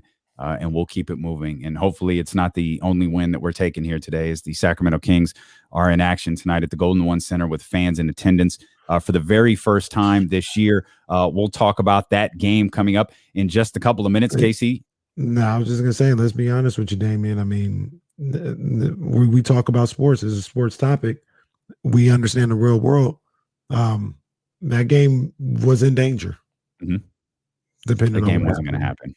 Yeah, that game wasn't going to happen. That game was in danger. So it kind of like that's something that, you know, you kind of dance around because you know the real life implications, but you can't come out there and say something like that with that hanging in the air. But I mean, let's just be honest. I mean, that was going to, like you just said, it wasn't going to happen. It wasn't. I don't think there was a game going to be played. I think the NBA had prepped us for that earlier in the week by making it public that there have been discussions on how to handle the. No one was, and again, let's just be honest. No one was talking about handling this verdict this way. We were talking about the league's response if the verdict went the other way. This is just business. This is the way it should have been in our estimation. This is the way it should have been in the league's estimation. I believe in. I think it's onward and upward. Like, let's keep moving. Pray for George Floyd's family. Pray for the family of anybody who's been a victim of police violence, police brutality, whatever the case may be. I don't know that this is, you know, there was a talk all summer long that George Floyd is the beginning of change. This is different. This is actual change. I hope we continue to see it because we haven't even gone a week without a police related issue. The Minnesota Timberwolves issued a statement 1 year ago. George Floyd was murdered, causing unimaginable pain and trauma for this family. The Minneapolis community and communities across the nation, our deepest thoughts have been with the Floyd family since the unjust tragedy. Throughout our history, racial and social inequalities have been ingrained in our society. We are hopeful that today's decision will serve as a step forward, but it does not ease the physical and emotional pain that continues in an environment where systematic racism exists. They had another line or two there to that line as well. Vivek Ranadive for the Sacramento Kings wrote this statement today. We have seen justice served, and this ruling should be a model for accountability, as it has been in the reality for so many other cases. We remain steadfast in our commitment to use our platform to combat systemic racism in our community and country to ensure a more equitable future for Black people. Black lives matter. Black futures matter. That is Vivek Ranadive in a statement from the Sacramento Kings right there. Well, I wouldn't expect anything different from Vivek right now. They get it out there. He's been out there, so they get it. They've gotten it from day one. So good for Vivek, good for the Sacramento Kings. And again, thank you so much for being here. If you want to be in the conversations, you can. 916-349-1320. The phone lines are open for you. You can get us with here on the chat as well. Jordan Reed is retiring. I know he only spent a year, and forgive me, there really is an easy way. There really is not an easy way to transition here. We're not shy about talking about these issues, but we've kind of said what we've had to say. We're ready to move forward and talk about the 49ers and to talk about the Kings. If anybody has anything that they feel they want to get in here, man, please do. We're always available for you. So again, with my lack of transition skills here, Jordan Reed is retiring. I love the fact how important the comeback. I love the 49ers part of the story. I know he's not like a 49ers legend. I know he played 1 year, and I thought he played pretty well when he was here. Yeah. But I loved how important the year was for him, given all that he had gone through with concussions and all of the different things that he had gone through that looked like it was probably marking the end of his career. Similar to Alex Smith in the sense how important the comeback was for him. I love that the 49ers played a part in that. Absolutely love it. With somebody like Jordan Reed, who had the concussion issues that he had in the past, you were nervous every single time he was out there on the field. At least I was. I was like, man, I hope he doesn't, get another concussion, take the wrong hit, whatever the case may be. And for him to be able to go out on his terms, to play another year, and not just be a person that's out there, be a person that was productive. Like you said, I thought he had a lot of good moments with the 49ers this year when he was healthy, due to he got hurt with his knee earlier in the season. But the Jets game, for one, he was killing them. The Giants game, he was killing. There was another game. I think it was one of those games in Arizona. The Giants one, you could argue he helped very much help them get that dub. Yeah, absolutely. So he had some good moments, and to be able to finish his career on that note, that I'm saluting him. That's dope. Yeah. And I wish him the best, in his retirement and with the rest of his life. Yeah, I didn't love anytime a player has head injuries. Wes Welker, Rob Gronkowski made a fool of me. I watched him get emotional. You know what a sucker is. I am for emotion and tears, and I watched him, do what looked like the equivalent of it looked like a TED talk. I don't know what it was, but it was something, and he was talking about how he didn't love football anymore, like how it.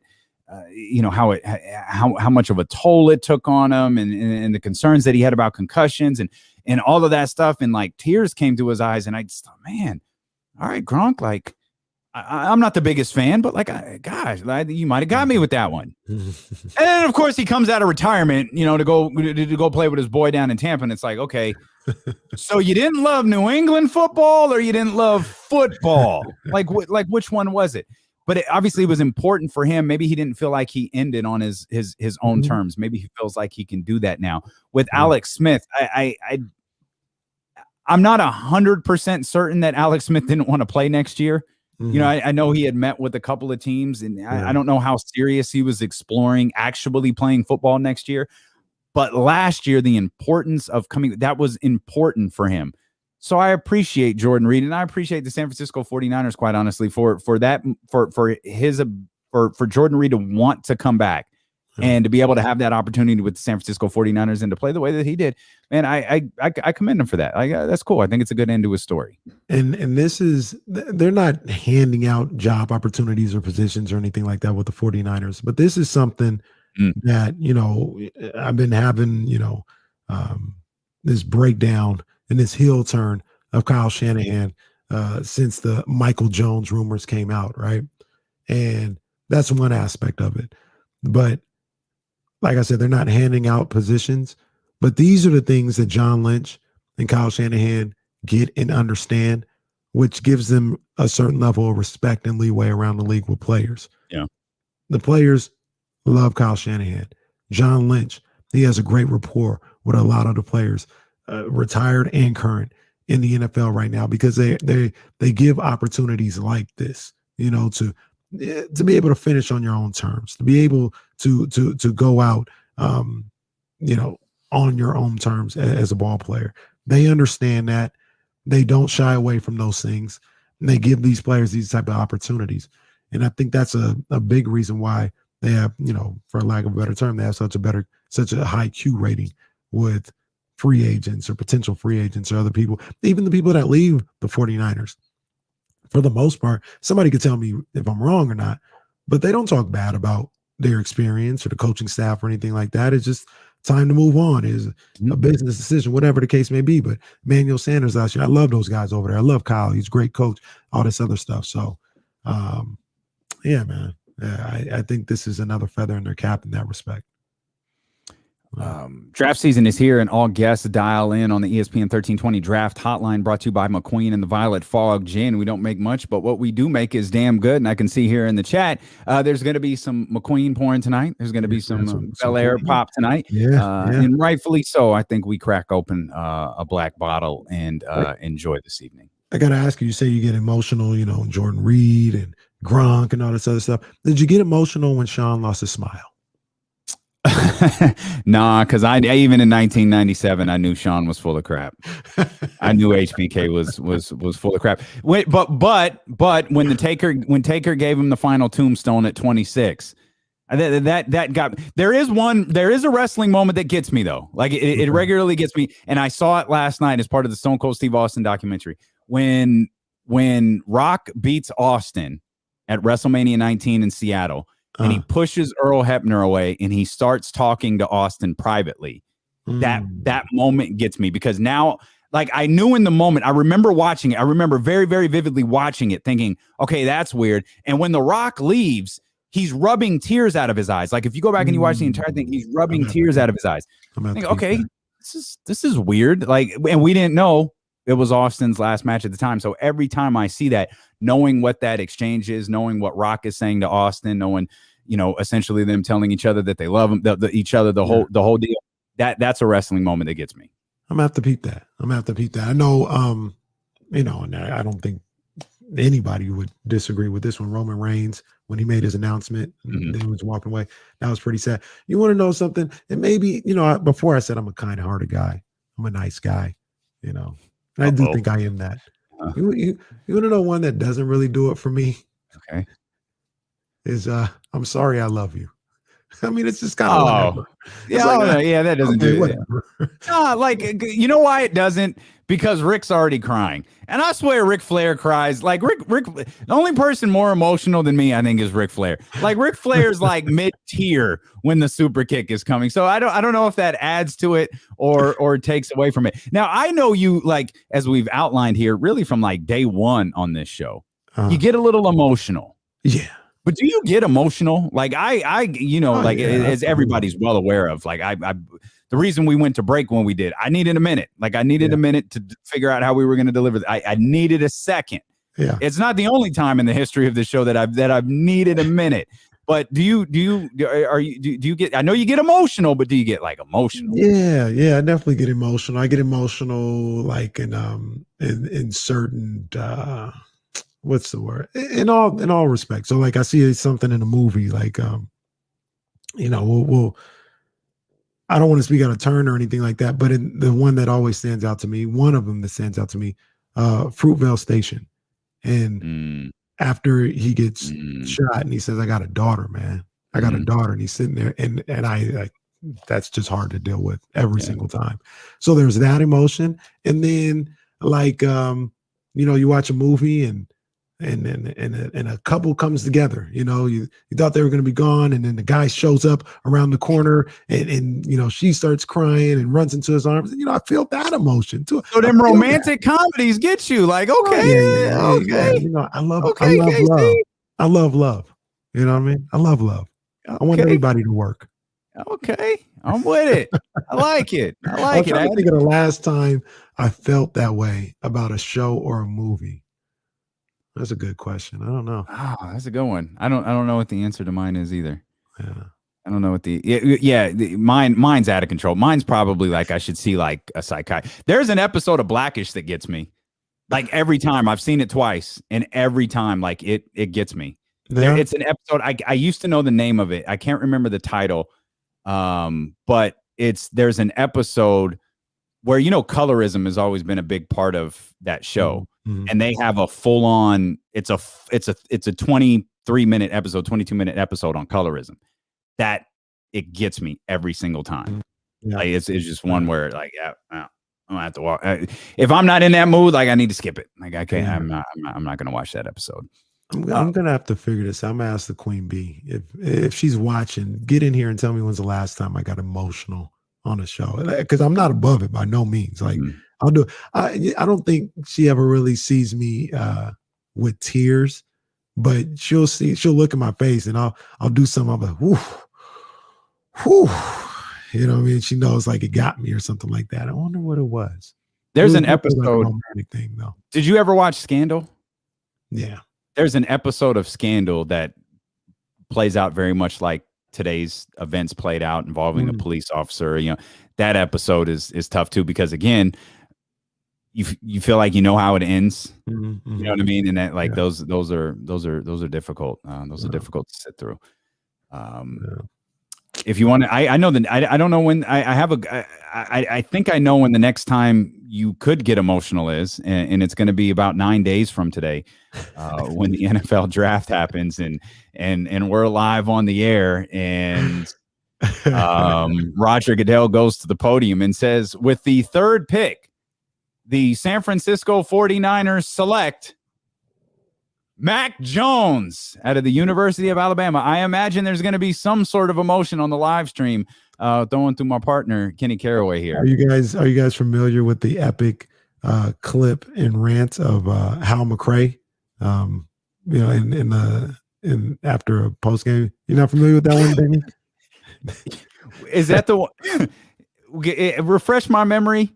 So Hal McRae, he really, it's not, I try not to laugh because he literally just had a breakdown. That's kind of what it was. The Royals were terrible. He was the manager, and he goes, somebody asked him a question about something. He's like, why would you ask me that? Why would you ask me? You know what? Every day you come in here and you ask me all these dumbass questions. He flips the paper in here and he throws the Coke around, and then the final one is he spins around and he throws the house phone all the way around, and he's like, ask me all these dumbass questions. That's kind of how, if that was the announcement that went down, it would be Hal McRae 2021. I can't stress this enough. Have us on. I mean, I'm sure a lot of people have the draft on. We'll be on a little bit later than we normally are.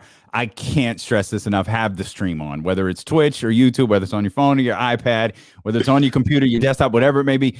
If it's picture in picture, you're going to want us on your screen when that announcement gets made. And on the flip side, if it's Justin Fields or Trey Lance, I mean, I'll be like LeBron in 2016. Have my San Francisco. Casey going ugly cry if it's Trey Lance. Now, okay. I love LeBron. I got to ask the question though. Okay. Real tears? 2016? Yeah. I think. Well, yeah, I think so. There his wrist too. Leave that man's wrist alone, would you? Matter of fact, boy, there was no wrist hurting. He was pounding on the ground. Out on the ground, hugging everybody, high-fiving. About 15 minutes before that, we thought he had to have his wrist amputated. Leave Real LeBron tears. in his Real tears. Yeah. Maybe his wrist was hurting and he was crying. I don't know. Now that I didn't think when you first mentioned the wrist thing, I was like, come on, KC, knock it off. But then I watched it and was like, okay, there's something. All right, maybe there's something there. Now I gotta go. Now I gotta go back and watch the ugly cry. And that boy LeBron, he had hurt his wrist. You know, he had dislocated and fractured his wrist in 20 places. Then he shot the free throw. Right, he got to the line, shot the free throw, missed the first one, and he's like, my wrist, my wrist. And then he makes the second one, and it's one more. That's all we need. One more. Wait, the wrist don't hurt no more. What's going on? Yeah. Shout out to LeBron, man. That all happened. Like, just by the way, like it's not Kenny's imagination. Like, we rewatched that entire clip on the air. That happened. Like, it's just verbatim. That's exactly how it happened. And I can't wait to see what happens when that name is called 9 days from today and the 49ers make their selection. John Bull says KC's about to jump on the scorers table like Kobe after winning the chip. If it's not Mac Jones, absolutely. All these bottles behind me on the live stream, they will be busted open. I'm pouring them over myself. About to go Stone Cold Steve. You about to be Chris Bosh in the locker room with the champagne. Yo. Yo. We're gonna recreate. We need a new Chris Bosh gif. Let's lose Kenny Caraway here, where that really, really awkward gif of Chris Bosh being showered in champagne. Yo, my boy Bosh, boy, oh boy. Yes, indeed. Yes, indeed. No, you want to talk about real tears. Remember when after they lost against Dallas and how Bosh fell out in the hallway? Just ridiculous. Get up. Get up. What are you doing? Oh, it was so good. Oh, it was so good. It was like Will Smith in church, like, what are you doing? What are you doing? Get up. It's ridiculous. Not one, not two, not three. Oh man. Oh man. Yeah, Chris Bosh. That guy was epic. Yeah. Chris Bosh's locker room collapse was epic. It was absolutely incredible. Oh man, that's how I might be if they get Michael Jones. Well, fall out. Mel Kiper and Todd McShay did a mock draft. Now, not the mock draft that you used to, where Kiper goes and my sources tell me it's Trevor Lawrence. My sources tell me it's Zach Wilson. My sources tell me blah, blah, blah. It's not that. What they did is Kiper gets a pick, Shea gets a pick, Kiper gets a pick, Shea gets a pick. And they kind of go based off of what they would do. Right. Like if they were running the organization, knowing what they know, who would they draft? And you'll be stunned at who went first and at who went second, quite honestly. Trevor Lawrence, Zach Wilson. Mel Kiper goes to pick at number 3. And he says, of Ohio State, the Ohio State, if you will, Justin Fields. Short little blurb reads, you should know by now how much I like Justin Fields. He has all the tools to be a superstar, and he'd thrive in Kyle Shanahan's offense. I don't disagree. And another more confirmation that nobody in their right mind would take Mac Jones. There's not one person. So people say this all the time. My man Elijah, shout out to Elijah Hicks. He asked me one time, and I've talked about on the show, and you guys know how I love Jalen Green. Right. Mm-hmm. I love Jalen Green. I think Jalen Green is next. Mm-hmm. And he goes, if you had the number 1 pick, and he loves Jalen Green too, he's like, would you take Jalen Green? And I go, you know what? As much as I love Jalen, I don't think I'd have the grapefruits to pass on Cade Cunningham, right? Wow. Like, I don't think I could pass on him. Like, as much as I love Jalen Green. Chris Sims, you may love Mac Jones as much as anybody. You may believe him. But if you had the opportunity to stand right there and make the pick and pick him over Justin Fields, over Trey Lance, he wouldn't do it. So you really think Chris Sims has set off this avalanche of Michael McCorkle to the San Francisco 49ers? He's the one that legitimized it more than anybody, in my opinion, just because of his connection with Kyle Shanahan. So everybody thinks whatever Chris is thinking, that's what Kyle is thinking, for better or for worse. Mm-hmm. And I think that's what legitimized it. And I think that's really what people are going off of. From everything that we can tell, the 49ers haven't said anything to anybody. That's from what we can tell. And I said maybe they're trying to, get it out there and soften the blow or whatever the case may be. That's all just hearsay. That's all just speculation. Because there's really, if you pay attention, there's really been no indication from the 49ers, from Kyle Shanahan, from John Lynch, of what direction they're leaning. The only thing that's there is Chris Sims really loves Mac Jones. He said that he would be perfect, he'd be perfect for Kyle's system and all this other stuff. And that's kind of spearheaded all this. But nobody really knows. We're going to find out soon. Oh, man. I feel like the weight of the Mac Jones stuff has decreased a little bit, though.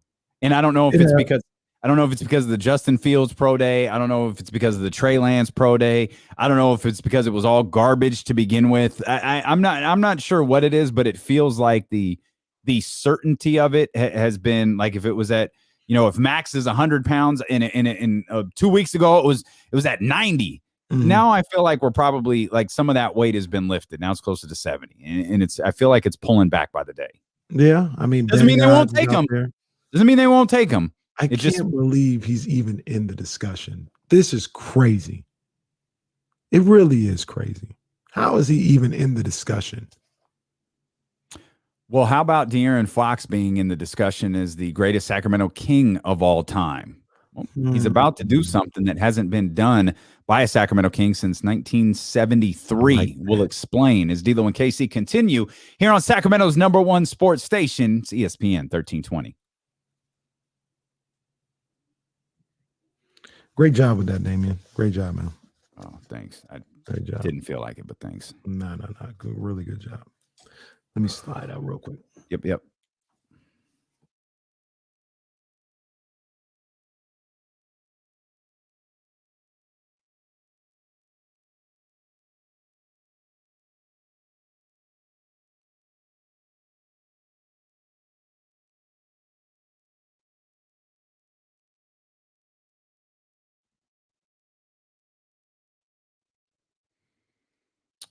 Sorry, guys. 1 second. One second. All right. Oh, dear. Oh, John. Damn it, John. You know what I'm going to do, John. You know the first thing I'm going to do, John. Gosh, dang it. Is it a tweet, John?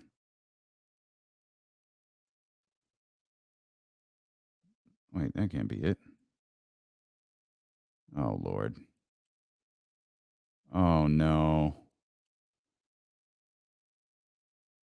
I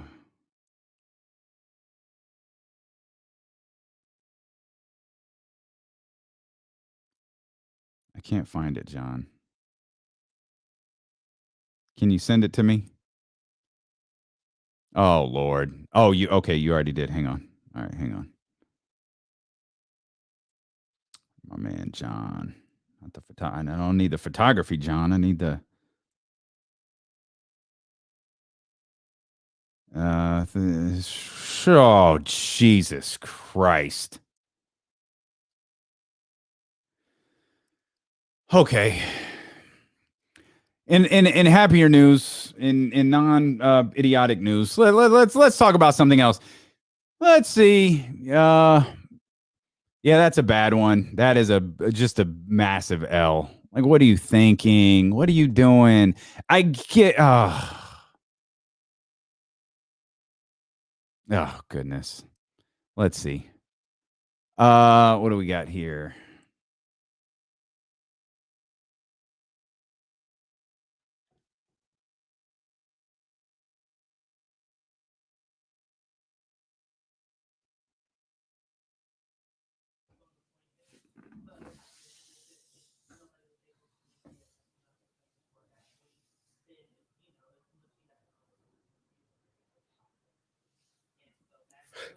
Excuse me. Rome's music. Every time I see your face, it makes me wanna sing. Well, yeah, this is a conversation we were having with Kyle yesterday. Like, Jimmy's going to play next year, and if they win the Super Bowl, great, perfect. I mean, it's perfect. Ready to move on after that. It's business, man, business. Everyone's good with the way we handle things, by the way. That's who I was on the phone with. I'm sure you figured that out. Like, everyone's good. Cool. Oh God, that was in a microphone? Jeez almighty. Who was that? Nancy Pelosi said something pretty rocky. Oh, it's actually right here. Thank you, George Floyd, for sacrificing your life for justice. Come on, man. Because of you and because of thousands, millions of people around the world who come out for justice, your name will always be synonymous for justice. Come on, man.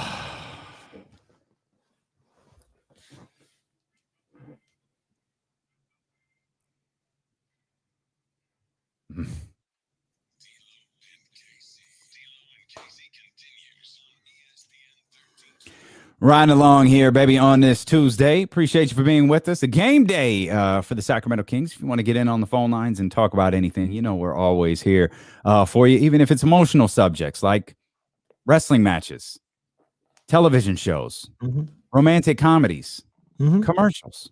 We are here for you. ESPN 1320's new logo. Sacramento's #1 sports station? Sure. ESPN 1320. We're here for you. That's right. It's really bothering me that I can't remember the romantic thing that I cried about. Because I remember the moment. I just don't remember what it was about. And I didn't. It's probably that moment that you found out the Queen Bee didn't like Eric Benet and to me, and you're like, oh, this whole thing is going to hell. It's over. That day I got on one knee. Oh my gosh. I couldn't even get it out. I couldn't even get the question out. I hate this song. This is a great story. If you missed Kenny telling that story, he had a whole plan to propose to the Queen Bee, and it involved the playing of "Spend My Life with You" with Eric Benet. And apparently, the song hits, and the Queen Bee says, "What?" Yeah, she said, "I hate this song. Turn it off." Messed up Casey's whole plan. Like, gotta call an audible. Did we ever establish what song did you go to after that? So the song, I'll tell the quick story real quick. So I had the 2-song combo. One was, at the time, I don't want to say a throwaway song because that means I probably didn't like it. We really liked the song, but it was "Gonna Love Me," Tiana Taylor, and then Eric Benet would play after that. So we played Tiana Taylor. I was, "Oh, come dance with me, come dance with me" in the middle of the living room. We're dancing or whatever, and then the plan was Eric Benet would start. We would dance to that towards the end of that song. Then now we get on one knee. Well, obviously Tiana Taylor plays. We're having a good time. Eric Benet comes in with "Ooh, ooh, ooh," and she's like, "I hate this song. Turn it off." And I was like, "Excuse me?" So I do that, thinking quick on my head. I saw how well Tiana Taylor went. I was like, "Well, let me hear Tiana Taylor again." And we played that again. And then towards the end of that song, that's where I got on one knee. And like I said, I mean, I could barely get the words out, not because of nerves, because of emotions. Like I couldn't. I'm just crying, I'm bawling, and I can't even get the words out barely, but I got it out enough for her to say yes. So there you go. That's how that went down. That's good stuff. Just also the fear of everything having gone wrong with the song being played. It's just it's good that you can look back at and laugh on it. Eric Benet and to me are a part of your story. Absolutely. Funny thing about it, Ramsey, I was Shumpert's wife. It was the year Shump was here. And I was, doing my little media thing, and I was able to get into some of these games.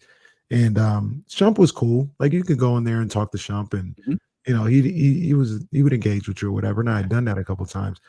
And I planned to tell him that story and be like, I just want to thank your wife. Her song saved me. I proposed to my wife for that song. And I think the engagement happened. And the next game I was going to go to was like maybe a week and a half later. And in between then, he got traded. I never got a chance to tell Shump that, Tiana Taylor saved my wedding proposal. And it's been all downhill for the Sacramento Kings since then. Everything was fine before Shumpert was traded, and then everything has gone to hell since his removal from the roster. And I'm only slightly kidding when I say that. There were obviously a lot of frustrated players in that locker room, still frustrated fans to this day about the exit of Iman Shumpert, but no one more frustrated perhaps than De'Aaron Fox. We've talked about the incredible season that De'Aaron has had this year. We have examined his numbers. We have talked about all-star bids.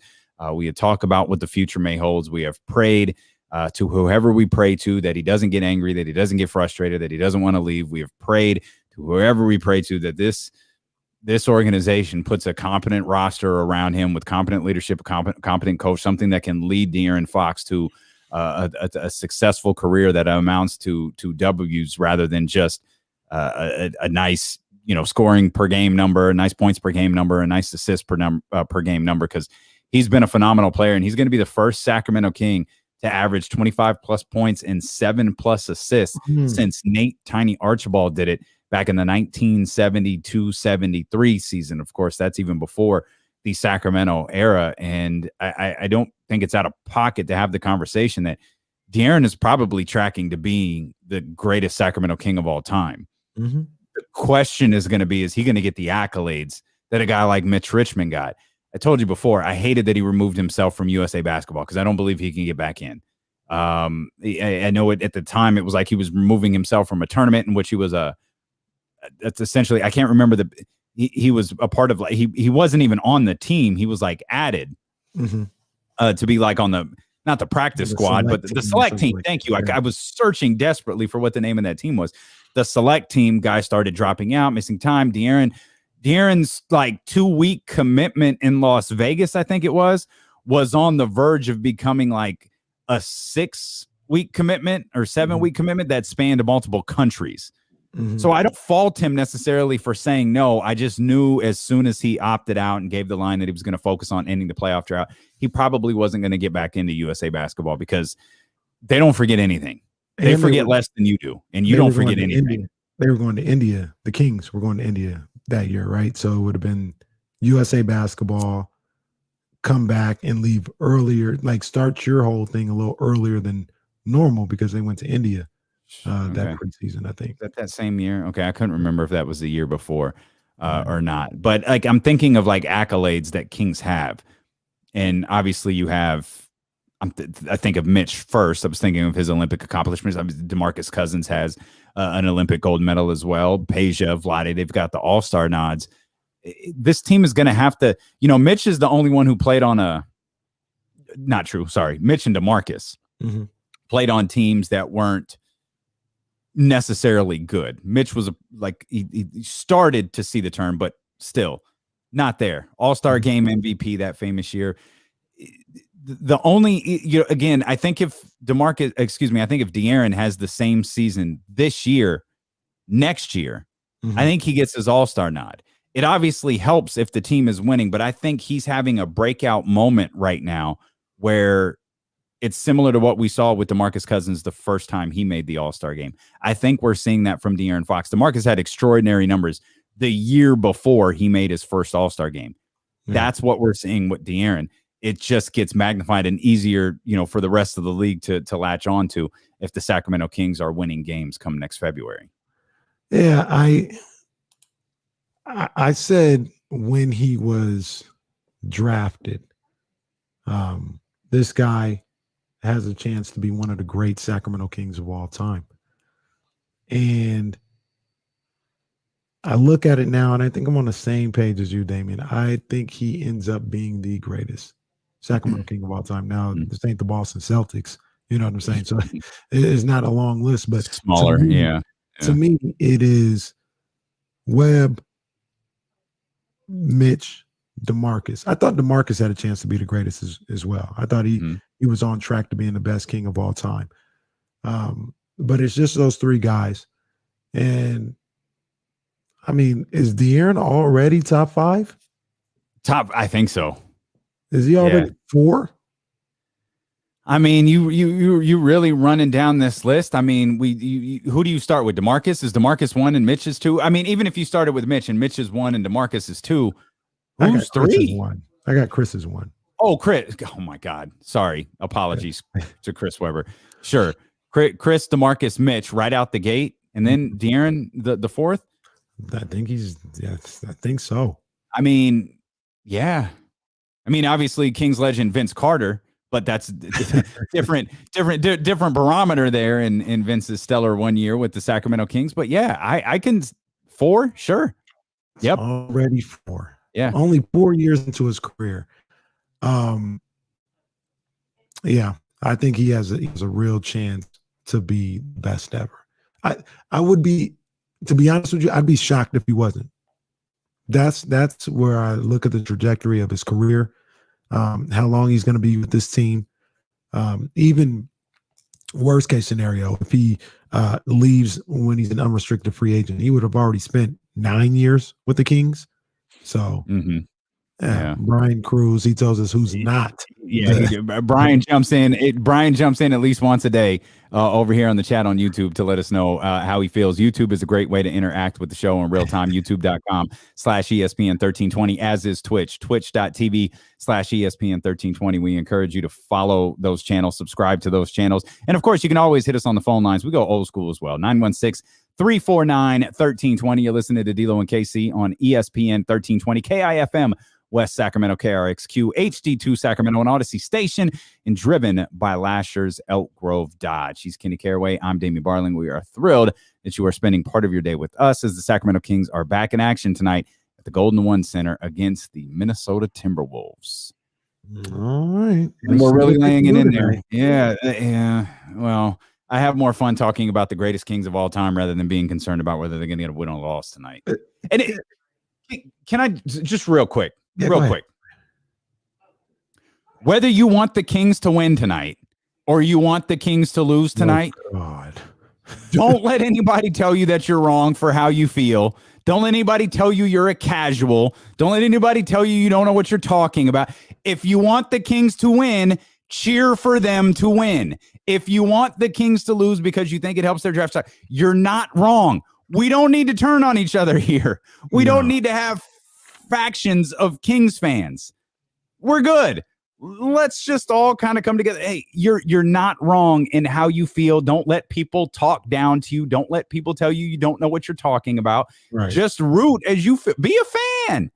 Just be a fan, however you want to be. I hopped in there last night. And like I said, I dipped my toe in it last night, and I had to pull it back out again because it's just, come on, man. It's ridiculous. So the way I looked at it was just like you. I'm not going to tell, I have my views of how I would go about things and what I would like, but that's just the way I would go about it. If somebody wants to go about it a different way, or if they feel like they should tank, it's not how I'll go about it. But once again, you're not wrong. Like, yeah, if we could get a top 4-3 pick, whatever, that'd be awesome. That would be awesome. Yes, I'm not turning that down. The bottom line of it all, and this is what I said last night, is the Kings are going to have a pick regardless of where it's at. There's going to be free agency, maybe a trade. The bottom line is, I don't care when it happens, or like, in what realm it happens, how it happens, who comes here, who leaves, whatever. The bottom line is, it all needs to be correct. It all needs to be right. And I don't really care how that process is handled. It just needs to be right, because I've drew a line in the sand. They need to make the playoffs next year. They need to find a way to make it right so they can be on track to do that next season. That's all that matters to me. I don't care how we get there. Please don't forget the Marvin Bagley year. They essentially won the lottery. Like, obviously, they didn't get to number 1. They weren't supposed to draft number 2. Remember, they lost a coin flip, which wasn't a coin flip. It was a ping pong ball shooting out of a ping pong ball machine. And Chicago got, the nod over them. So they got like an extra ping pong ball or something. But they wound up winning because of that. They wound up moving into the top 4. No matter, they're not making the playoffs. They're also not finishing in the top 4. Nothing else matters. Nothing. Like, you can argue ping pong balls this, ping pong balls that. Like, look at the new lottery system. It hasn't gone chalk since they've implemented it. Right. That doesn't mean things are going to go the Kings' way in the lottery. It just means if you want to root for them to win, freaking root for them to win. And don't let anybody talk down to you. Not another fan, not anybody, period. Right. If you want to root for your team to win, which I think most fans do, root for them to freaking win. Yeah. It's not going to matter at this point. It's not going to matter. They're not finishing top 4. They're not making the playoffs. Do whatever you want to in terms of rooting, and don't get in arguments on Twitter about it. And what I was trying to get across yesterday is you're not wrong either way. Yeah. Like you just said. They're literally, I talked to you about it before, I think on the show, talked about it before. I did my own little research. There's 24 All-Stars this year. 12 of them came out of the top 5. 12 of them came from everywhere else in the draft. So this whole notion of you can't find an All-Star outside of the top 5, you have to have a top 5. At least right now, the way the league is right now, it's not true. You have just as much of a chance of finding an All-Star if you draft anywhere else in the draft. Lottery, late in the first, in the second round. Hell, one of the MVP candidates is going to be a second rounder guy. You know what I mean? One of them is going to be a top 5 guy. One of them is going to be, I think Curry went 7th. You know what I'm saying? Like, they're all over the place. You just got to find a way to get it right. Team building. By the way, the player, the king, one of the Kings that you love the most was taken 12th. Yes, was taken 12th. By this general manager. The other King that you love the most, he was taken 5th. Like, they come from all over the place. The whole point is you got to get it right no matter where you're at. Are your odds better that, if you're in the top 5? Sure. But in the words of the great philosopher Cameron, as he played Rico and paid in full, there's bust every day, B. There's top 5 busts every day. All right. That's nothing right there. So you just got to get it right, man.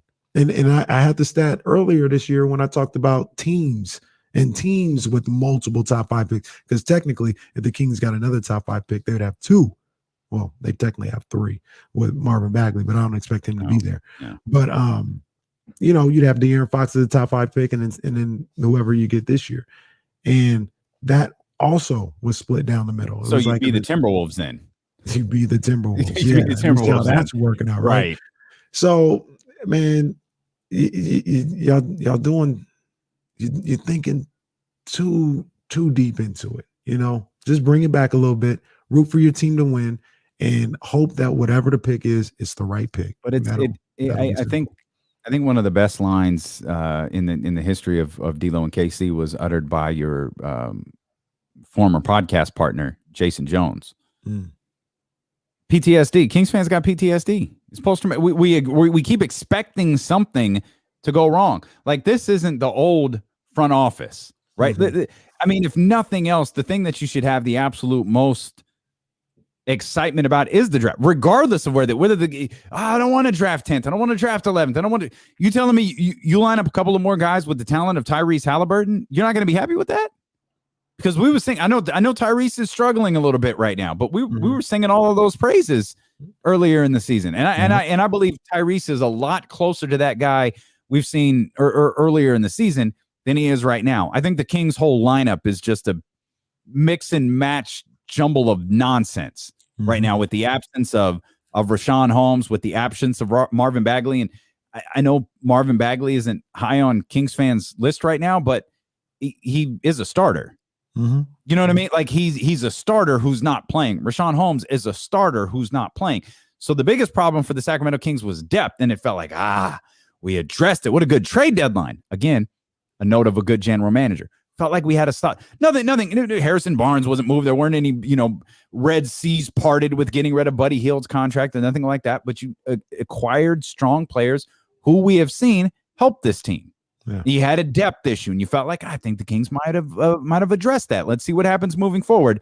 And then all of a sudden, you lose guys. You lose starters, and it puts Harrison Barnes out of position, and it starts creating this kind of, let's start Tyrese. Okay, we're going to ride with that. Luke Walton changed his mind. Okay, no. We're not going to ride with that anymore. We're going to put Mo Harkless out there. Then you lose Rashawn Holmes, and it's like, now what the hell are we going to do? Now we've got Hassan Whiteside starting. We've got a guy we've signed to 10-day contracts starting in games, and Damian Jones. So I think Tyrese is a lot closer to the player we saw earlier this year than he is anything else. And that, again, should be a net positive. That should be a ray of hope. Yeah. The theme of today, that should be optimism for Kings fans, and that we drafted at 12th, and it sure as hell feels like we hit a home run with it. Yeah. Because we were all involved in the process. Us collectively, we were involved in it together. Yeah. Especially me, who said, I don't know if I want Tyrese Haliburton at 12. Right?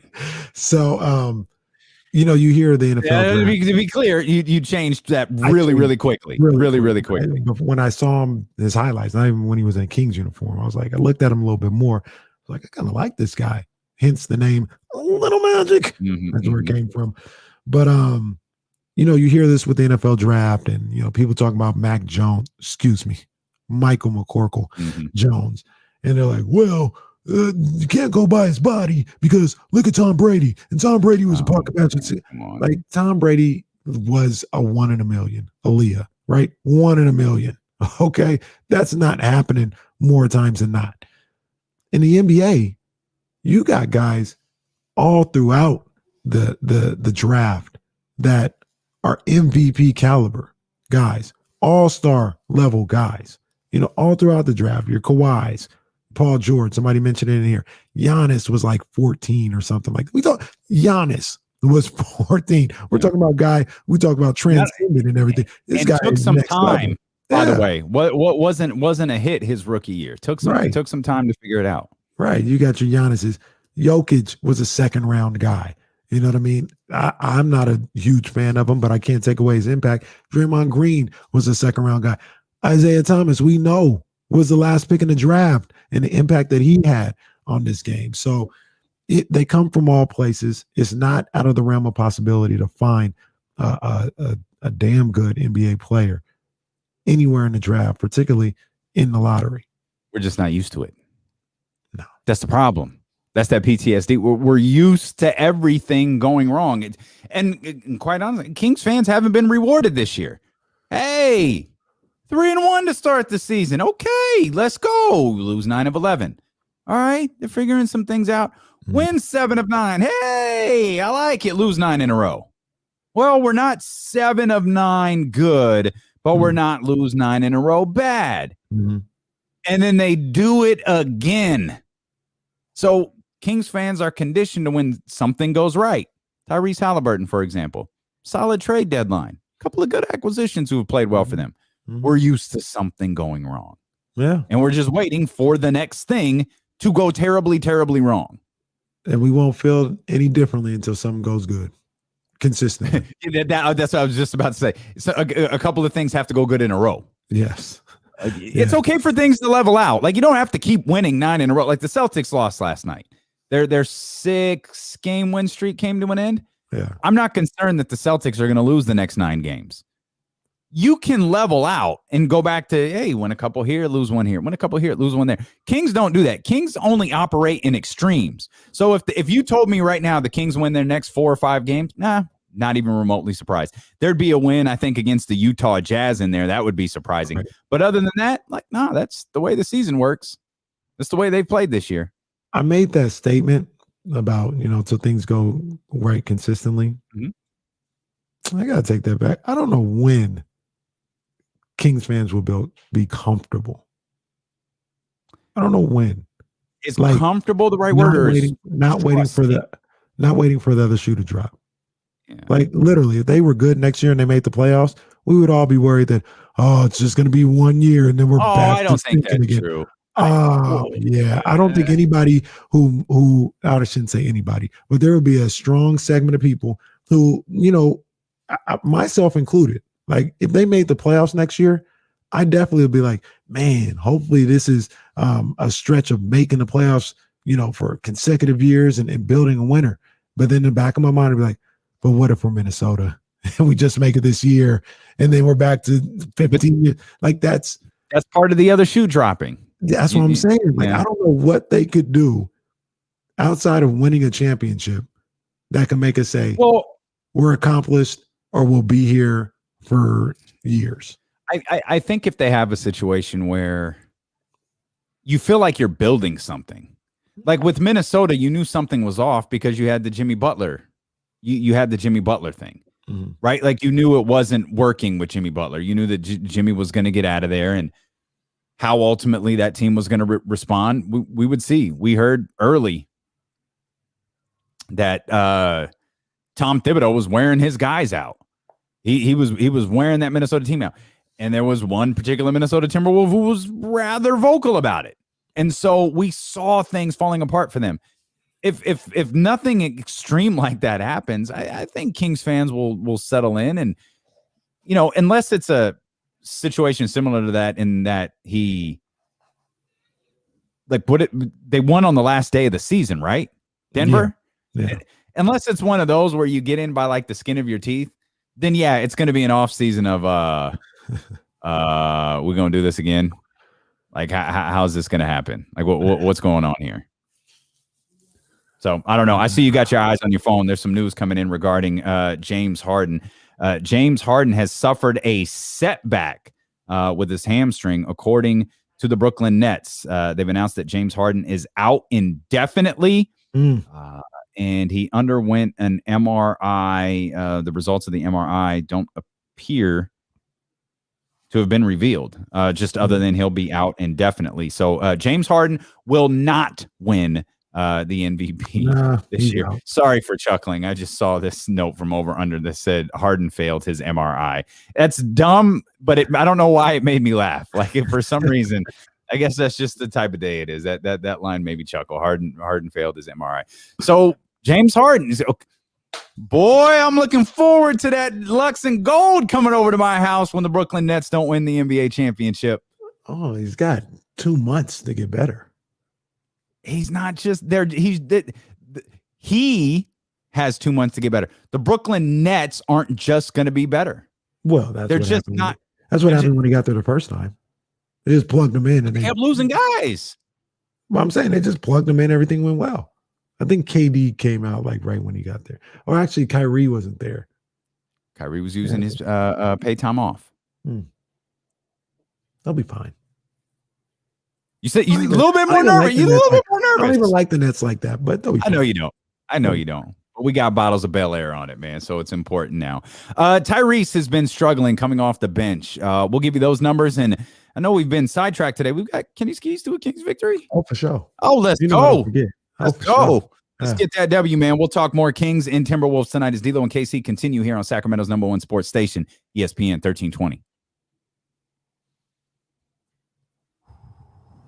Thanks for hanging with us today, guys. Go ahead. Oh, I thought you had to get up. Oh, yeah, just 2 seconds. Yeah. We know the show's been a little, kind of a little disjointed, man. So we appreciate you. Thanks for hanging. I'm with you, Ramsey. I don't think so. And I've got my Bel Air staked on it now. I don't think they're gonna win the title. Oh, he put them hats behind him. I didn't see that. Is there a way I could zoom in on Kenny's camera? No, I can't. That's nice. Got the hats. You know why he put the hats there? Because he's been drinking, and so that Bel Air is disappearing. It's all good though. So is mine. But there's a couple of bottles behind me that I can fill with water. So I ain't even mad. What's up, Tim? Tyler, man, good to see you here in the chat. Tyler, my guy. I've known Tyler forever, man. It's good to see you here in the chat, my brother. Give the whole I think Tyler's dad was my baseball coach. So he can attest to the fact that I sucked like bad. I was a great defender. I was a great first baseman. But there just became a time where I just couldn't hit the ball worth a damn. Terrible. What we got here, John? At some point in real life. Yeah, I know. I hate when you guys, like, especially you guys on the stream, I just hate when the show is so disjointed. And for the first 2 hours, I just had my eyes locked on. Like, I can't tell you one thing I said or I can't tell you one thing I said or one thing Kenny said the first 2 hours and 7 minutes of the show. Because I just had my eyes on other, all that other stuff. Del Paso. What was that, Jesse?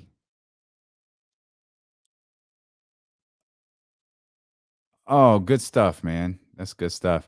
Yeah, I did. I stunk too, Bishop. Like, I was not good. What position you play, David? First base. I played. Tyler's in here, man. I've known Tyler for a very long time. Him and his brother Ryan. His dad was my baseball coach. Okay, what's up, Tyler? Yeah, so he can attest. I was just not good. I just couldn't. I mean, I was a hell of a. I feel like I was a really good defender.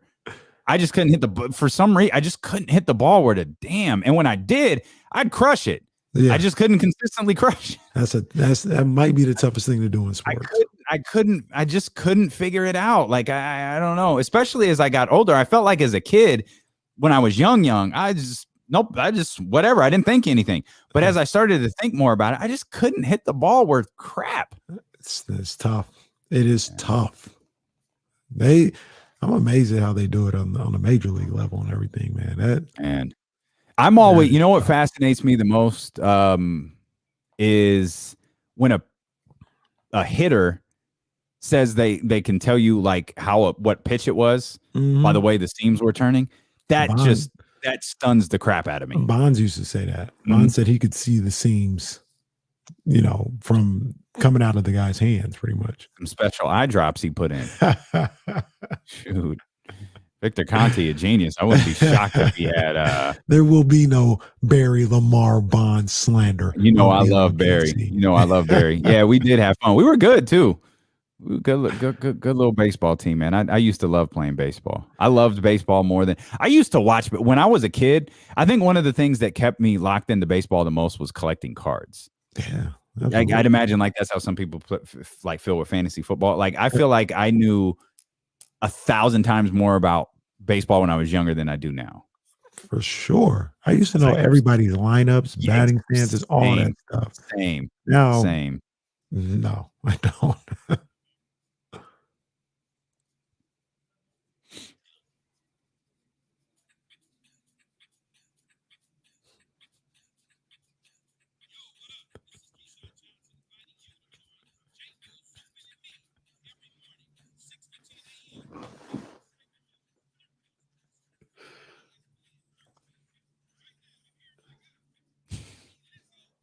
Hey, what's up, Keyshawn?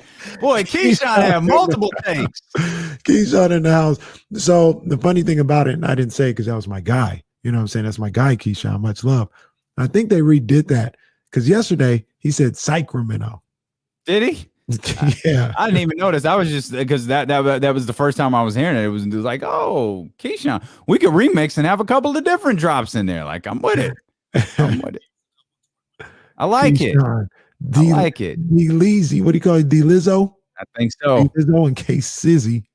What's up, man? Keyshawn, cool. We got to get Keyshawn on there. Yeah, we do. The show, man. Keyshawn was, for those who don't know, some of you younger guys, Keyshawn was a huge prospect coming out of USC. Like he was a big time wide receiver. Mm-hmm. I don't think people realize that. Like Keyshawn, they just look at he was that guy. He'd been on TV for a little bit, you know what I'm saying? And they just kind of look at him like that. Like, nah, Keyshawn was that dude coming out of SC.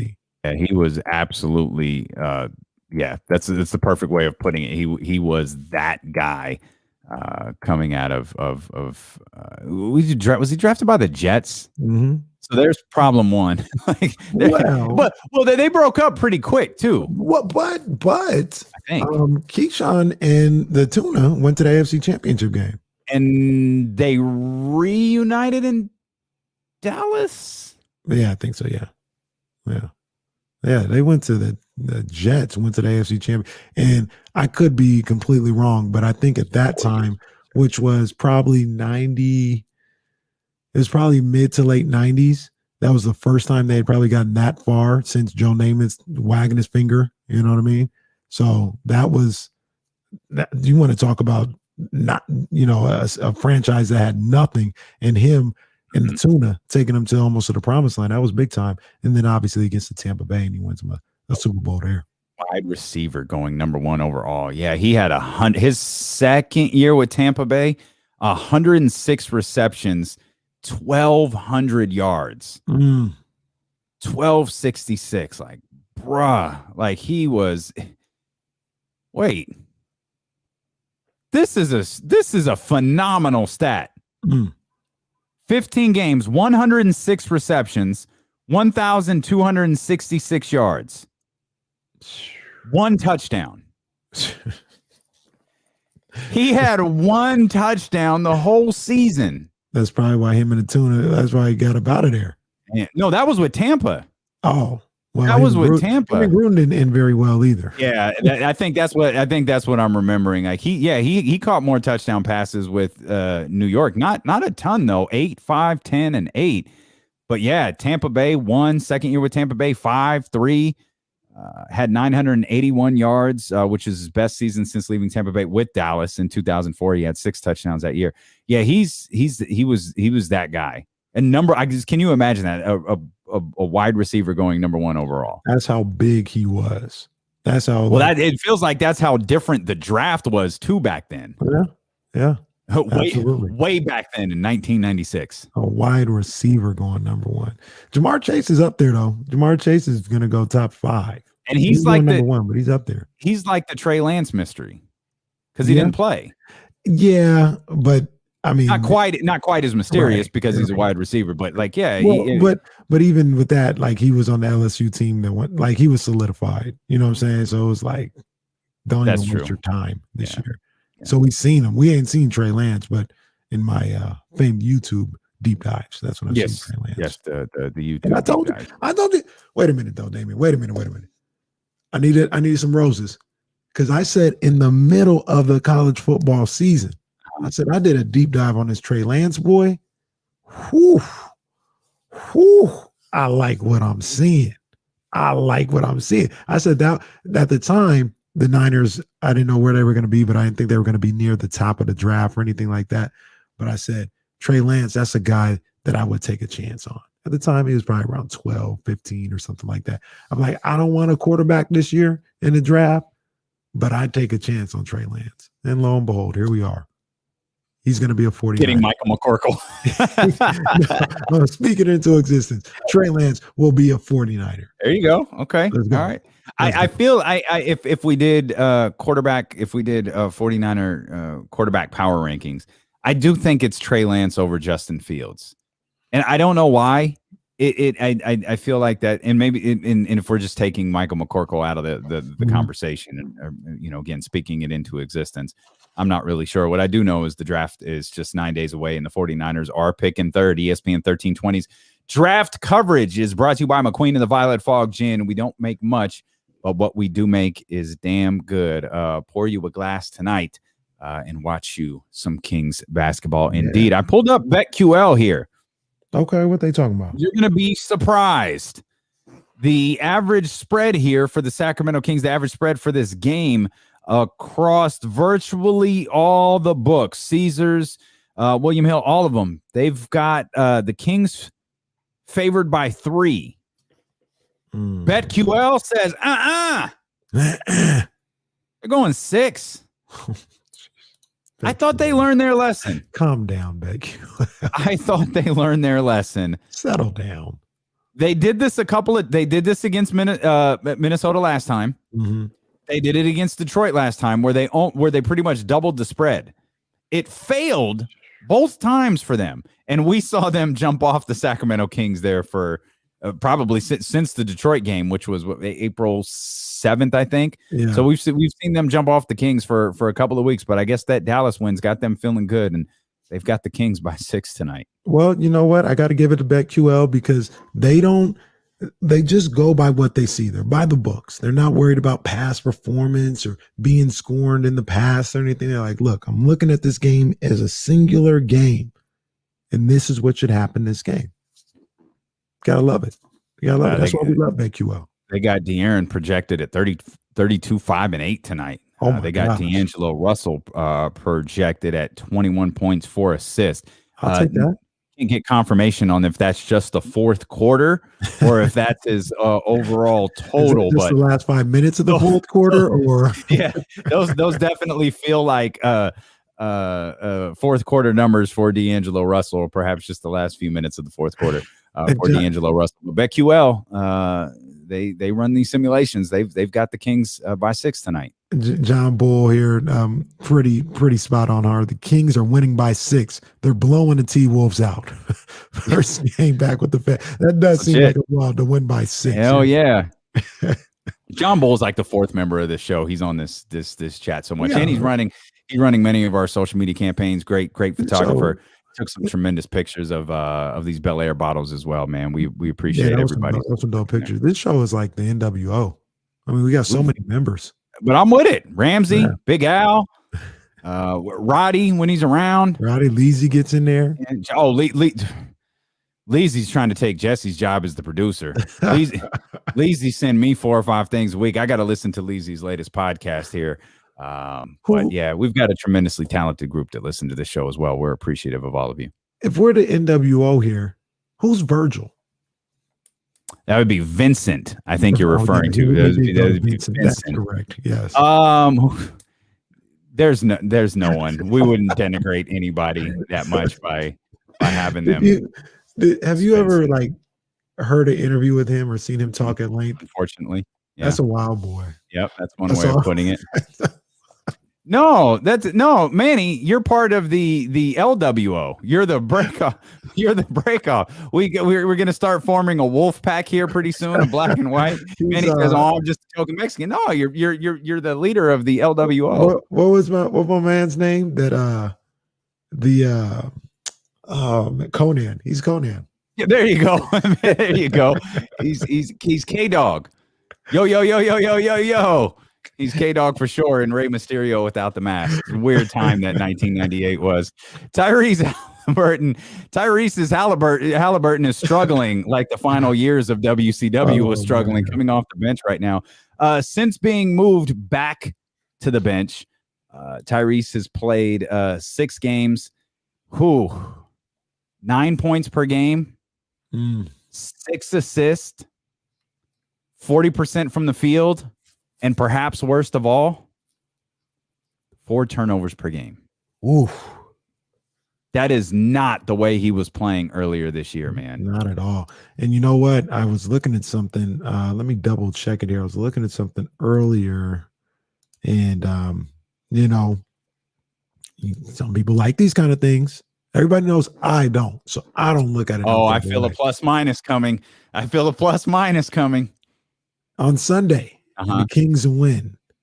The plus and minus for Tyrese Haliburton, -23. Ooh. I have a problem with how Tyrese played in that game just in general. He played 16 minutes. He was 0-2 from the field. I always say he's got to put up these shots, man. He got to put them up. Now, 16 minutes, he didn't get a lot of time. He got 1 minute less than Metsu. I don't know what that's all about, but I don't think he was. You know how we were talking during one of the commercial breaks. We were kind of distracted the first 2 hours and 7 minutes of the show. Mm-hmm. I think Tyrese was distracted when he was out there on the floor. He never looked like he was there, but he wasn't. He felt like that was one of the first games I think against Dallas where Tyrese just felt like a body out there on the court. Mm-hmm. Like he was just a body. Mm-hmm. He could have been Damian Jones. He could have been Robert Woodard. He could have been Jamias Ramsey. He could have been anybody. It felt like he was out there with no role, not having any idea what he's supposed to do or what he should do. He felt that was the most disconnected from an. Obviously, it's nothing he said. I'm speaking from an outsider's perspective. Right. It was the most disconnected he looked like from a basketball game all year. And he's got to find a way to get connected. He has to find a way to get connected, whether it's on the defensive end, whether it's, pushing the ball in transition. He's got to find his groove back a little bit right now, because I want to see Tyrese pick up his level of game down the stretch here. He might have hit a little bit of a rookie wall, like I mentioned yesterday. It could be a situation where teams have made another adjustment to the way he plays, and he's trying to figure out that next adjustment. But he's got to figure it out. This team, if they want to win, and we're not here talking playoffs, but I know they're talking playoffs probably, or one game at a time, whatever you want to call it, in that locker room, they're going to need him to be a part of that. They need Tyrese Haliburton to be the little magic that he was earlier in the season. So I want to see him get back on track. I may talk about that a little later. Oh, okay. I see what you're putting down. I'm with it. I like it. I'm anxious to hear what you have to say there. He has to be a priority, though. I know he's not the scorer that De'Aaron is. He's not even, Harrison Barnes or Rashawn. He has to be a priority. He can't be another body out there on the floor. He has to be a guy that is involved in your defensive strategy. Mm-hmm. Sorry, I didn't mean to laugh when I said defensive strategy. That does deserve a chuckle. But he has to be a part of what you're doing on the offensive end and defensive end. He has to be he has to be engaged on both sides of the floor. Yeah. And I think the Kings have to work to make sure that he's engaged. I don't know if the issue is coming off the bench. I don't know if the issue is the guys around him. Terrence Davis, I think, had a good game coming off the bench. A really good game. DeLon Wright, I think, had a really good fourth quarter, him and De'Aaron. Yep. So, I guess to Luke's, wow, what a day it's been. I guess to Luke's credit. What? I know. It's that kind of day. It's weird things are happening. I guess to Luke's credit, he rode the hot hand. Like DeLon Wright was playing well. Terrence Davis was playing. So he made the decision, okay, maybe Tyrese isn't our guy in this situation. Let's continue to run these guys. But that can't be a regular thing. It's fine for a one-off, and it worked out. You were able to get the win against Dallas. That's not the strategy moving forward. You have to get Tyrese Haliburton involved, and you have to get him involved right away. Obviously, I don't feel like he should be coming off the bench, but it is what it is. It doesn't appear that Buddy Hield's leg could be missing. If Buddy Hield says he's going to start, even though his leg's missing, he's going to start. They're going to allow him to. He's going to be a one-legged jump shooter. For whatever reason, Buddy can't be moved to the bench. So they've changed the rotation. I don't know what it is, but you've got to get it's the things we used to talk about with Marvin Bagley. Get Tyrese involved early. I agree with everything you said. Or as early as you can, given that he's coming off the bench. I agree with everything you said. And it also sparked another thing that I meant to ask you yesterday and all of today, and this is a great time right now. I wonder if we see more of the same from the end of the game that we saw on Sunday. Remember, Buddy Hield went out of that game with 3:19 to go in the third quarter, and we didn't see him again. And Luke rode that group of DeLon Wright, Terrence Davis, De'Aaron Fox, Mo Harkless to the end. And I don't look, I'm not going to sit up here and act like I hadn't been talking crazy about Buddy or saying that I didn't want him out there or whatever. But look, he is who he is. Maybe there is a place for him on this team to be productive. But I like how they didn't have him there at the end of that game. That game was a dangerous situation. Luka was cooking. No need to mess around with somebody like Buddy Hield. The other time we saw something like that was at the end of the first Knicks game when Luke got mad at him, benched him, and the game got close and they pulled away with Tyrese playing well. I don't want to see Buddy Hield at the end of these games. He's not providing much of anything. He's not providing defense. I don't want to see him at the beginning. So let's figure out a way to make this work somehow. You don't want to see him at the end of the games. I don't want to see him at the beginning. No. Well, we've got that figured out. We're good. We can coach. We're good. D'Lo and KC, coach Sacramento Kings. Second and third quarter, that's all Buddy's time right there. But yeah, I want to see how they close this game out if it's a close situation. Does he revert back to going to Buddy Hield in crunch time? Or does he say, hey, what happened the other night worked. Let me go back to Terrence Davis or DeLon Wright to go along with De'Aaron Fox. Can we hit you with a couple of NBA notes here before we continue to talk about the Sacramento Kings? Obviously, plenty more to talk about with them. We've got Kenny's keys to a Kings victory. We'll be with you all the way till about the top of the 4 o'clock hour. Shams just tweeted that Clippers star Kawhi Leonard will be reevaluated next week.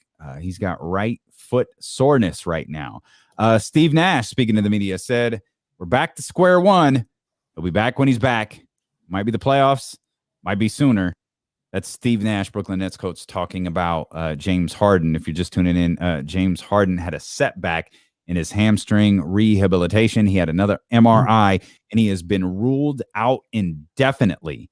Apparently, he re-aggravated it during an on-court workout. So that's where we are with James Harden. That's where we are with Kawhi Leonard. There's been a lot of talk about the condensed schedule leading to injury issues.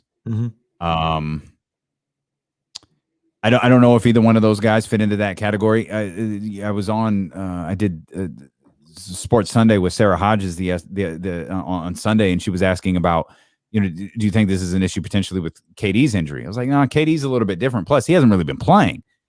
James Harden has been playing for the most part until this injury. Do you subscribe to that theory that maybe some of these issues, the soreness of Kawhi, guys getting banged up, we're seeing a lot of hamstring issues. Obviously, that's what Rashawn Holmes is dealing with right now. Could you put any of that on the schedule and in the way this year has been laid out? Yeah, I would think that may have something to do with it. Some of it, though, it just kind of happens, right? Like people try to put, like LeBron in there. LeBron had his ankle rolled up on. You know what I mean? That's a common basketball play. Donovan Mitchell, same thing. Maybe the wear and tear, maybe with Jamal Murray, but at the same time, I mean, we've seen that happen before. You know what I mean? Like, yeah, it could be, but I mean, some of these injuries, even KD, like I asked, was his body breaking down? But I looked at the injury again that he got on Sunday. It was a knee to the thigh. That happens all the time too. So Donovan's was just a bad landing. So I can't say that a condensed schedule helps. I know that much. Like, it's not making it better, but I don't know if it's necessarily the reason for all the injuries that we're seeing with these guys this year. Yeah, I don't know. I don't think so either. But I feel like we're hearing hamstring a lot this year. Hell, we've heard it a lot just coming out of the Brooklyn Nets camp alone. Yeah. We're hearing it with Rashawn Holmes. Rashawn Holmes not in the lineup tonight. Neither is Robert Woodard, which we're reporting it because it's true. I don't know how much run Robert Woodard was going to get. Obviously, Marvin Bagley isn't in the lineup. I'm not.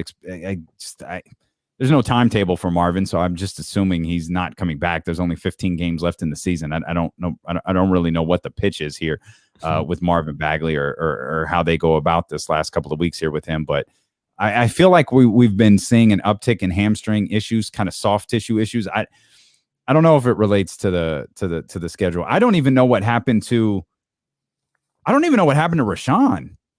I thought Rashawn may have strained it because it looked like he was moving uncomfortably during a game. I can't remember what game it was. Forgive me, but I think it's New Orleans. Yeah. Okay. It looked like he was just moving I don't know if it happened on the court. I don't know if it was aggravated going in. I'm not really sure what it was with Rashawn, but he did not. And he played like 16 minutes that game. I'm just remembering what game it was now. It was when we were out together and we were following online and we had to watch it later. But yeah, the New Orleans game. Yeah, he played 16 minutes in that one. And it felt like he was gutting out about 11 of those. Right. He was gutting out, 11 of those 16 minutes. So I won't dismiss it, but I won't champion it either. But I do feel like we're hearing a lot about aggravated hamstring strains, different things like that, and I feel like that could be a bit of an overuse injury. Pluto out here asked a question that I was actually going to ask you, maybe not to this Absolutely extent, not. But he says, would you sit Fox for the rest of the season or too soon? Absolutely not. No. You're not sitting Fox out. I said it earlier, and people probably thought it was crazy or whatever the case may be. Me and you and everybody in this chat and everybody in King's Twitter and King's Land, we can think however we want about this season being done, playoffs being, don't even talk about playoffs, all this other stuff. We can think whatever we want. Those guys in that locker room, they have not given up on the season. So there is no sitting Fox or anybody else right now because they still feel, I bet you like this, they're probably looking at us like, well, we just lost 9 in a row, Mm. but we have won in a row. We have one that we're capable of doing something like that. So all we need to do is get back on that type of winning streak and getting that type of stretch, and we're back in this thing.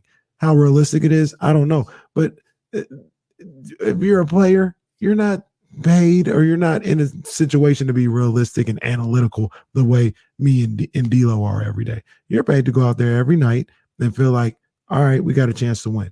You know what I'm saying? Mm-hmm. So, as John Bull would say, only a casual coach will play De'Aaron Fox right now, not thinking big picture, not thinking about the chessboard. I think that's what it is. That's what it is. So, some of you fans are just playing checkers, man. We're playing chess. That's what we're doing, because we're the smartest guys in the room. We're like all these soccer teams that thought they were going to form that European Super League. That's what we are. How well's that going?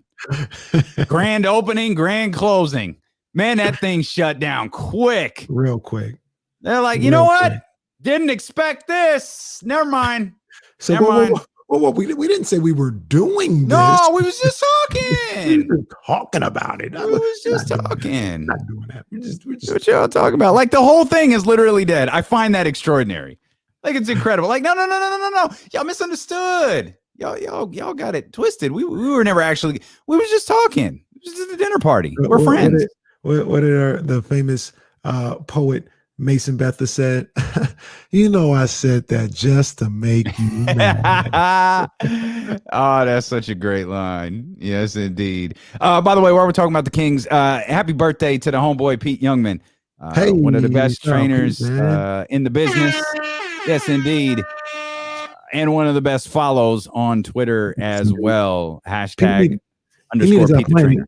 My bad. You can read it again too. But Pete need to stop playing and get on the show, man. We didn't talk about it for long enough. Stop playing, Pete. Get on here. I got to be honest. I haven't asked him. That's a good idea. Did you ask him and he just ignored us? No. I asked him when he was in the Gubble, and he was like, "Yeah, when I get out of the Gubble, we'll set something up." I was like, Pete, well, let's get on here. Let's get this done, man. We've got some time. Like, we've got, the Kings play tonight and tomorrow, and then Thursday and Friday. We're kind of like free. Like, we'll be talking about the Kings certainly on Thursday, but Friday, man, it's going to be the most open Friday we've ever had, with no Kings basketball the night before, no Kings basketball that night, and no Kings basketball the next night. We got to get Wiz Khalifa or something on. We got to say we have plenty of time for Jay-Z. I guess we can schedule him that day. Yeah, we got to schedule our next big hip hop artist for that Friday. By the way, Pete, I don't know what the hell happened. You're not following me no more on Twitter. What did I do? Oh man, you've got beef out there. Like, you were gonna reach out to somebody? Oh, I didn't remember who it was. Never mind. You don't have to say it on the air. Somebody had KC blocked. Like, hey, you've literally never said anything inflammatory online, which is my style. That's not my style. That's crazy. Me and Pete, we talk on Twitter, and he was following me one day, and I went to go ask him something privately. Couldn't message him because he wouldn't follow me no more. Pete. Oh, it's Pete's birthday. Let's give Pete some time to. Happy birthday, Pete. Probably doing yoga or using a Theragun or something right now. So we're eating some sprouts and some kale. So when Pete's Maybe done, I didn't give the Chiefs enough love. Oh, that could be. That could have been it. It could have been it. He probably got tired of you talking about the Super Bowl last year, and because that was like how we gave that one away. Yeah, we gave it away. Man, it's tough. Gave it away.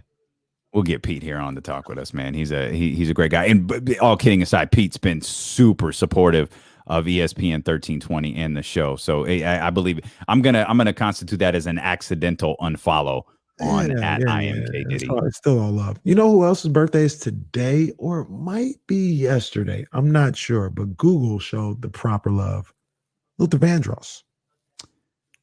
His birthday. Indeed. Yeah, I saw that on Google. Yeah.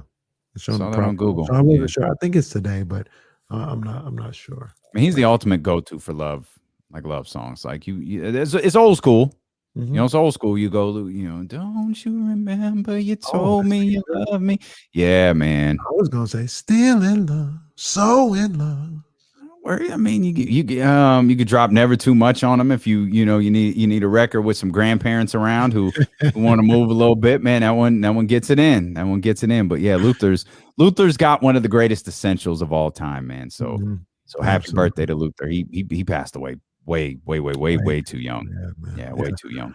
Can I give another happy shout out? Happy birthday to Reese's godmother, Auntie Candy. It's her birthday today. She's out whale watching. Okay. Out in Pismo. Is it? I was going to say looking for an investor for the Sac Republic. That type of whale, or have you ever seen a whale? Like I've sat on it. I don't know why they're so far. It's really cool when you see one. Hey, I've never seen one. It's like dope.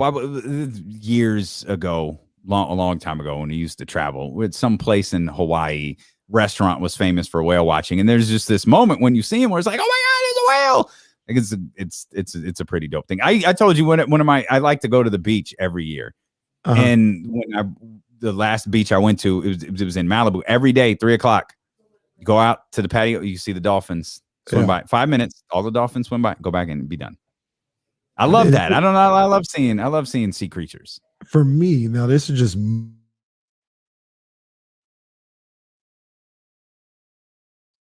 facts. Big terrifying facts. It is gorgeous, and it's inviting. It's saying, come on, get in. It's warm. Get in here. And then this massive wave comes crashing in, and oh man, the ocean and everything in it is terrifying. I don't want any part. I'll watch it from the comforts of my home. Indeed. I'll watch all the. I'll watch it from the beach. Or the balcony. I like the beach. I can't take that. Yeah, but still a little too close. Watching Kings might just wrap me. Just take. Oh yeah, it could get you. It'll get you. Stay on the sand. Yeah, that's the beach. Yeah, but people would like to. Oh, let me play in the water. You gotta do that. I put in there. No.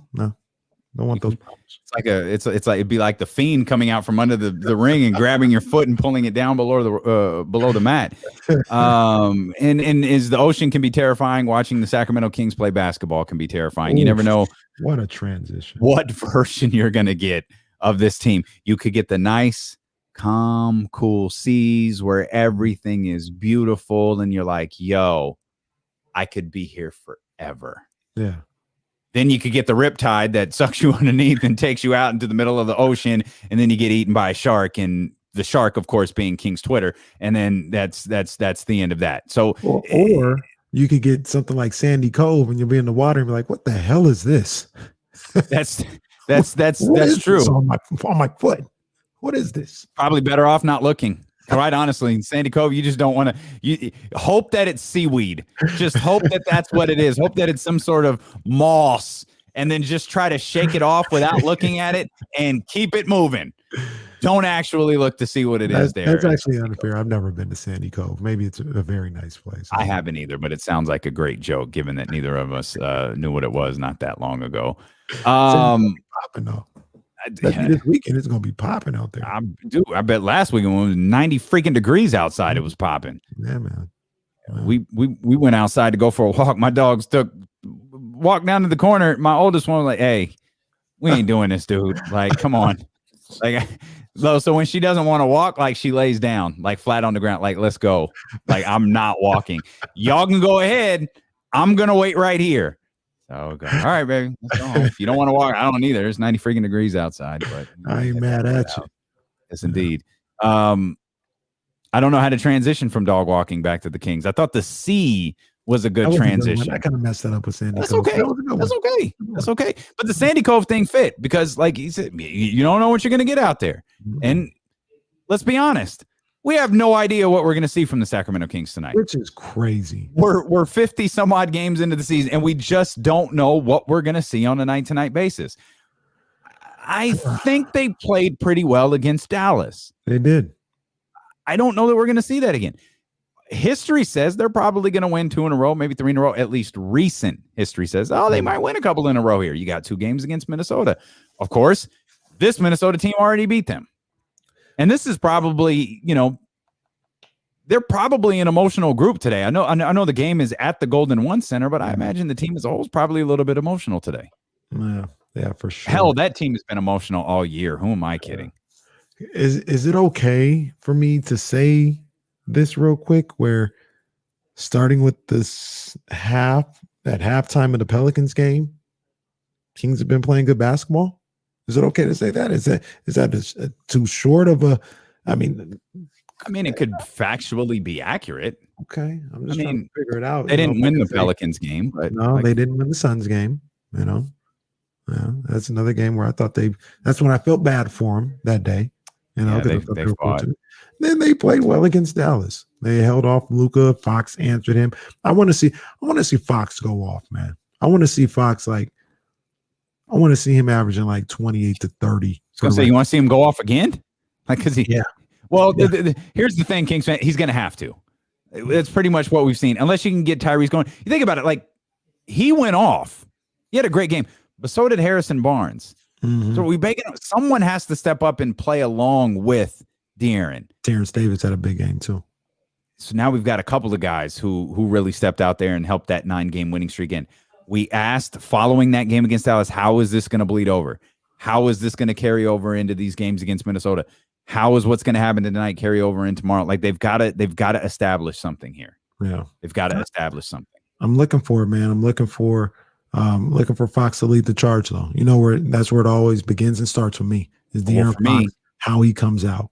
Well, for me, it begins and starts with Kenny's keys to a Kings victory. If you want to know how the Sacramento Kings are going to get a victory tonight, how the Sacramento Kings will make it 2 in a row, the very simple way that they could do it is they could follow my partner's keys to a Kings victory here. Kenny's keys to a Kings victory.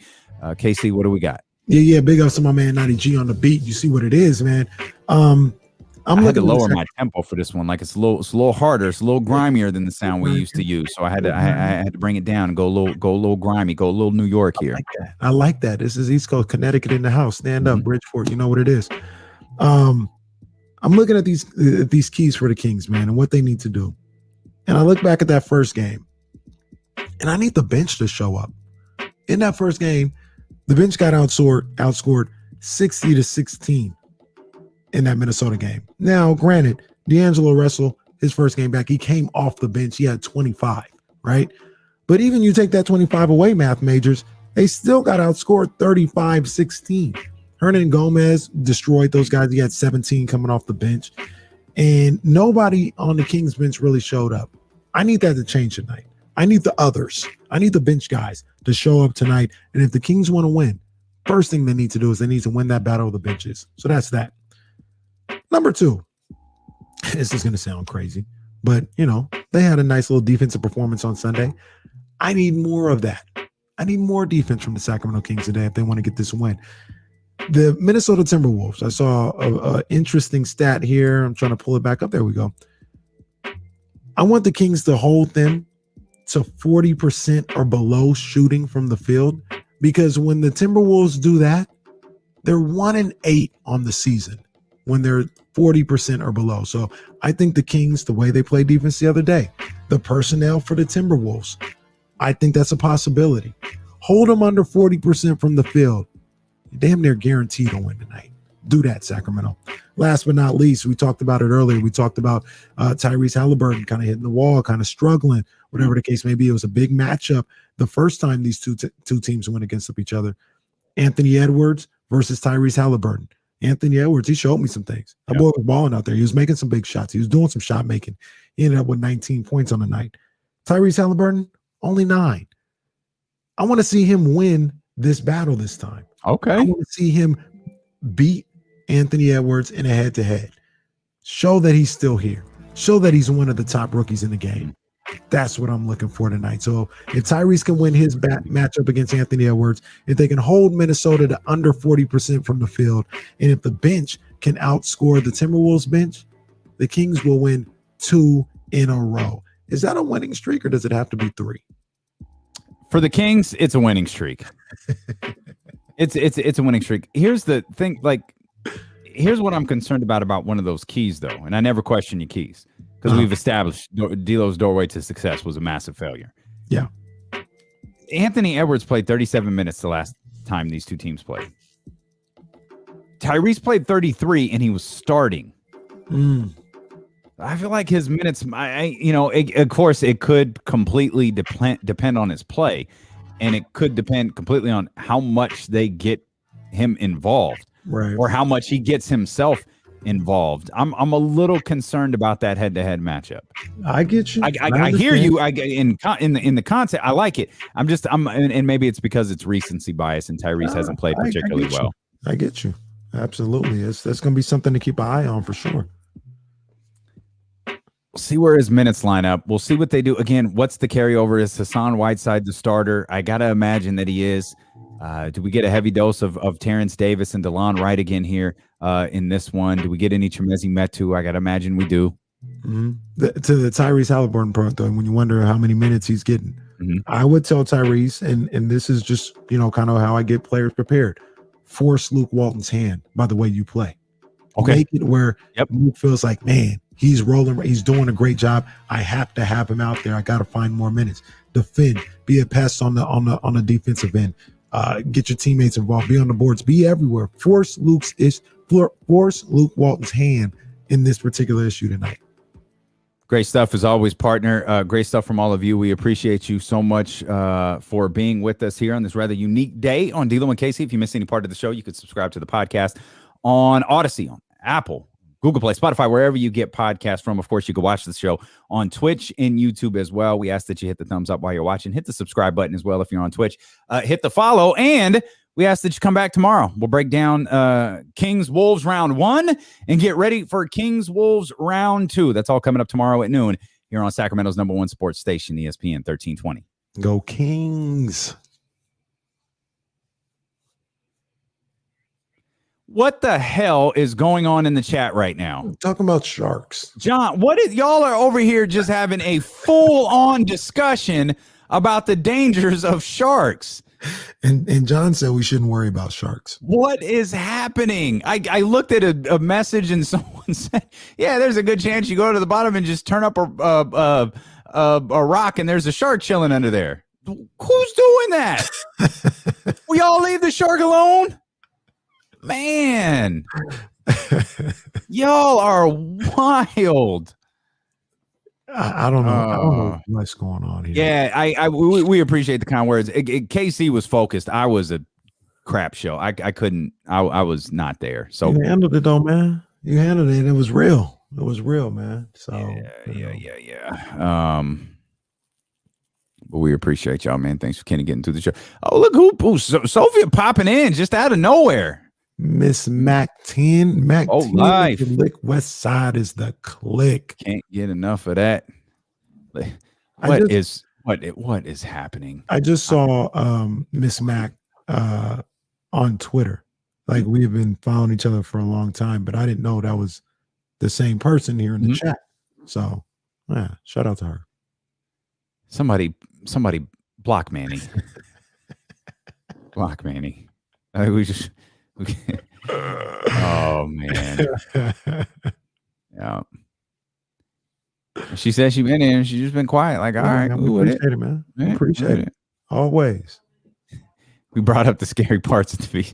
Yeah. All right. I guess it was our fault. Yeah. What are the? So my thing is, scary parts of the beach. I was talking about the whole ocean as well. The ocean is terrifying. It is. But again, I don't know that there's a more gorgeous thing in the world. Oh yeah, I've told you my Isley Brothers at your best. The ocean is love. Yes, indeed. That's my problem when I book vacations. My vacations, like, I always got to be on the beach, and I have to be on the beach. Not a short walk from the beach. Not like a little view. Like, no, I need I look at the kitchen. I look out the kitchen, the living room, or the bedroom, and I don't want to see anything but water. And I don't want like a Bodega Bay thing either, where it's like there's something on the other. Like, I don't want to be able to see anything on the other side of the water. Like, I just want to see water, nothing else. Straight water. That's how I roll. That's how he rolls, man. I didn't book Monterey Bay Plaza because I'm bringing the girls with me, but I did find a place like Dillon Beach, I think it is Dillon's Beach. Where's that? And it's like it's in the Bodega Bay area, like the northern part of the kind of the coastline there. So the unfortunate part about that is, like, I wanted to do Santa Cruz because it's warmer. So it'll like the high will probably be like 68. Okay. Where we're going. So it's not exactly, might have to have a little jacket with little you. hoodie. Yeah, you might go like a little Dope Ones hoodie or something like that. Or something along those lines. Yeah. All right, man. Game day today, guys. Game day, baby. You got to get this win. We play the Dodgers. A's they bounce back. They're 2-2 now after dropping their first two. They bounce back to get to 500. And we got the Dodgers today trying to get above 500. Let's go. Yeah, you don't want to lose to the Dodgers. Never. Oh, what if Reese is on the Dodgers next year? Oh my gosh. I got an A's hat because he's on the team. I ain't getting no Dodgers hat. I will promise you that. You will not see me in the Dodgers. What if he was playing for the Dodgers though? Like the Major League Dodgers? Oh, like what if his little league team was the Dodgers? No. You wouldn't let him play baseball? No, he would play. I'm talking about the hat. You wouldn't support his team? Yeah, support man. him. Now you gotta wear bad dad of the year. Bad dad of the year. Kenny Caraway. He'd understand. He'd understand. He better learn to understand. He'd probably be like, Dad, I don't want to wear this hat either. This ain't our team. He like the A's. Because he's on the A's, but for sure. You don't like the Dodgers. Yeah, you're damn right. You're damn right. I'm forcing that trade. He going Archie Manning on everybody. Like, hey, we ain't doing it, my boy. I'm gonna need you to. What if it was the Padres? Oh yeah, that's all good. Just the Dodgers, though. It's just the Dodgers. Okay, only the Dodgers. All right. Well, again, man, thank y'all for hanging out with us. I've said it a million times. We appreciate y'all. Thank you. Enjoy Kings basketball tonight, and one way or another, us casuals, we'll be here to talk about it tomorrow, man. Sorry, that's John's fault. John's a bad influence. That's what it is. It's John. John's a bad influence. Yep. Same time tomorrow. We're not changing times. Yeah. Yes, indeed.